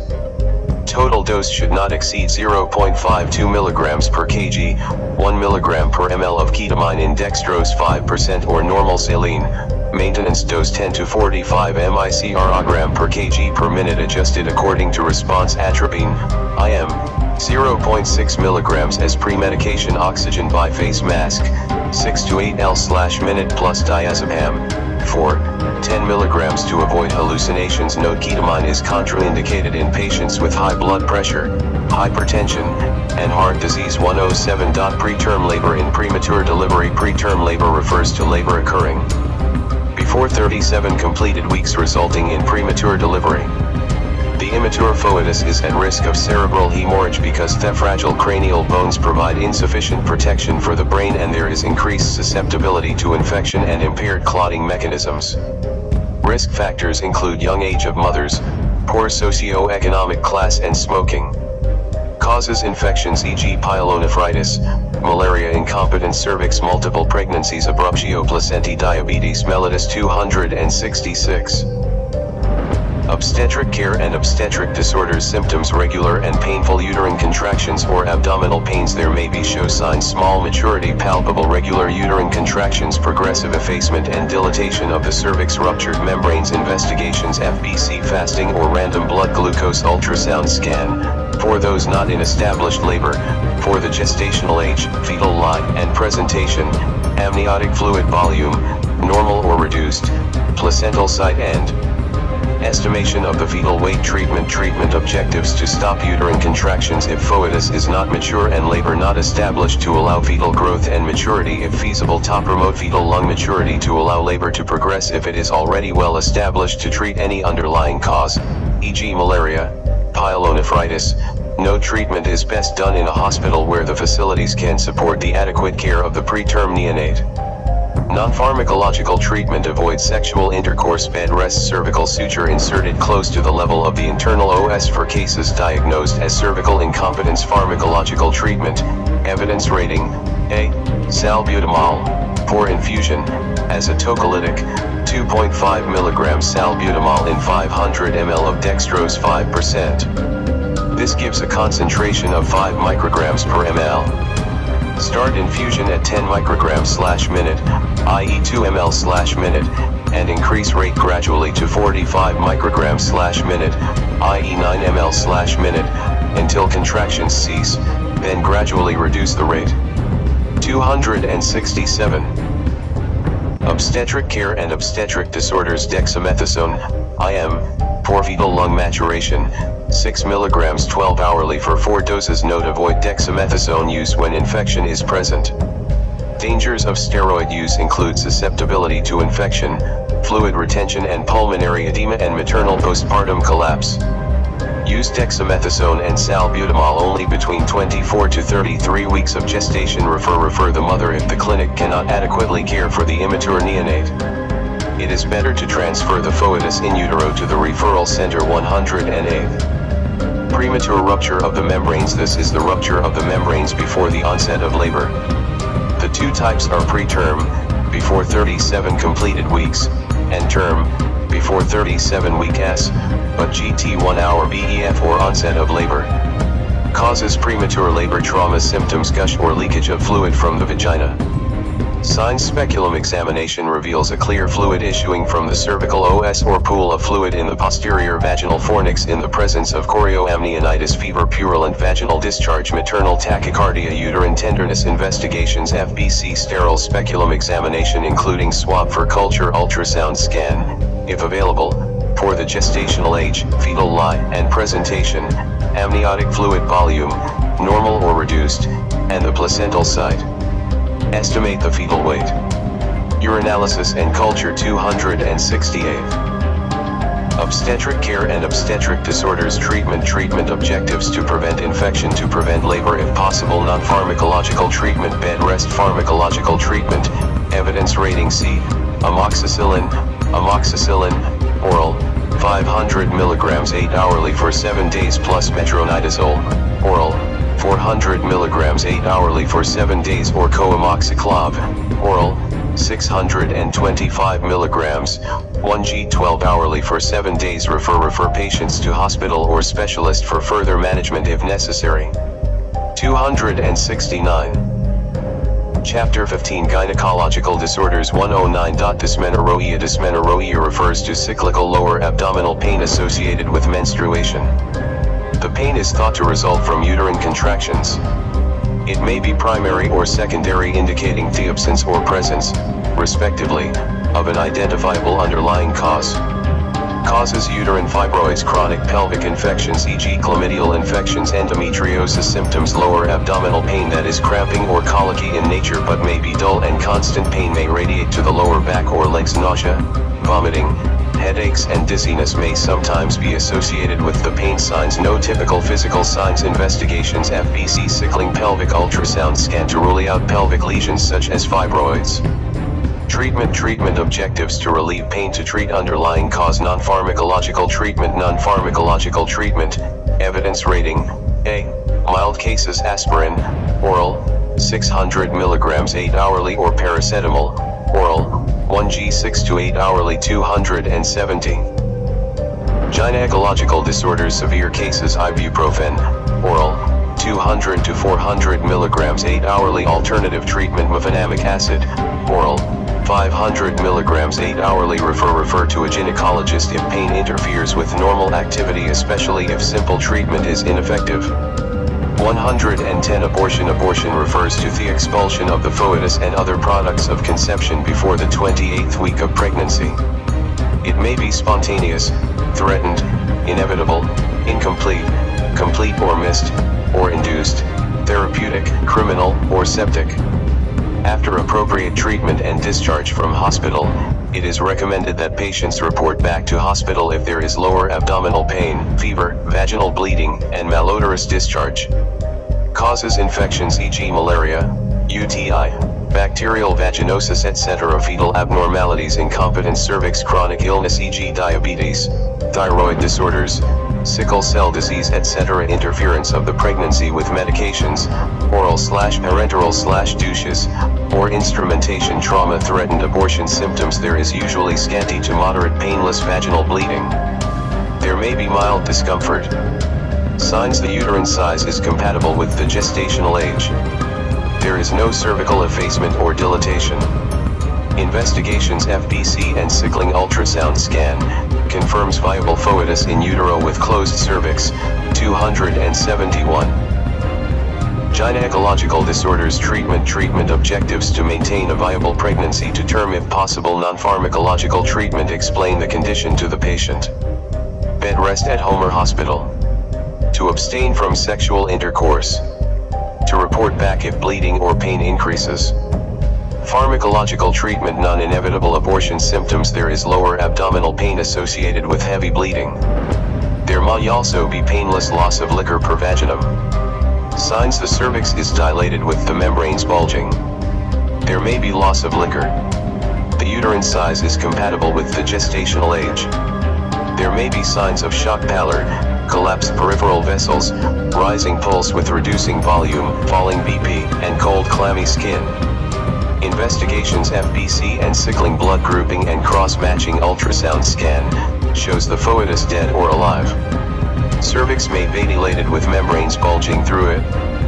In instances associated with loss of liquor, there may be oligohydramnios.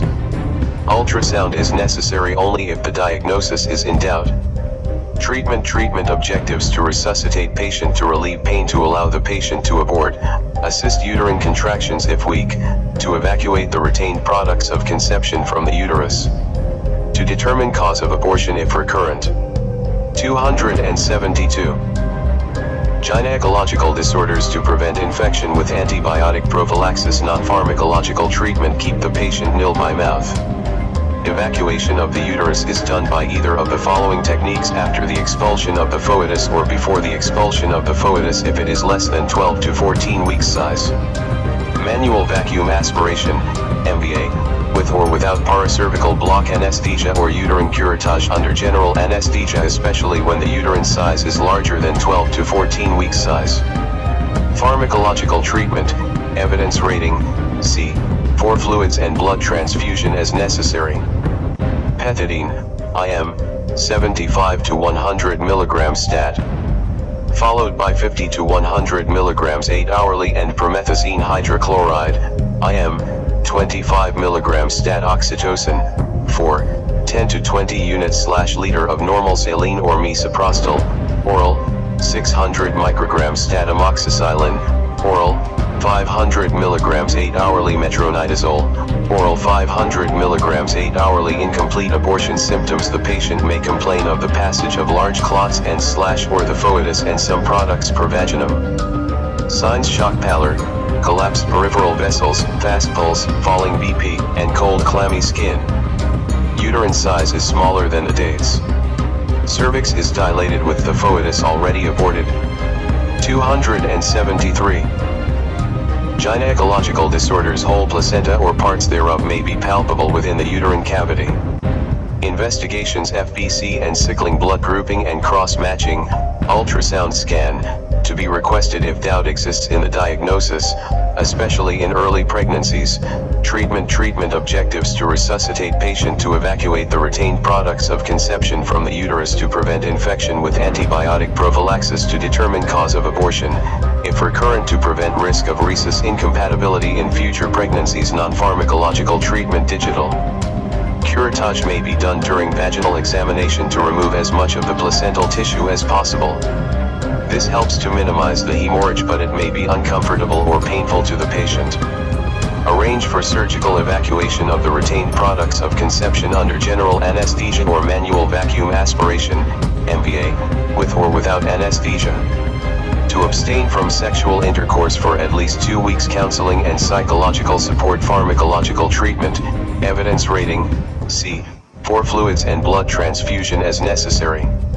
Ergometrine, IM/4, 500 microgram stat oxytocin, 4, 20 units into 1 L of sodium chloride 0.9% and infuse at 30 to 60 drops per minute, or misoprostol, oral, 600 micrograms stat anti-DRH immune globulin 250 units, 150 milligrams, IM, stat within 72 hours.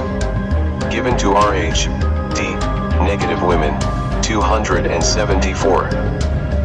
Gynecological disorders. Amoxicillin, oral, 500 milligrams 8 hourly, and metronidazole, oral, 500 milligrams 8 hourly. Complete abortion symptom cessation or reduction of vaginal bleeding following heavy bleeding with passage of clots and/or the foetus and placenta. Absence of pain signs. The uterus is smaller than the gestational age. The cervix is closed and firm. Investigations. FBC blood grouping and cross-matching ultrasound scan, to confirm empty uterine cavity. Treatment objectives: to assess for and manage anemia if present. Non-pharmacological treatment. Counseling and psychological support. Pharmacological treatment: resuscitate patient if necessary. Treat anemia if present. Follow-up review in 2 weeks. Septic abortion. This is a life-threatening complication of abortion. Most often a history of criminal interference with the pregnancy is obtained. It may further lead to complications such as septic shock, uterine damage, peritonitis, hemorrhage, disseminated intravascular coagulation, DIC, acute renal failure, adult respiratory distress syndrome, tetanus, or gas gangrene. 275. Gynecological disorders. Causes: infected retained products of conception. Symptoms: severe lower abdominal pain, fever, vomiting, headache, offensive, bloody vaginal discharge. Signs: fever, tachycardia, peritonism. Retained products of conception. Investigations: FBC, sickling, platelet count, clotting. Screen blood grouping and cross-matching. Blood culture and sensitivity, urine culture and sensitivity, endocervical swab for culture and sensitivity, blood urea and electrolytes. Chest and abdominal X-ray, to exclude foreign body, gas under the diaphragm suggesting uterine perforation. Abdominopelvic ultrasonography, for intra-abdominal and pelvic abscesses, peritonitis, and gas in the pelvis.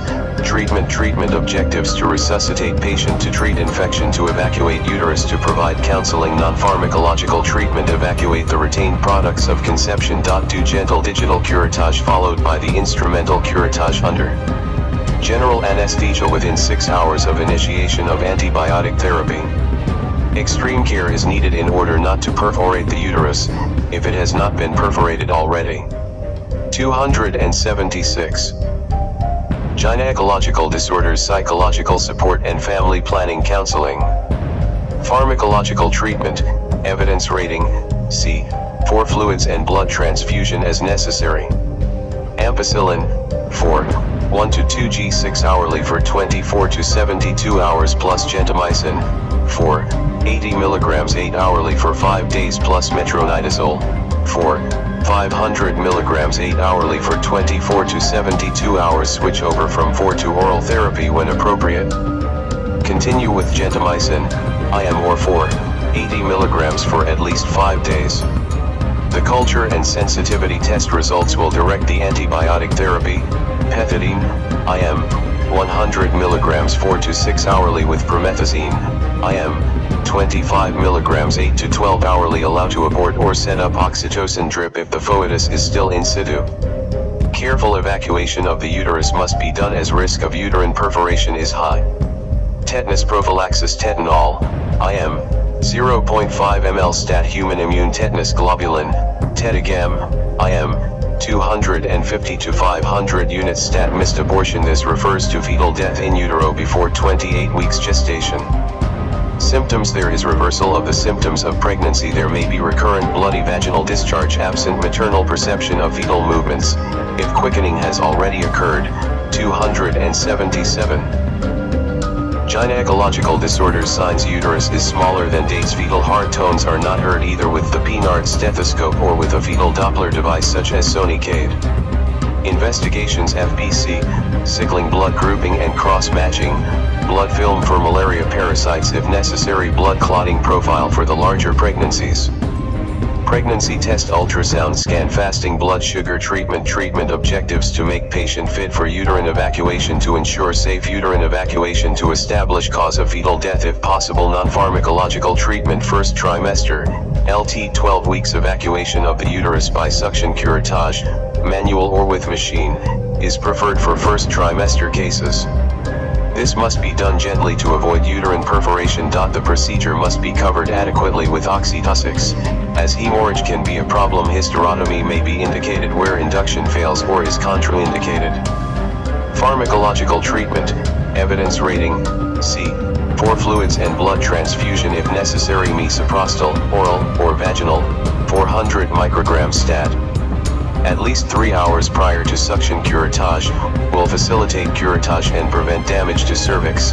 Misoprostol can be used to both ripen cervix and facilitate evacuation of the uterus 12 to 24 week gestation, 200 micrograms, vaginal, 12 hourly until expulsion or 400 micrograms, oral, 4 hourly until expulsion 4 to 12 week gestation, 800 micrograms, vaginal or sublingual, every 24 hours for 2 days 278.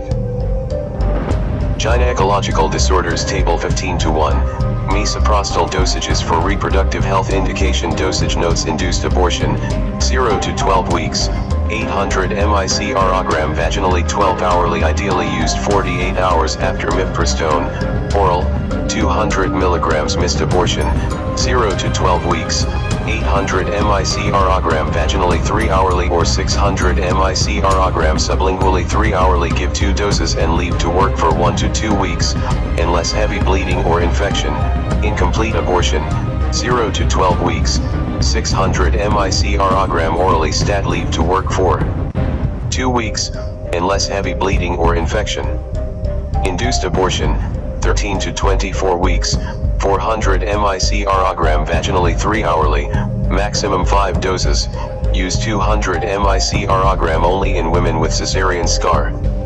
Ideally used 48 hours after mifepristone, oral, 200 milligrams intrauterine fetal death, GT 24 weeks, 13 to 17 weeks, 200 microgram 6 hourly 18 to 26 weeks, 100 microgram 6 hourly 27 to 43 weeks, 25 to 50 microgram 4 hourly with previous cesarean section induction of labor, live fetus GT 24 weeks, 25 microgram vaginally 4 hourly or 50 microgram orally 4 hourly or 20 microgram oral solution 2 hourly. Do not use if previous cesarean section. PPH treatment 600 microgram orally or sublingually stat. Limited evidence for benefit. Use conventional oxytocics first cervical ripening prior to instrumentation 400 microgram vaginally 3 hours before procedure. Use for insertion of intrauterine device, surgical termination of pregnancy, dilatation, and curettage. Hysteroscopy stat equals single dose taken immediately.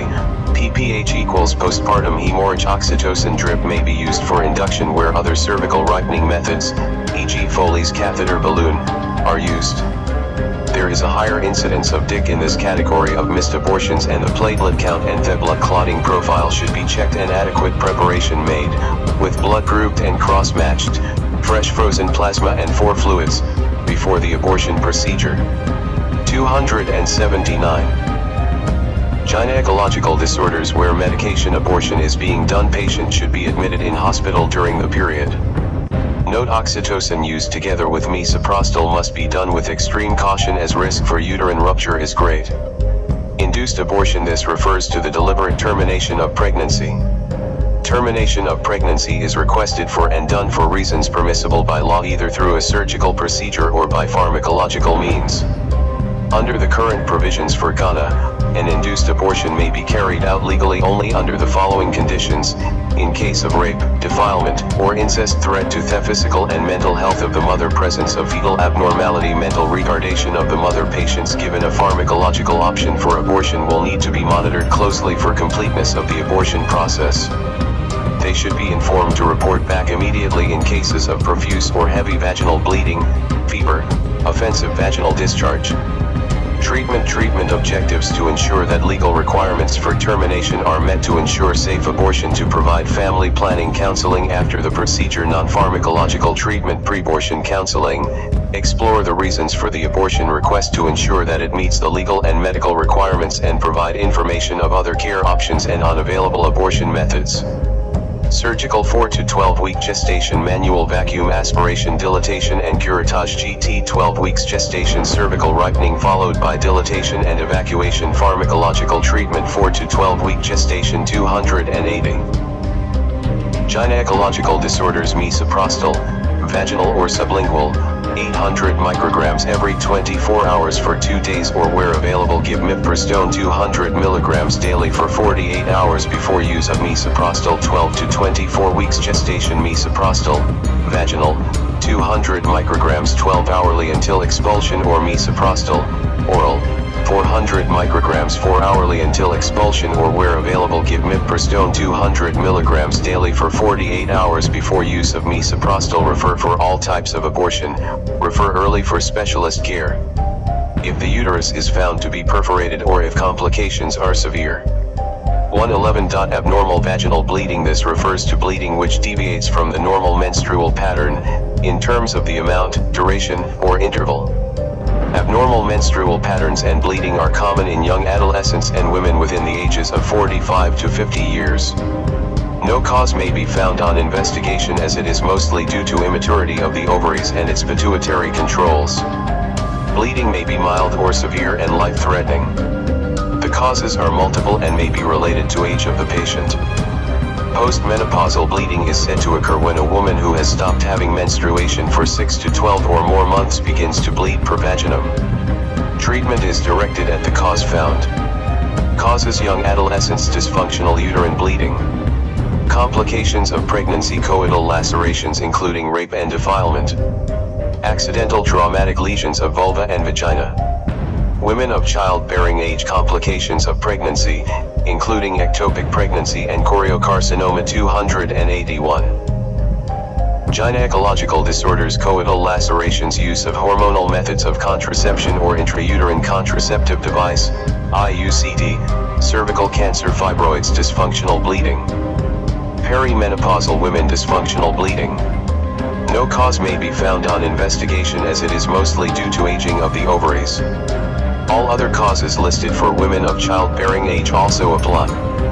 Postmenopausal women: pelvic cancers such as cervical cancer, endometrial cancer, vaginal or vulva cancer and ovarian tumors. Withdrawal from estrogen therapy, atrophic vaginitis/endometritis, coital tears, urethral caruncle. Occasionally bleeding from the rectum and urethra may be confused with genital tract bleeding. Investigations: FBC, platelet count, sickling, blood clotting screen, e.g. prothrombin time, INR, pelvic ultrasound scan, to rule out pelvic lesions, urine analysis. Diagnostic dilatation and curettage, DDNC, for women of childbearing age and postmenopausal women. Treatment objectives: to find the cause of bleeding, to stop the bleeding, to replace the blood lost. Non-pharmacological treatment: vaginal coital tear, suturing in theater, inevitable or incomplete abortion, uterine evacuation. 282. Gynecological disorders: pharmacological treatment, evidence rating, C. Dysfunctional uterine bleeding, mild cases, control bleeding with norethisternone acetate, oral, 5 mg 8 hourly for 10 to 12 days. Life-threatening bleeding, admit patient to hospital and resuscitate with 4 fluids and possibly blood transfusion. Control bleeding with estrogen, oral, 1.25 to 2.5 mg daily for 10 to 12 days. When the bleeding is controlled, continue treatment with norethisternone, oral, 5 mg 8 hourly for 10 to 12 days, or medroxyprogesterone acetate, oral, 5 mg 8 to 12 hourly for 10 to 12 days, or low-dose oral contraceptive pill for 3 to 6 cycles. Note: if heavy menses return, the tablets can be continued for as long as necessary. Atrophic vaginitis response to vaginal Ostrogen cream treatment such as conjugated Ostrogen cream. Refer pelvic cancers and other causes of abnormal uterine bleeding early to a gynecologist for early detection and treatment, which may involve radical surgery, radiotherapy, and chemotherapy. 112 Female infertility. Primary infertility is said to occur when a couple has never achieved a pregnancy despite at least 1 year of uninterrupted and adequate unprotected sexual intercourse. Secondary infertility implies that there has been a previous pregnancy. It is often necessary to evaluate both partners simultaneously and to elicit a menstrual history, a past history of pelvic inflammatory disease, PID, and sexually transmitted infections, STIs, contraception, and other significant past medical history. Causes: female factors, failure of ovulation, polycystic ovarian syndrome. 283. Gynecological disorders: hyperprolactinemia, pelvic factors, tubal disease, pelvic adhesions, uterine fibroids, endometriosis, cervical factors, male factors, oligospermia, azoospermia, penile and testicular abnormalities. Symptoms: inability to achieve pregnancy. Signs: absence of secondary sexual characteristics, testicular abnormalities. G.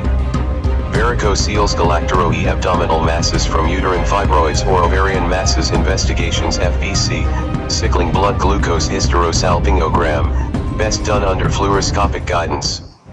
Semen analysis: serum progesterone level in midluteal phase, day 21 to 23 of menstrual cycle, to check for ovulation. Thyroid function tests: further hormonal studies e.g. serum LH, FSH, serum testosterone, prolactin, to be done by specialist. Treatment objectives: to treat the underlying cause of the infertility if possible, to achieve pregnancy within the shortest possible time. Non-pharmacological treatment: counseling, tubal surgery where needed, in vitro fertilization and embryo transfer where indicated. 284. Gynecological disorders: pharmacological treatment, evidence rating: A. Failure of ovulation, clomiphene citrate, oral, 50 mg daily for 5 days, starting between the 2 and 5th day of the menstrual cycle. If treatment is not successful, i.e. pregnancy not achieved within 3 cycles, it is better to refer for specialist care. Hyperprolactinemia, bromocriptine, oral, 1.25 mg knocked with the evening meal or at bedtime for 1 week. Increase the dose weekly to 2.5 mg 8 to 12 hourly. Note: patients taking clomiphene citrate need careful supervision, best done by a specialist. Clomiphene may cause severe ovarian hyperstimulation syndrome, which may ultimately result in the patient's death in the absence of a high-dependency care unit. Refer patients with tubal disease or who require ovulation induction to a gynecologist. Also refer male partners with poor semen analysis results to a urologist. 113. Menopause refers to the point in time when permanent cessation of menstruation occurs, usually due to loss of ovarian function. The age at onset is usually between 45 and 55 years. It may, however, occur earlier. A woman is considered to be menopausal if there is no menstruation for a period of at least 6 to 12 months in the absence of pregnancy. It is associated with physical, emotional, and psychological upheaval of varying intensity in the affected individual. 60% of menopausal women may be asymptomatic. Causes: natural onset due to the age of the individual due to surgical removal of the ovaries, bilateral oophorectomy, pelvic irradiation. Premature ovarian failure, pituitary damage from primary postpartum hemorrhage, PPH, Sheehan syndrome, cytotoxic, anti-cancer, therapy. 285. Gynecological disorders: symptoms: hot flushes, heat or burning in the face, neck, and chest with resultant sweating. The flushes may be associated with palpitations, faintness, dizziness, fatigue, weakness. Emotional and psychological problems include mood changes, depression, anxiety, nervousness, irritability, loss of libido. Atrophic changes in the genital tract may give rise to the following: increased frequency of micturition and dysuria. Stress incontinence, urinary incontinence with coughing or straining. Vaginal dryness and dyspareunia. Signs: no specific physical signs. Investigations: hormone tests if available, serum LH, FSH, estradiol, routine investigations e.g. FBC, blood glucose, lipid profile tests to exclude pregnancy treatment objectives to control symptoms e.g. severe hot flushes, atrophic vaginitis and recurrent cystitis to prevent osteoporosis especially in individuals with premature menopause to prevent cardiovascular morbidity non-pharmacological treatment. Counseling and reassurance. Encourage active lifestyles, exercise, and regular physical checkups for common medical problems. 286. Gynecological disorders pharmacological treatment, evidence rating, A. In women with intact uterus conjugated oestrogens and progestogen, 28 tablets each containing conjugated oestrogen 625 micrograms and 12 tablets each containing norgestrol, 150 micrograms, 1 conjugated oestrogen tablet daily continuously, and 1 norgestrol tablet daily on days 17 to 28 of each 28-day treatment cycle. Subsequent courses are repeated without any interval in women with previous hysterectomy conjugated oestrogen 625 microgram daily. CAUTION women with intact uterus should never be given oestrogens alone. Current evidence suggests that hormone replacement therapy in the menopause does not prevent coronary heart disease or strokes. HRT increases the risk of venous thromboembolic phenomena, breast cancer, and endometrial cancer after prolonged use and should therefore be given for the shortest possible time whenever indicated. Topical vaginal oestrogen cream, to be applied daily. Refer cases with osteoporosis or severe unremitting symptoms to a specialist. 114. Carcinoma of the cervix C-section on common malignancies 287. Chapter 16 Disorders soft kidney and genitourinary system 115. Acute glomerulonephritis. This is a disease characterized by damage to the glomerular filtration apparatus which causes protein and blood to leak into the urine. Mechanisms for the glomerular damage may be immune-mediated through deposition of immune complexes or localization of antibodies.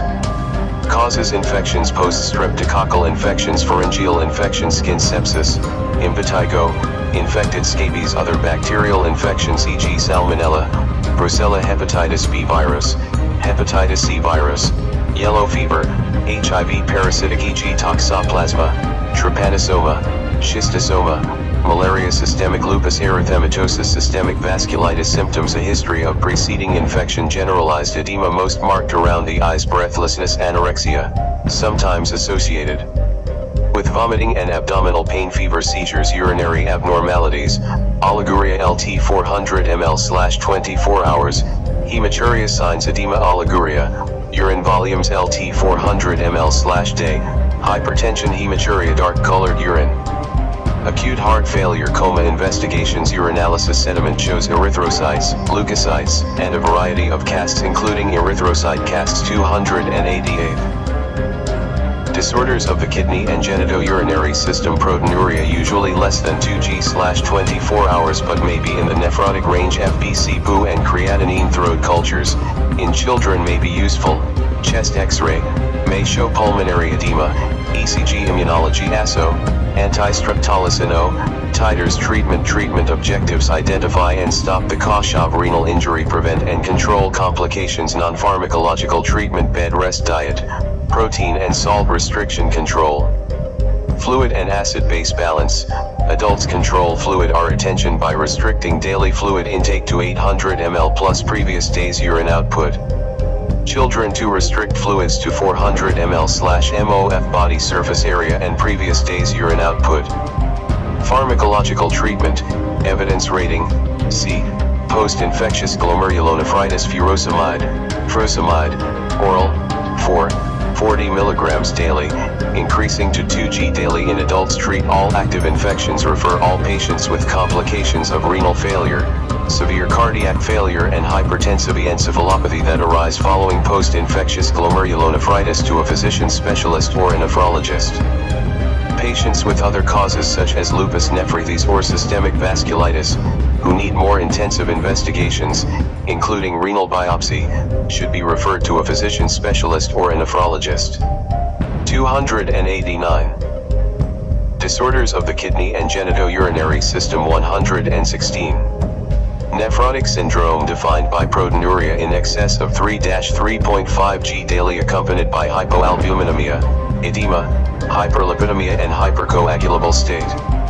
Causes primary glomerular disease, minimal change disease, MCD, supposedly common in children, focal and segmental glomerulosclerosis, FSGS, membranous nephropathy, membranous proliferative glomerulonephritis, MPGN, infections, viral hepatitis B and C, HIV, infectious mononucleosis, cytomegalovirus, bacterial, post-streptococcal infection, parasitic, Plasmodium malariae, malaria, Schistosoma mansoni, filariasis, associated with systemic diseases, diabetes mellitus systemic, lupus erythematosus, amyloidosis, vasculitides, drug-related gold, mercury, lithium, captopril, diamorphine, heroin. Symptoms: early morning facial puffiness, generalized body swelling, foamy appearance of urine, weight gain, unintentional, poor appetite. Signs: periorbital, peripheral, genital edema, ascites, pleural effusion, protein malnutrition, particularly in children with long-standing diseases. 290. Disorders of the kidney and genitourinary system investigations: urinalysis, plasma proteins, serum lipids, fasting blood glucose, serology, hepatitis B, C, HIV, HB, electrophoresis. Treatment objectives: to relieve symptoms, to treat of underlying condition, to prevent and manage complications, to delay progressive kidney damage. Non-pharmacological treatment: restrict salt intake, adequate protein diet, 0.6 to 0.8 g/kg body weight of high-class protein per day. Pharmacological treatment, evidence rating, C, furosemide, oral, 40 mg daily, increasing to 2 g daily in divided doses in adults, or bendrafluozide, oral, 2.5 mg daily, increasing to 5 mg once daily, or metolazone, oral, 2.5 mg to 20 mg once daily, plus lisinopril, oral, 5 mg at night, plus corticosteroids in children and selected adults with minimal change nephrotic syndrome. This treatment should be given by specialists. Refer all patients to a physician specialist or nephrologist. 291. Disorders of the kidney and genitourinary system. 117. Acute renal failure, acute kidney injury. The term acute renal failure has been changed to acute kidney injury, AKI, since the year 2004.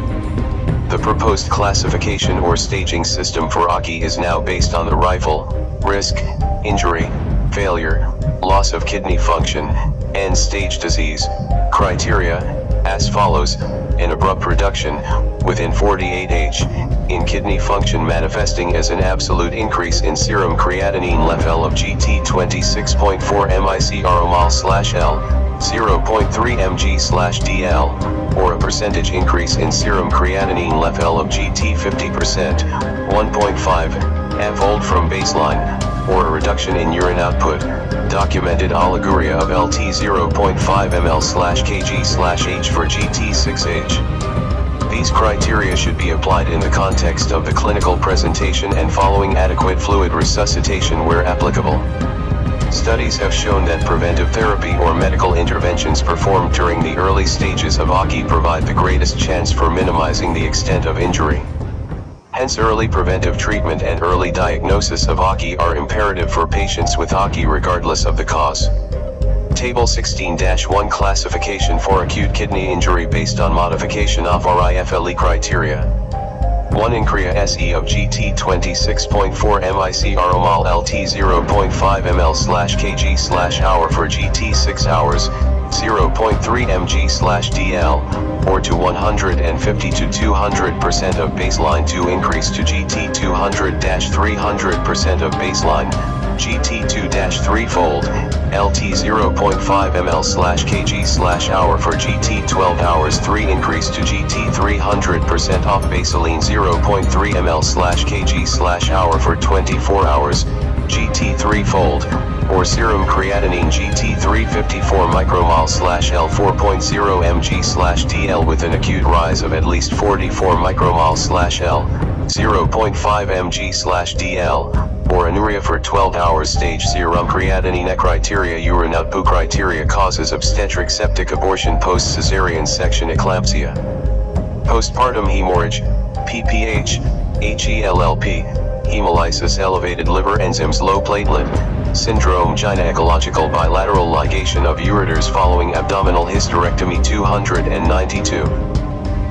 Disorders of the kidney and genitourinary system, medical acute glomerulonephritis, hemolysis due to malaria infection, herbal medicines, typhoid fever, diarrhea, vomiting and dehydration, surgical hemorrhage, peritonitis, acute pancreatitis, obstructive uropathy, burn symptoms, nausea and vomiting, oliguria, anuria, nocturia, edema, decreased appetite, metallic taste in mouth, hiccups, change in moods, flank pain, fatigue, diarrhea. Signs, no specific findings in acute tubular necrosis. Investigations, urinalysis, BU, creatinine, uric acid, blood culture, urine culture, abdominal/renal ultrasound scan to exclude urinary tract obstruction, plain X-ray of abdomen. 293.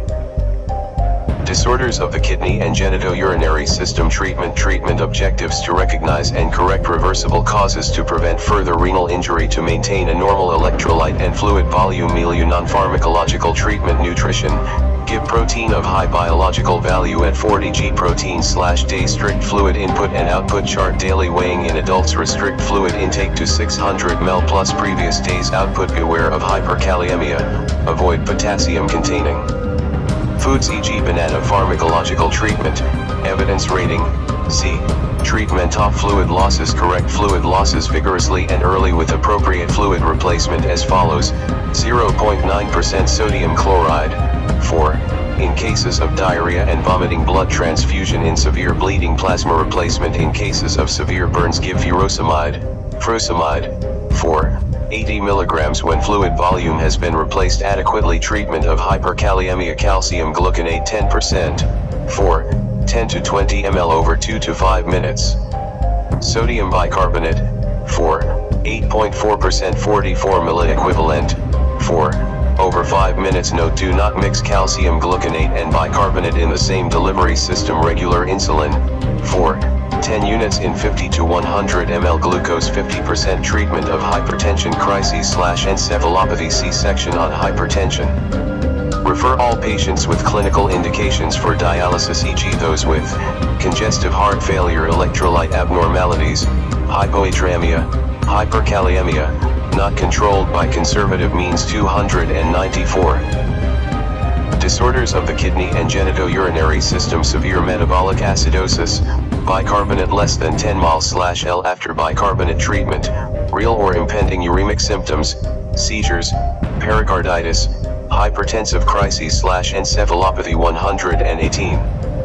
Chronic kidney disease, kidney damage for GT 3 months, as defined by structural or functional abnormalities of the kidney, with or without decreased GFR, manifest by either pathological abnormalities or markers of kidney damage, including abnormalities in the composition of blood or urine, abnormalities in imaging tests, or 2 GFR LT 60 ml/minute/1.73 per GT 3 months, with or without kidney damage. The other evidence of chronic kidney damage may be one of the following: persistent microalbuminuria, persistent proteinuria, persistent hematuria, after exclusion of other causes, e.g. urological disease, structural abnormalities of the kidneys demonstrated on ultrasound scanning or other radiological tests, e.g. polycystic kidney disease, reflux nephropathy, biopsy-proven chronic glomerulonephritis. Most of these patients will have microalbuminuria or proteinuria and/or hematuria, causes hypertensive renal disease, glomerulonephritis, pyelonephritis, diabetes mellitus, obstructive uropathy, renal calculi, polycystic kidney disease. Symptoms: none in the early stages. Symptoms occur only in advanced renal failure. Reduced concentration. 295. Disorders of the kidney and genitourinary system, anorexia, nausea, vomiting, gastrointestinal bleeding, hiccups, breathlessness on exertion, thirst, nocturia, polyuria, muscle cramps, paresthesia, pruritus, insomnia. Signs: earlier stages detected through laboratory tests in serum creatinine and estimation of GFR, measurement of albumin-creatinine ratio. Screening of asymptomatic individuals at increased risk could allow early detection of CKD, i.e. hypertension.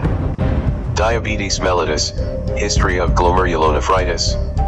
Late signs: lethargy, bleeding tendency, pallor, hypertension, pericarditis, peripheral neuropathy, peripheral edema, asterixis, flapping tremor, increased skin pigmentation / excoriation investigations HP, WBC, sickling, platelet count, blood film comment urea, electrolytes creatinine calcium, phosphate alkaline phosphatase lipids urinalysis chest x-ray fasting blood glucose 296.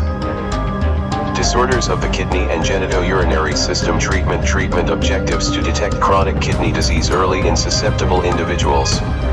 To control hypertension, to control blood glucose, to treat other underlying causes, to prevent complications and further worsening of kidney function. Non-pharmacological treatment, general health advice e.g. smoking cessation, avoid nephrotoxins e.g. NSAIDs, herbal medication, strict fluid input and output chart, water and electrolyte balance, daily intake of daily urine output plus 600 ml. For insensible losses, restrict salt intake, restrict dietary protein, told 40 g protein / day. Daily weighing, beware of hyperkalemia, avoid potassium containing foods e.g. banana. Pharmacological treatment, evidence rating C, furosemide, oral / 40 to 120 milligrams daily. Treatment of hypertension, C-section on hypertension, treatment of anemia, C-section on anemia, treatment of hyperkalemia, 10% calcium gluconate, 10 to 20 ml over 2 to 5 minutes plus sodium bicarbonate, 8.4% 44 ml equivalent, over 5 minutes. Note: do not mix calcium gluconate and bicarbonate in the same delivery system. Plus regular insulin, 10 units in 50 to 100 ml, glucose 50%, 297. Disorders of the kidney and genitourinary system, refer all patients with predisposing factors and complications to a physician specialist or nephrologist for further definitive management of chronic kidney disease. 119 Urinary tract infection. This refers to any bacterial infection of the urinary tract. Congenital abnormalities of the genitourinary tract predispose children to UTI.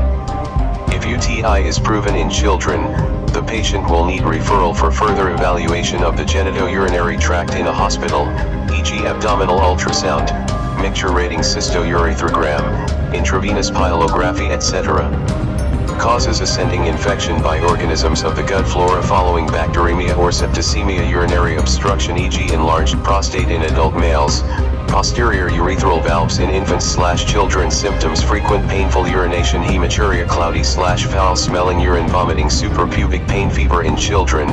Fever may be persistent and unexplained. There may be feeding problems, diarrhea, and failure to thrive as well. Signs: fever, loin tenderness, suprapubic tenderness, foul-smelling urine. Investigations: FBC midstream specimen of urine for microscopy, culture, and sensitivity, reculture urine after treatment, abdominal ultrasound scan in children if indicated. 298.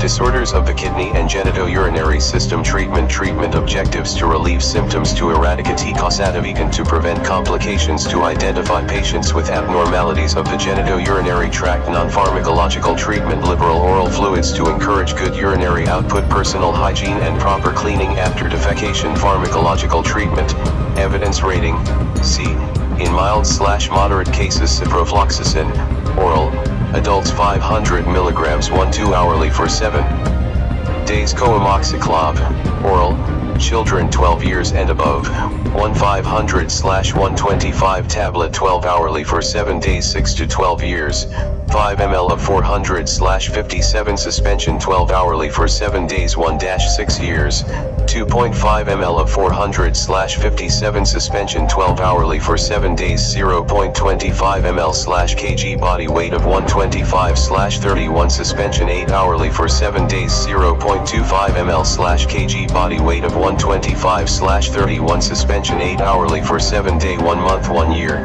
Neonates, or cefuroxime, oral, children 12 to 18 years, 2 to 12 years, 250 milligrams 12 hourly for 5 to 7 days. 15 mg/kg 12 hourly, maximum 250 milligrams, for 5 to 7 days. 10 milligrams per kilogram 12 hourly, maximum 125 milligrams, for 5 to 7 days. 3 months 2 years, in severe cases ciprofloxacin for adults 200 milligrams 12 hourly for 7 days. 299. Disorders of the kidney and genitourinary system or gentamicin. 4. Adults 40 to 80 mg F or 7 days Orsfriaxone. 4. Adults 1-2 g daily for 7 days Amoxicillin. Amoxicillin. 4. Children 1 month 18 years, 20-30 mg/kg 8 hourly, maximum 500 mg, for 5 to 7 days. Neonates. Dose double D in severe infection, 7 to 28 days, LT 7 days, plus 30 mg per kilogram 8 hourly for 5 to 7 days, 30 mg per kilogram 12 hourly for 5 to 7 days. Gentamicin. 4. Slow intravenous injection over at least 3 minutes, children 12-18 years, 1 month 12 years, or cefuroxime. 4. Children 1 month 18 years, 2 mg/kg 8 hourly 2.5 mg per kilogram 8 hourly 20 mg per kilogram 8 hourly maximum 750 mg, increased to 40-50 mg/kg maximum 1.5 g 6 to 8 hourly in severe infections. Neonates. Double the dose in severe infections, for routinely, 21 to 28 days, 7 to 12 days, LT 7 days, 25 mg per kilogram 6 hourly 25 mg per kilogram 8 hourly 25 mg per kilogram 12 hourly. Treatment will depend on severity of infection as well as the age of the patient. Refer patients who are very ill, patients with recurrent UTI or patients with persistent hematuria and congenital abnormalities to the appropriate specialist. 300. Disorders of the kidney and genitourinary system. 120. Acute cystitis. Acute cystitis is an acute inflammation of the bladder. Women are affected 10 times more than men due to the shortness of their urethra compared to that of men. 40%-50% of all women will develop cystitis in their lifetime. The ascending fecal perineal urethral route is the primary mode of infection. Occasionally sexually transmitted organisms are involved. If the patient has been recently married, suspect honeymoon cystitis.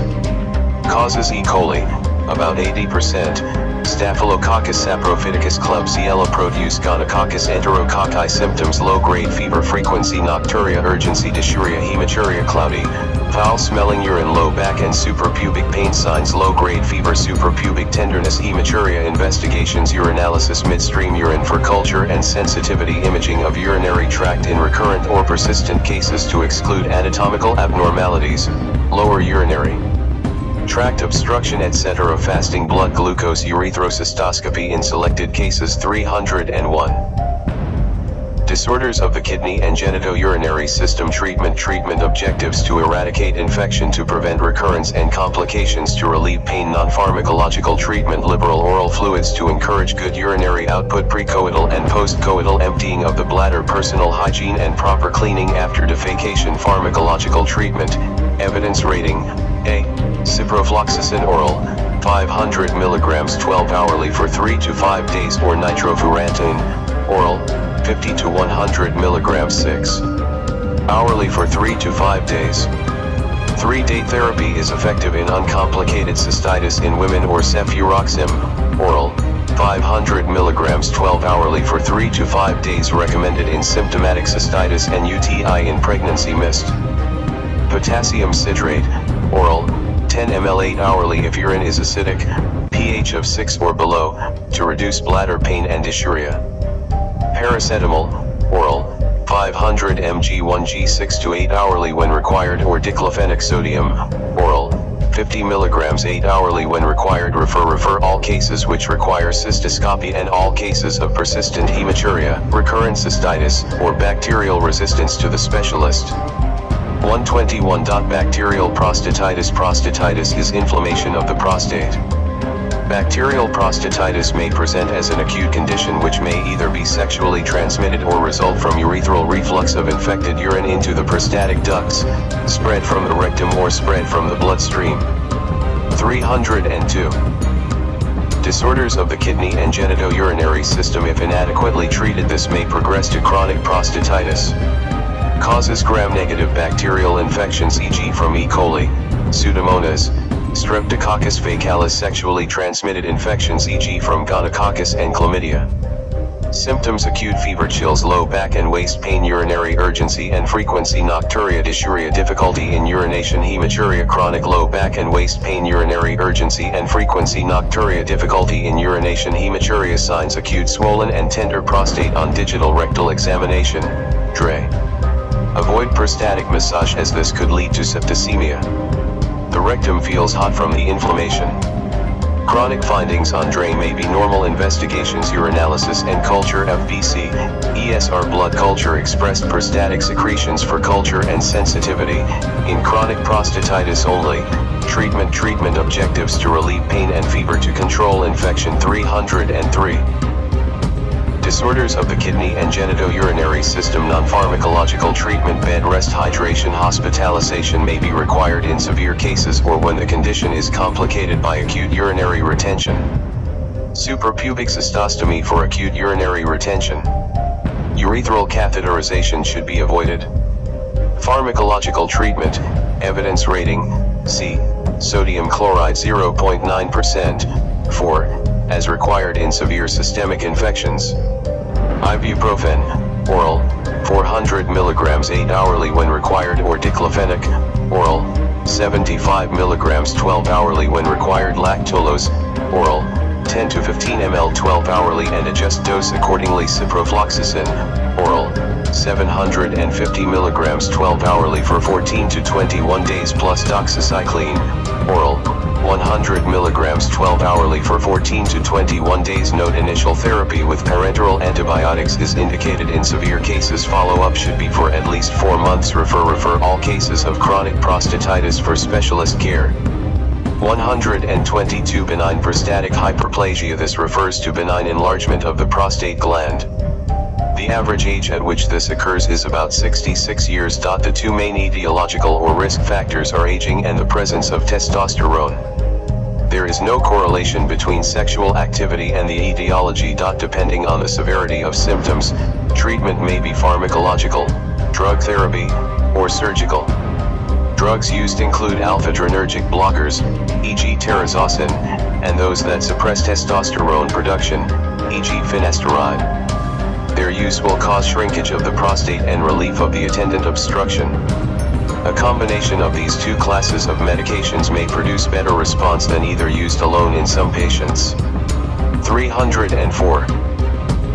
Disorders of the kidney and genitourinary system. Causes are unknown. Symptoms: lower urinary tract symptoms, LUTS, previously referred to as prostatism, obstructive hesitancy, delay in initiating urination, poor/weak urinary stream, straining, terminal dribbling, sensation of incomplete bladder emptying, urinary incontinence, overflow, urinary retention, acute retention, sudden, painful overdistension of the bladder due to inability to void urine, chronic retention, bladder distension which is painless, gradual in onset and associated with some inability of the patient to completely empty the bladder on voiding, irritative frequency by day or night, nocturia, urgency, urge incontinence. Signs: enlarged prostate gland on rectal examination. Findings are a firm, smooth, non-tender gland with palpable median sulcus.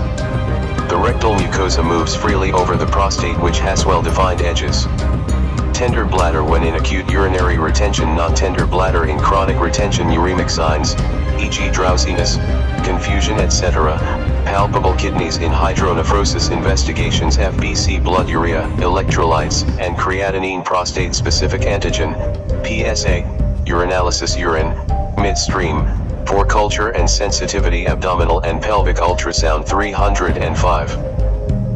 Disorders of the kidney and genitourinary system. Transrectal ultrasound, TRUS, of the prostate. If available, treatment objectives: to identify and correct associated complications which may be life-threatening, to relieve the obstruction to urinary flow. Non-pharmacological treatment: patients with very mild symptoms which are not bothersome may be put on a program of monitoring, watchful waiting, through regular checkups. For acute retention of urine, urethral catheterization, suprapubic cystostomy. If urethral catheterization fails, then refer. Suprapubic needle puncture and aspiration/drainage of urine to partially decompress the bladder and relieve pain, when suprapubic cystostomy is delayed. For definitive treatment: prostatectomy. Pharmacological treatment, evidence rating, A. Patients with mild symptoms, terazosin, oral, 2 to 10 mg at night. Initial start dose of 1 mg at night. This may be doubled at weekly intervals according to response up to a maximum of 10 mg or tamsulosin, oral, 400 microgram once daily or alfuzosin SR, oral, 10 mg daily. Note these medications may have side effects such as lowering of blood pressure and dizziness. They are therefore recommended to be taken at night. Finasteride, oral, 5 mg daily. No treatment is indefinite for all the medications above 306. Disorders of the kidney and genitourinary system. Refer patients with moderate to severe symptoms to a urologist or surgical specialist. 123. Carcinoma of prostate. See section on common malignancies. 124. Erectile dysfunction. It means the persistent inability of a man to achieve an erection which is adequate in terms of hardness and duration for satisfactory sexual intercourse. So long as a man can achieve a hard enough erection to permit vaginal penetration, with a long enough staying power to perform the sexual act till ejaculation is attained, he is judged to be potent. Then number of rounds per session is irrelevant. The condition may be classified as primary, never been able to attain and/or maintain an erection for satisfactory sexual intercourse, or secondary, where impotence occurs in men who have previously had a satisfactory sexual performance. Causes: psychogenic anxiety, depression, stress, marital conflict, organic vasculogenic, arterial insufficiency/occlusion, venous incompetence, neurogenic, peripheral neuropathy, spinal cord lesions, traumatic, penectomy, pelvic fracture, with urethral rupture, perineal trauma, endocrine, diabetes mellitus, hypogonadism, hyperprolactinemia, pituitary, adrenal and thyroid disorders. Drugs, e.g. antihypertensives, antidepressants. Postoperative, cystectomy, radical prostatectomy, abdominoperineal resection. Inflammation, urethritis, prostatitis, mechanical, congenital penile abnormalities, Peyronie's disease, endurance-related, heart/renal/liver failure, pulmonary insufficiency. Post-priapism. 307. Disorders of the kidney and genitourinary system. Symptoms: inability to achieve erection, inability to sustain erection, reduced sexual desire. Signs: features related to underlying causes, hypogonadal features e.g. gynecomastia, lack of male sexual characteristics, penile plagues, Peyronie's disease. Investigations: FBC and sickling status, lipid profile, urinalysis, fasting blood glucose, serum prolactin, serum LH, FSH, and testosterone. Treatment objectives: to determine causative factors and treat appropriately to restore sexual potency. Non-pharmacological treatment: patients should avoid excessive alcohol consumption, cigarette smoking, recreational drug abuse, and excessive weight gain. Psychosexual counseling. Pharmacological treatment should be directed at underlying cause, e.g. change or discontinue medication, if found to be a cause, in consultation with the patient's physician. Drugs for erectile dysfunction, e.g. sildenafil, tadalafil, or vardenafil, must only be used under specialist care. Referral to a specialist center is necessary for proper evaluation and management in most cases. 308.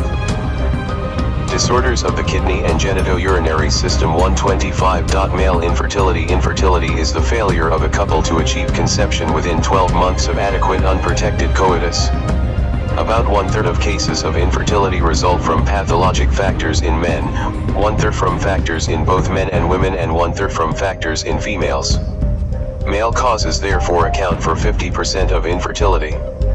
About 15% of all married couples experience reproductive difficulties.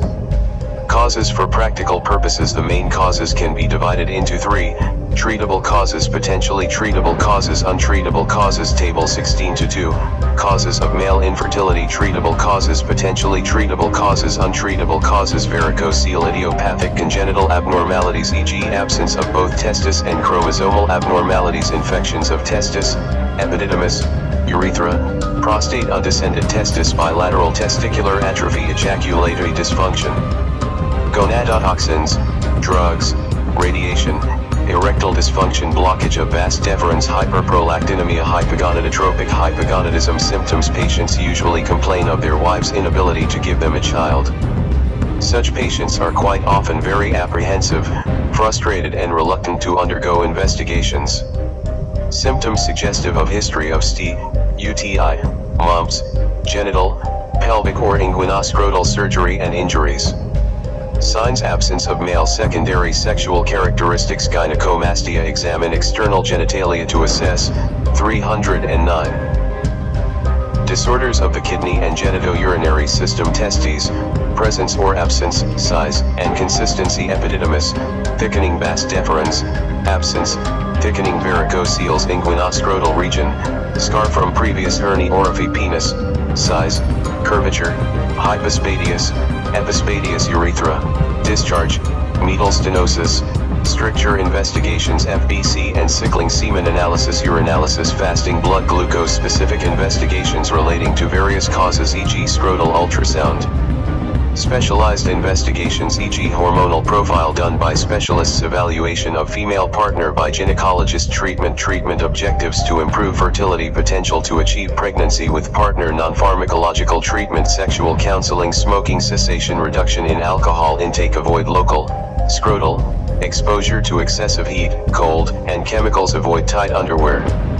Use of boxer shorts and cotton briefs, not silk/nylon, is recommended. This reduces heat around the testes to promote spermatogenesis. Pharmacological treatment: this is best provided under specialist care. Refer all cases that require special investigation, pharmacological or surgical treatment to specialist. 310. Disorders of the kidney and genitourinary system. 126. Hematuria. This is the passage of blood in the urine. Certain drugs and food products may color urine red, and these should be differentiated from hematuria. Examples of such substances are rifampicin and rhodamine B. Food coloring used in cakes, cookies and soft drinks. Occasionally vaginal bleeding may be mistaken for hematuria. Causes: vesical schistosomiasis, bilharzia, benign prostatic hyperplasia, BPH, carcinoma of prostate, bladder, and kidney. Urinary tract infection. Trauma. Urinary calculi. Medical causes, e.g. sickle cell disease, acute glomerulonephritis and anticoagulant therapy. Symptoms: blood in the urine, on initiation, mixed with the urine, or at the end of passing urine, pain/discomfort on passing urine. Lower urinary tract symptoms: LUTS, loin pain. Signs: pallor, abdominal masses, e.g. kidney, bladder. Low or suprapubic tenderness from urinary tract infection or calculus. Investigations: FBC and sickling status, HB electrophoresis if sickling test is positive, blood urea, electrolyte, and creatinine. Urinalysis, urine culture and sensitivity. Abdominal and pelvic ultrasound. Treatment objectives: to treat underlying cause, to arrest bleeding. 311. Disorders of the kidney and genitourinary system. Non-pharmacological treatment: high fluid intake is advised in order to prevent clot formation in the urinary bladder. If patient presents with clot retention, then catheterize and refer. Pharmacological treatment. Evidence rating: A. Definitive treatment will depend on the cause. Urinary schistosomiasis. Praziquantel, oral, adults and children 40 mg per kilogram as a single dose. Urinary tract infection. Give appropriate antibiotics. See section on urinary tract infection. Refer all other cases as well as those with persistent hematuria for appropriate investigations. 127. Urinary schistosomiasis. This is a waterborne disease caused by penetration of the skin or mucous membranes by the early stages of the causative organism, Schistosoma hematobium, which in the adult form settles in the blood vessels of the urinary bladder, resulting in the common presentation of hematuria. This disease is common in Ghana with several endemic areas along the lakes, slow-flowing rivers, and irrigation systems. The commonest body sites affected are the bladder, ureters and pelvic organs. Prevention entails avoiding contact with infested water. Chronic infestation may lead to severe anemia, ureteric stricture, and hydronephrosis, as well as carcinoma of the bladder. Cause: schistosoma hematobium. Symptoms: initial itching and redness of skin at site-top, penetration of parasite, fatigue, low-grade fever, excessive sweating and headache. Later terminal hematuria, painful urination, dysuria. 312. Disorders of the kidney and genitourinary system. Lower abdominal pain, bladder pain, Signs: pallor, palpable kidney from hydronephrosis due to ureteric stricture, palpable bladder from bladder cancer or retention of urine due to clots or bladder neck stenosis. Investigations: FBC urine for red blood cells, pus cells, and schistosoma ova. Midday urine specimen preferably taken after physical exercise is ideal. Midstream urine for culture in associated urinary tract infections. Imaging: ultrasound scan, intravenous urogram, IVU, may show calcification of bladder, ureters, hydronephrosis, and hydroureters. Treatment objectives: to eliminate the causative organism, to manage the complications. Non-pharmacological treatment: avoid repeated exposure to infested water bodies if possible. Pharmacological treatment. Evidence rating: A. Praziquantel, oral. Adults and children 40 mg per kilogram ASA single dose. Treat anemia if present. See section on anemia. Refer. Patient after adequate treatment if hematuria persists, symptoms of urinary infection persist, complications like hydronephrosis, bladder mass, retention of urine, severe wasting and severe anemia are present. 313. Disorders of the kidney and genitourinary system. 128. Scrotal masses: these are swellings found in the scrotum.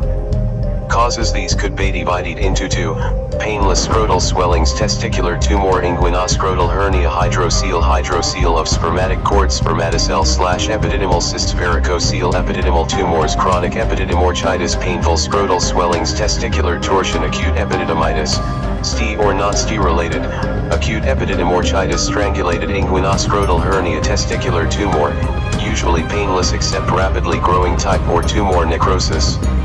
Varicoceles are occasionally accompanied by pain/discomfort symptoms, swelling and/or pain of scrotum or its contents, sudden onset e.g. torsion of testis, gradual onset e.g. spermatocele, hydroceles, gradual onset becoming suddenly painful e.g. obstructed hernia. Fever may be present in infections e.g. acute epididymitis and acute epididymorchitis. Signs: tender or non-tender swelling restricted to the scrotum, except a hernia which may extend into the inguinal area. Fever may be present in infections. Transillumination for cystic swellings e.g. hydroceles and spermatoceles. Hard swelling e.g. tumor. Investigations: ultrasound scan with or without color. Doppler laboratory investigations are tailored towards cause and specific treatment. 314. Disorders of the kidney and genitourinary system. Treatment objectives: to make an accurate diagnosis, to ensure appropriate treatment, to relieve pain, to prevent complications. Non-pharmacological treatment: surgery, elective or emergency surgery within 6 hours is required for testicular torsion to salvage the testis. Pharmacological treatment. Evidence rating: B. For sexually transmitted infections: ciprofloxacin, oral, 500 mg single dose plus doxycycline, oral, 100 mg, 12 hourly for 10 days, or ceftriaxone, IM, 250 mg single dose plus doxycycline, oral, 100 mg 12 hourly for 10 days. Refer all emergency cases and those suspected to be tumors to a urologist or surgical specialist. 129. To empty scrotum: this refers to the absence of testis, ES, in the scrotum/hemiscrotum. 10% of cases are bilateral. 75% of full-term infants with undescended testes and 90% of premature infants would have spontaneous descent of testes from the intra-abdominal site by the age of 1 year. Persistent undescent of the testis is associated with an increased risk of malignancy. All health workers who see neonates and children should do routine examination of the scrotum and testis to prevent late presentations and complications. 315.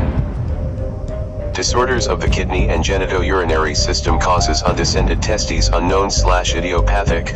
Most cases are congenital, premature birth, genetically inherited diseases associated with anomalies like prune belly syndrome and hypospadias, ectopic testis, a retractile testis, severe atrophy, orchidectomy, agenesis of the testes.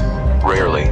Symptoms: absence of one or both testes in children, parents, or the health worker may notice this at birth. Signs: absent testis in both supine and upright positions. Investigations: ultrasound scan of abdomen, pelvis and inguinal canal. Treatment objectives: to decrease potential for cancer, to improve fertility, to repair hernia, to decrease risk of torsion, to avoid social and psychological complications. Non-pharmacological treatment: surgical intervention before 2 years of age.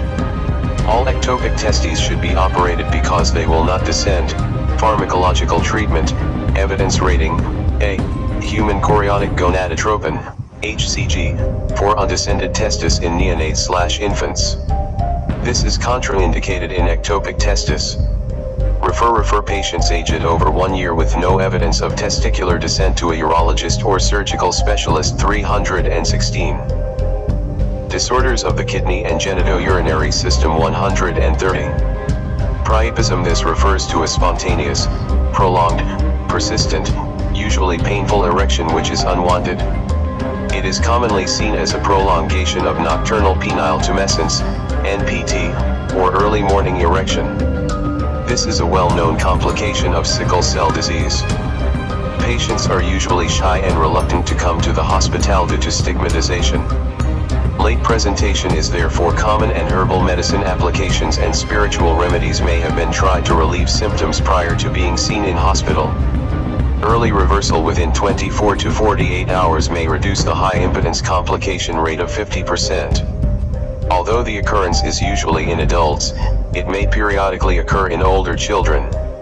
Causes idiopathic or unknown in 60% of cases. Other causes are leukemia, sickle cell disease and thalassemia, penile traumas, spinal cord injury, pelvic infections, pelvic tumor, iatrogenic e.g. intracavernosal prostaglandin F or impotence, 1-sildenafil citrate, psychotropics e.g. chlorpromazine, drugs e.g. marijuana and herbal concoctions. Symptoms: painful persistent erection. Signs: erect, tender penis. Clinical signs of sickle cell disease investigations: FBC, blood film. Comment: sickling status, HB electrophoresis, urinalysis. Treatment objectives: to relieve pain, to ensure early relief of penile congestion. 317. Disorders of the kidney and genitourinary system, to prevent complications. Non-pharmacological treatment: maintain adequate hydration. Surgery. Pharmacological treatment, evidence rating, C. Sodium chloride 0.9%. 4. Adults 1L6-HO-RLY and liberal oral fluids. Children 500 ml 6 hourly and liberal oral fluids. Pethidine, IM. Adults 100 mg 8 hourly if required. Children 1 mg per kilogram 8 hourly if required. And diazepam.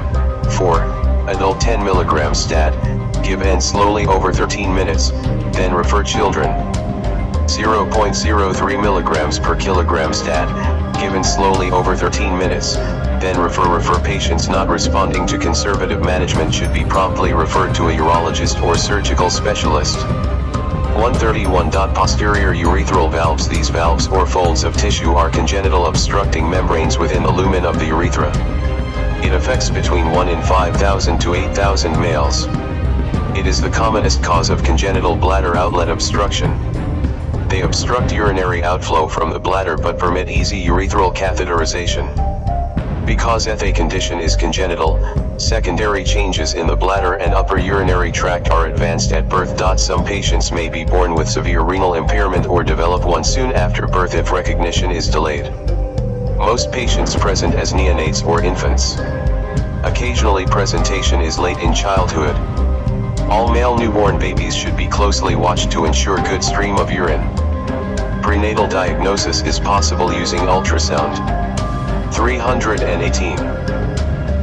Disorders of the kidney and genitourinary system causes congenital valves or folds within the lumen of the urethra. Symptoms: poor urinary stream, crying while voiding, straining to void with dribbling of urine, failure to thrive, fever, poor feeding, abdominal distension. Signs: voiding, dysfunction, palpable bladder and kidneys, respiratory distress. Signs of sepsis e.g. fever, azotemia, poor physical growth/growth retardation. Investigations: FBC, blood urea, electrolytes and creatinine. Urinalysis, urine culture, abdominal ultrasound, mixture rating, cystourethrogram. Treatment objectives: to prevent and treat renal failure, to remove obstructing valves. Non-pharmacological treatment: prompt bladder decompression and continuous drainage to protect the upper tract from back pressure damage. This is preferably done by vesicostomy in most infants. Indwelling catheters should be avoided in most cases due to complications and death from septicemia. Surgical removal or destruction of the valve. Pharmacological treatment, evidence rating, A. Treatment of urinary tract infections, see appropriate section. 319. Disorders of the kidney and genitourinary system. Refer immediately after diagnosis for specialist evaluation and treatment. 132. Urinary tract calculi. These are crystal-like objects, which form in various parts of the urinary tract. They consist mainly of mineral salts, i.e. crystal-forming ions. Some of the common stone types include calcium oxalate, calcium phosphate, magnesium ammonium phosphate and uric acid. Majority of stones less than 5 mm in diameter will pass spontaneously. Causes: hypercalcemia, hyperuricemia, hyperoxaluria, urinary stasis and obstruction, urinary tract infection, struvite, infection, stones, foreign body including urinary catheter and suture material, idiopathic hypercalciuria, dehydration, immobilization especially in the elderly, and born errors of metabolism, e.g. cystinuria. Symptoms and signs. Table 16-3, symptoms and signs of urinary tract calculi. Location of calculi. Symptoms, signs: kidney/ureter, loin pain, ureteric colic, sudden acute agonizing paroxysmal pain, which begins in the loin, then radiates around the flank towards the bladder and scrotum/testis in the male and labium majus in the female. May be associated with nausea, vomiting and sweating. Hematuria. Signs may be few, but tenderness in the loin and abdomen would be felt during a painful attack. Sometimes there may be associated abdominal distension and fever if there is superadded infection. A hydronephrotic kidney may be palpable. 320. Disorders of the kidney and genitourinary system. Bladder/urethra. Suprapubic pain, frequency, urgency, hematuria, stranguria, an uncontrollable and often painful desire to pass urine which results in little or no urine, may be blood-stained, being voided. Retention of urine. Suprapubic tenderness, palpable bladder, from retention or a large stone, hard urethral lump, impacted stone, hematuria. Table 16-3, continued symptoms and signs of urinary tract calculi. Investigations: urinalysis, urine culture, blood urea, electrolytes, and creatinine, serum uric acid, calcium, plain X-ray of abdomen, ultrasound scan of abdomen, intravenous urogram, retrograde ureterapielogram, CT scan, stone analysis. Treatment objectives: to control pain during acute attack, to aid passage of the calculus or ensure complete removal of calculus, to remove large stones, to prevent recurrence if the cause is known. Non-pharmacological treatment: encourage oral fluid intake, 2 to 3 L daily in an adult, and avoid dehydration. Avoid low calcium diet, it encourages increased oxalate excretion. Diet therapy: manage acute urinary retention due to bladder or urethral stones by urethral catheterization or suprapubic cystostomy respectively. Pharmacological treatment: evidence rating: B. Pethidine, IM, 100 mg 4 hourly as required. 321. Disorders of the kidney and genitourinary system or diclofenac, IM, 75 mg or by suppository, 100 mg 12 hourly. Hosinobutyl bromide, 4, 20 mg 8 hourly, or mebeverine, oral, 135 mg 8 hourly may be useful. CAUTION: avoid morphine as it may cause further ureteric spasm and worsening of symptoms. Give antibiotics if urinary tract infection is present. See section on urinary tract infection. Refer to a regional or teaching hospital for definitive treatment after initial management. 133. Urethral stricture: this refers to a narrowing or complete obstruction of the urethral lumen due to fibrosis, scarring. It is the second commonest cause of retention of urine in Ghana and the most common in young males, usually resulting from previous inadequately treated ST. The commonest site is the anterior urethra, i.e. bulbar and penile urethra in males. It may be complicated by periurethral abscess, superficial extravasation of urine, and urethra-cutaneous fistulae. Causes: gonococcal or non-gonococcal urethritis, external trauma, e.g. road traffic injuries, falls. Urethral instrumentation, e.g. catheterization, endoscopy. Congenital strictures, rare. Symptoms: lower urinary tract symptoms, LUTS, e.g. poor urinary stream, split stream, frequency, and dysuria. Post-void dribbling, incomplete emptying of bladder, urinary overflow, incontinence, urinary retention, acute or chronic. Signs: there may be non-bladder may be palpable if there is retention. Kidney may be palpable in hydronephrosis. 322.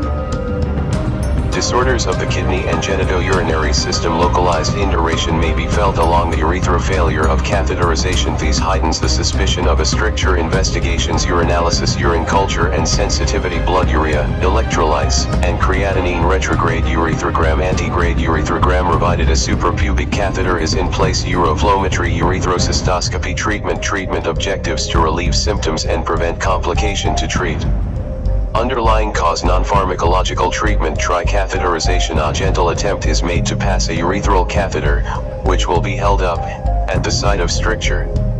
Confirmation of site of obstruction is still needed if catheterization fails and patient in acute retention. Suprapubic cystostomy or suprapubic needle puncture and aspiration. Try this procedure if facilities for suprapubic cystostomy are lacking. Aspirate as much urine as possible to decompress the bladder and relieve pain before referral. Definitive treatment is surgical. In most cases, referral to a specialist center will be necessary. Pharmacological treatment. None. Refer to specialist for further investigations prior to definitive treatment. 134. Vasectomy, male sterilization. Vasectomy is a permanent male contraceptive method which is a simple, short, and safe surgical procedure. It is carried out by trained surgeons, usually under local anesthesia after careful counseling and informed consent. 323. Disorders of the kidney and genitourinary system. Vasectomy is the most effective male family planning method. Involving males in issues of reproductive health and family planning has several benefits with a positive impact on society. Vasectomy should be encouraged for appropriate clients. It is less invasive and simpler than female sterilization. Misconceptions: vasectomy is ligation of the vas deferens and not castration. Vasectomy does not affect erection. Vasectomy does not affect ejaculation and orgasm. There would be normal ejaculation, but the semen does not contain spermatozoa. Vasectomy does not work immediately. A backup method of contraception is necessary for up to 20 ejaculations 3 months after the procedure or until examination of semen shows no sperm. After vasectomy, males will still require the use of condoms to prevent sexually transmitted infections, including HIV/AIDS. Effectiveness rates of various male contraceptive methods. Vasectomy, 99.85%. Male condom, 86%. Withdrawal method, 81%. Preoperative requirements: detailed counseling and informed consent. Medical history: physical examination, laboratory investigations, e.g. HB, sickling, urinalysis. Clients should be referred to a family planning unit or urologist for the procedure. 135. Acute epididymochitis. This is an acute inflammation of the epididymis and testis, usually due to a bacterial infection. It may follow ascending infection from the urethra, including STIs, instrumentation/catheterization and genitourinary surgery. It is a known complication of mumps. Poorly managed acute epididymochitis may be complicated by septicemia, abscess formation, chronic epididymochitis, secondary hydrocele, infertility, and Fournier's gangrene. 324. Disorders of the kidney and genitourinary system causes mumps. Virus: Escherichia coli, chlamydia, gonococcus, staphylococcus, streptococcus, pseudomonas, mycobacterium, tuberculosis. Symptoms: fever, scrotal/testicular pain, scrotal swelling, urethral discharge, dysuria, malaise. Signs: fever, tender and swollen hemiscrotum, inflamed epididymis and testis, secondary hydrocele, positive Prain's sign, lifting of scrotum towards pubic symphysis in the palm relieves pain.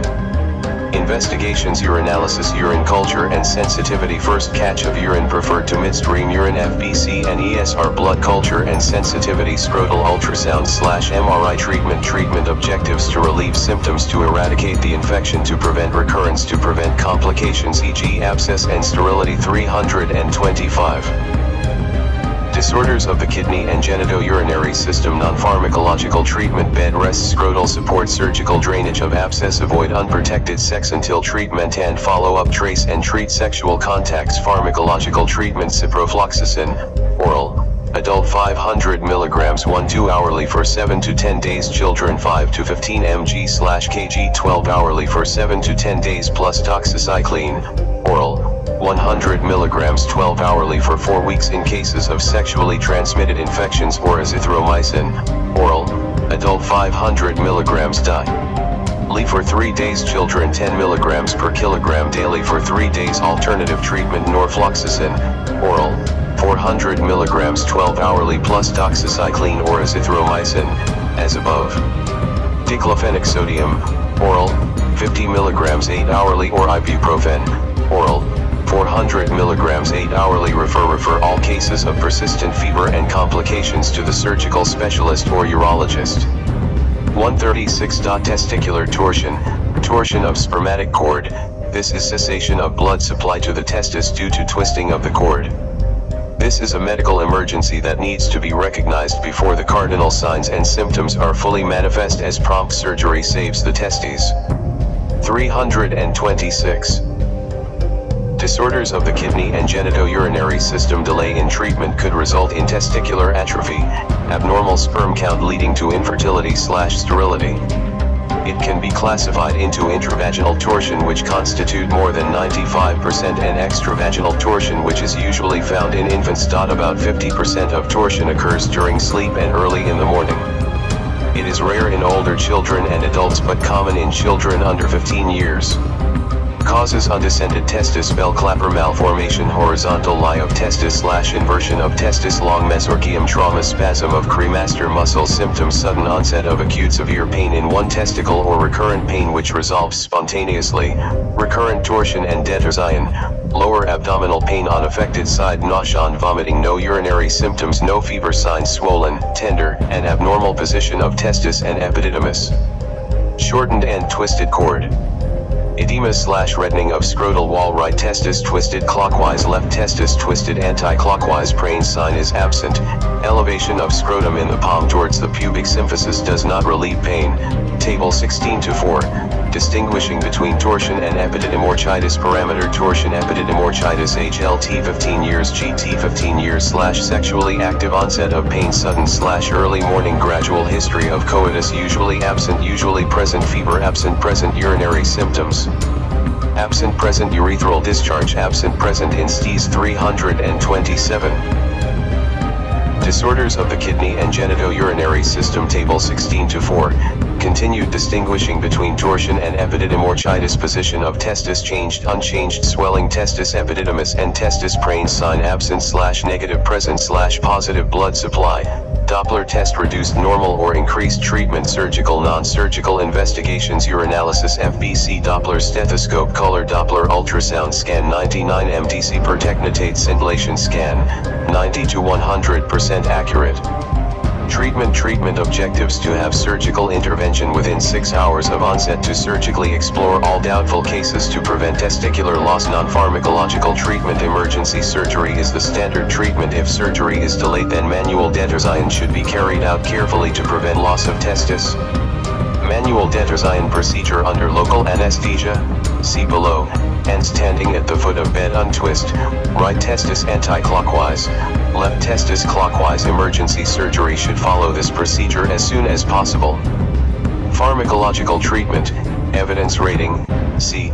Lignocaine 1%, into thespermatic cord on both sides, 4-cord block. Anesthesia 10 to 20 ml. Refer as soon as possible, if surgical intervention is not available, to a surgeon or urologist.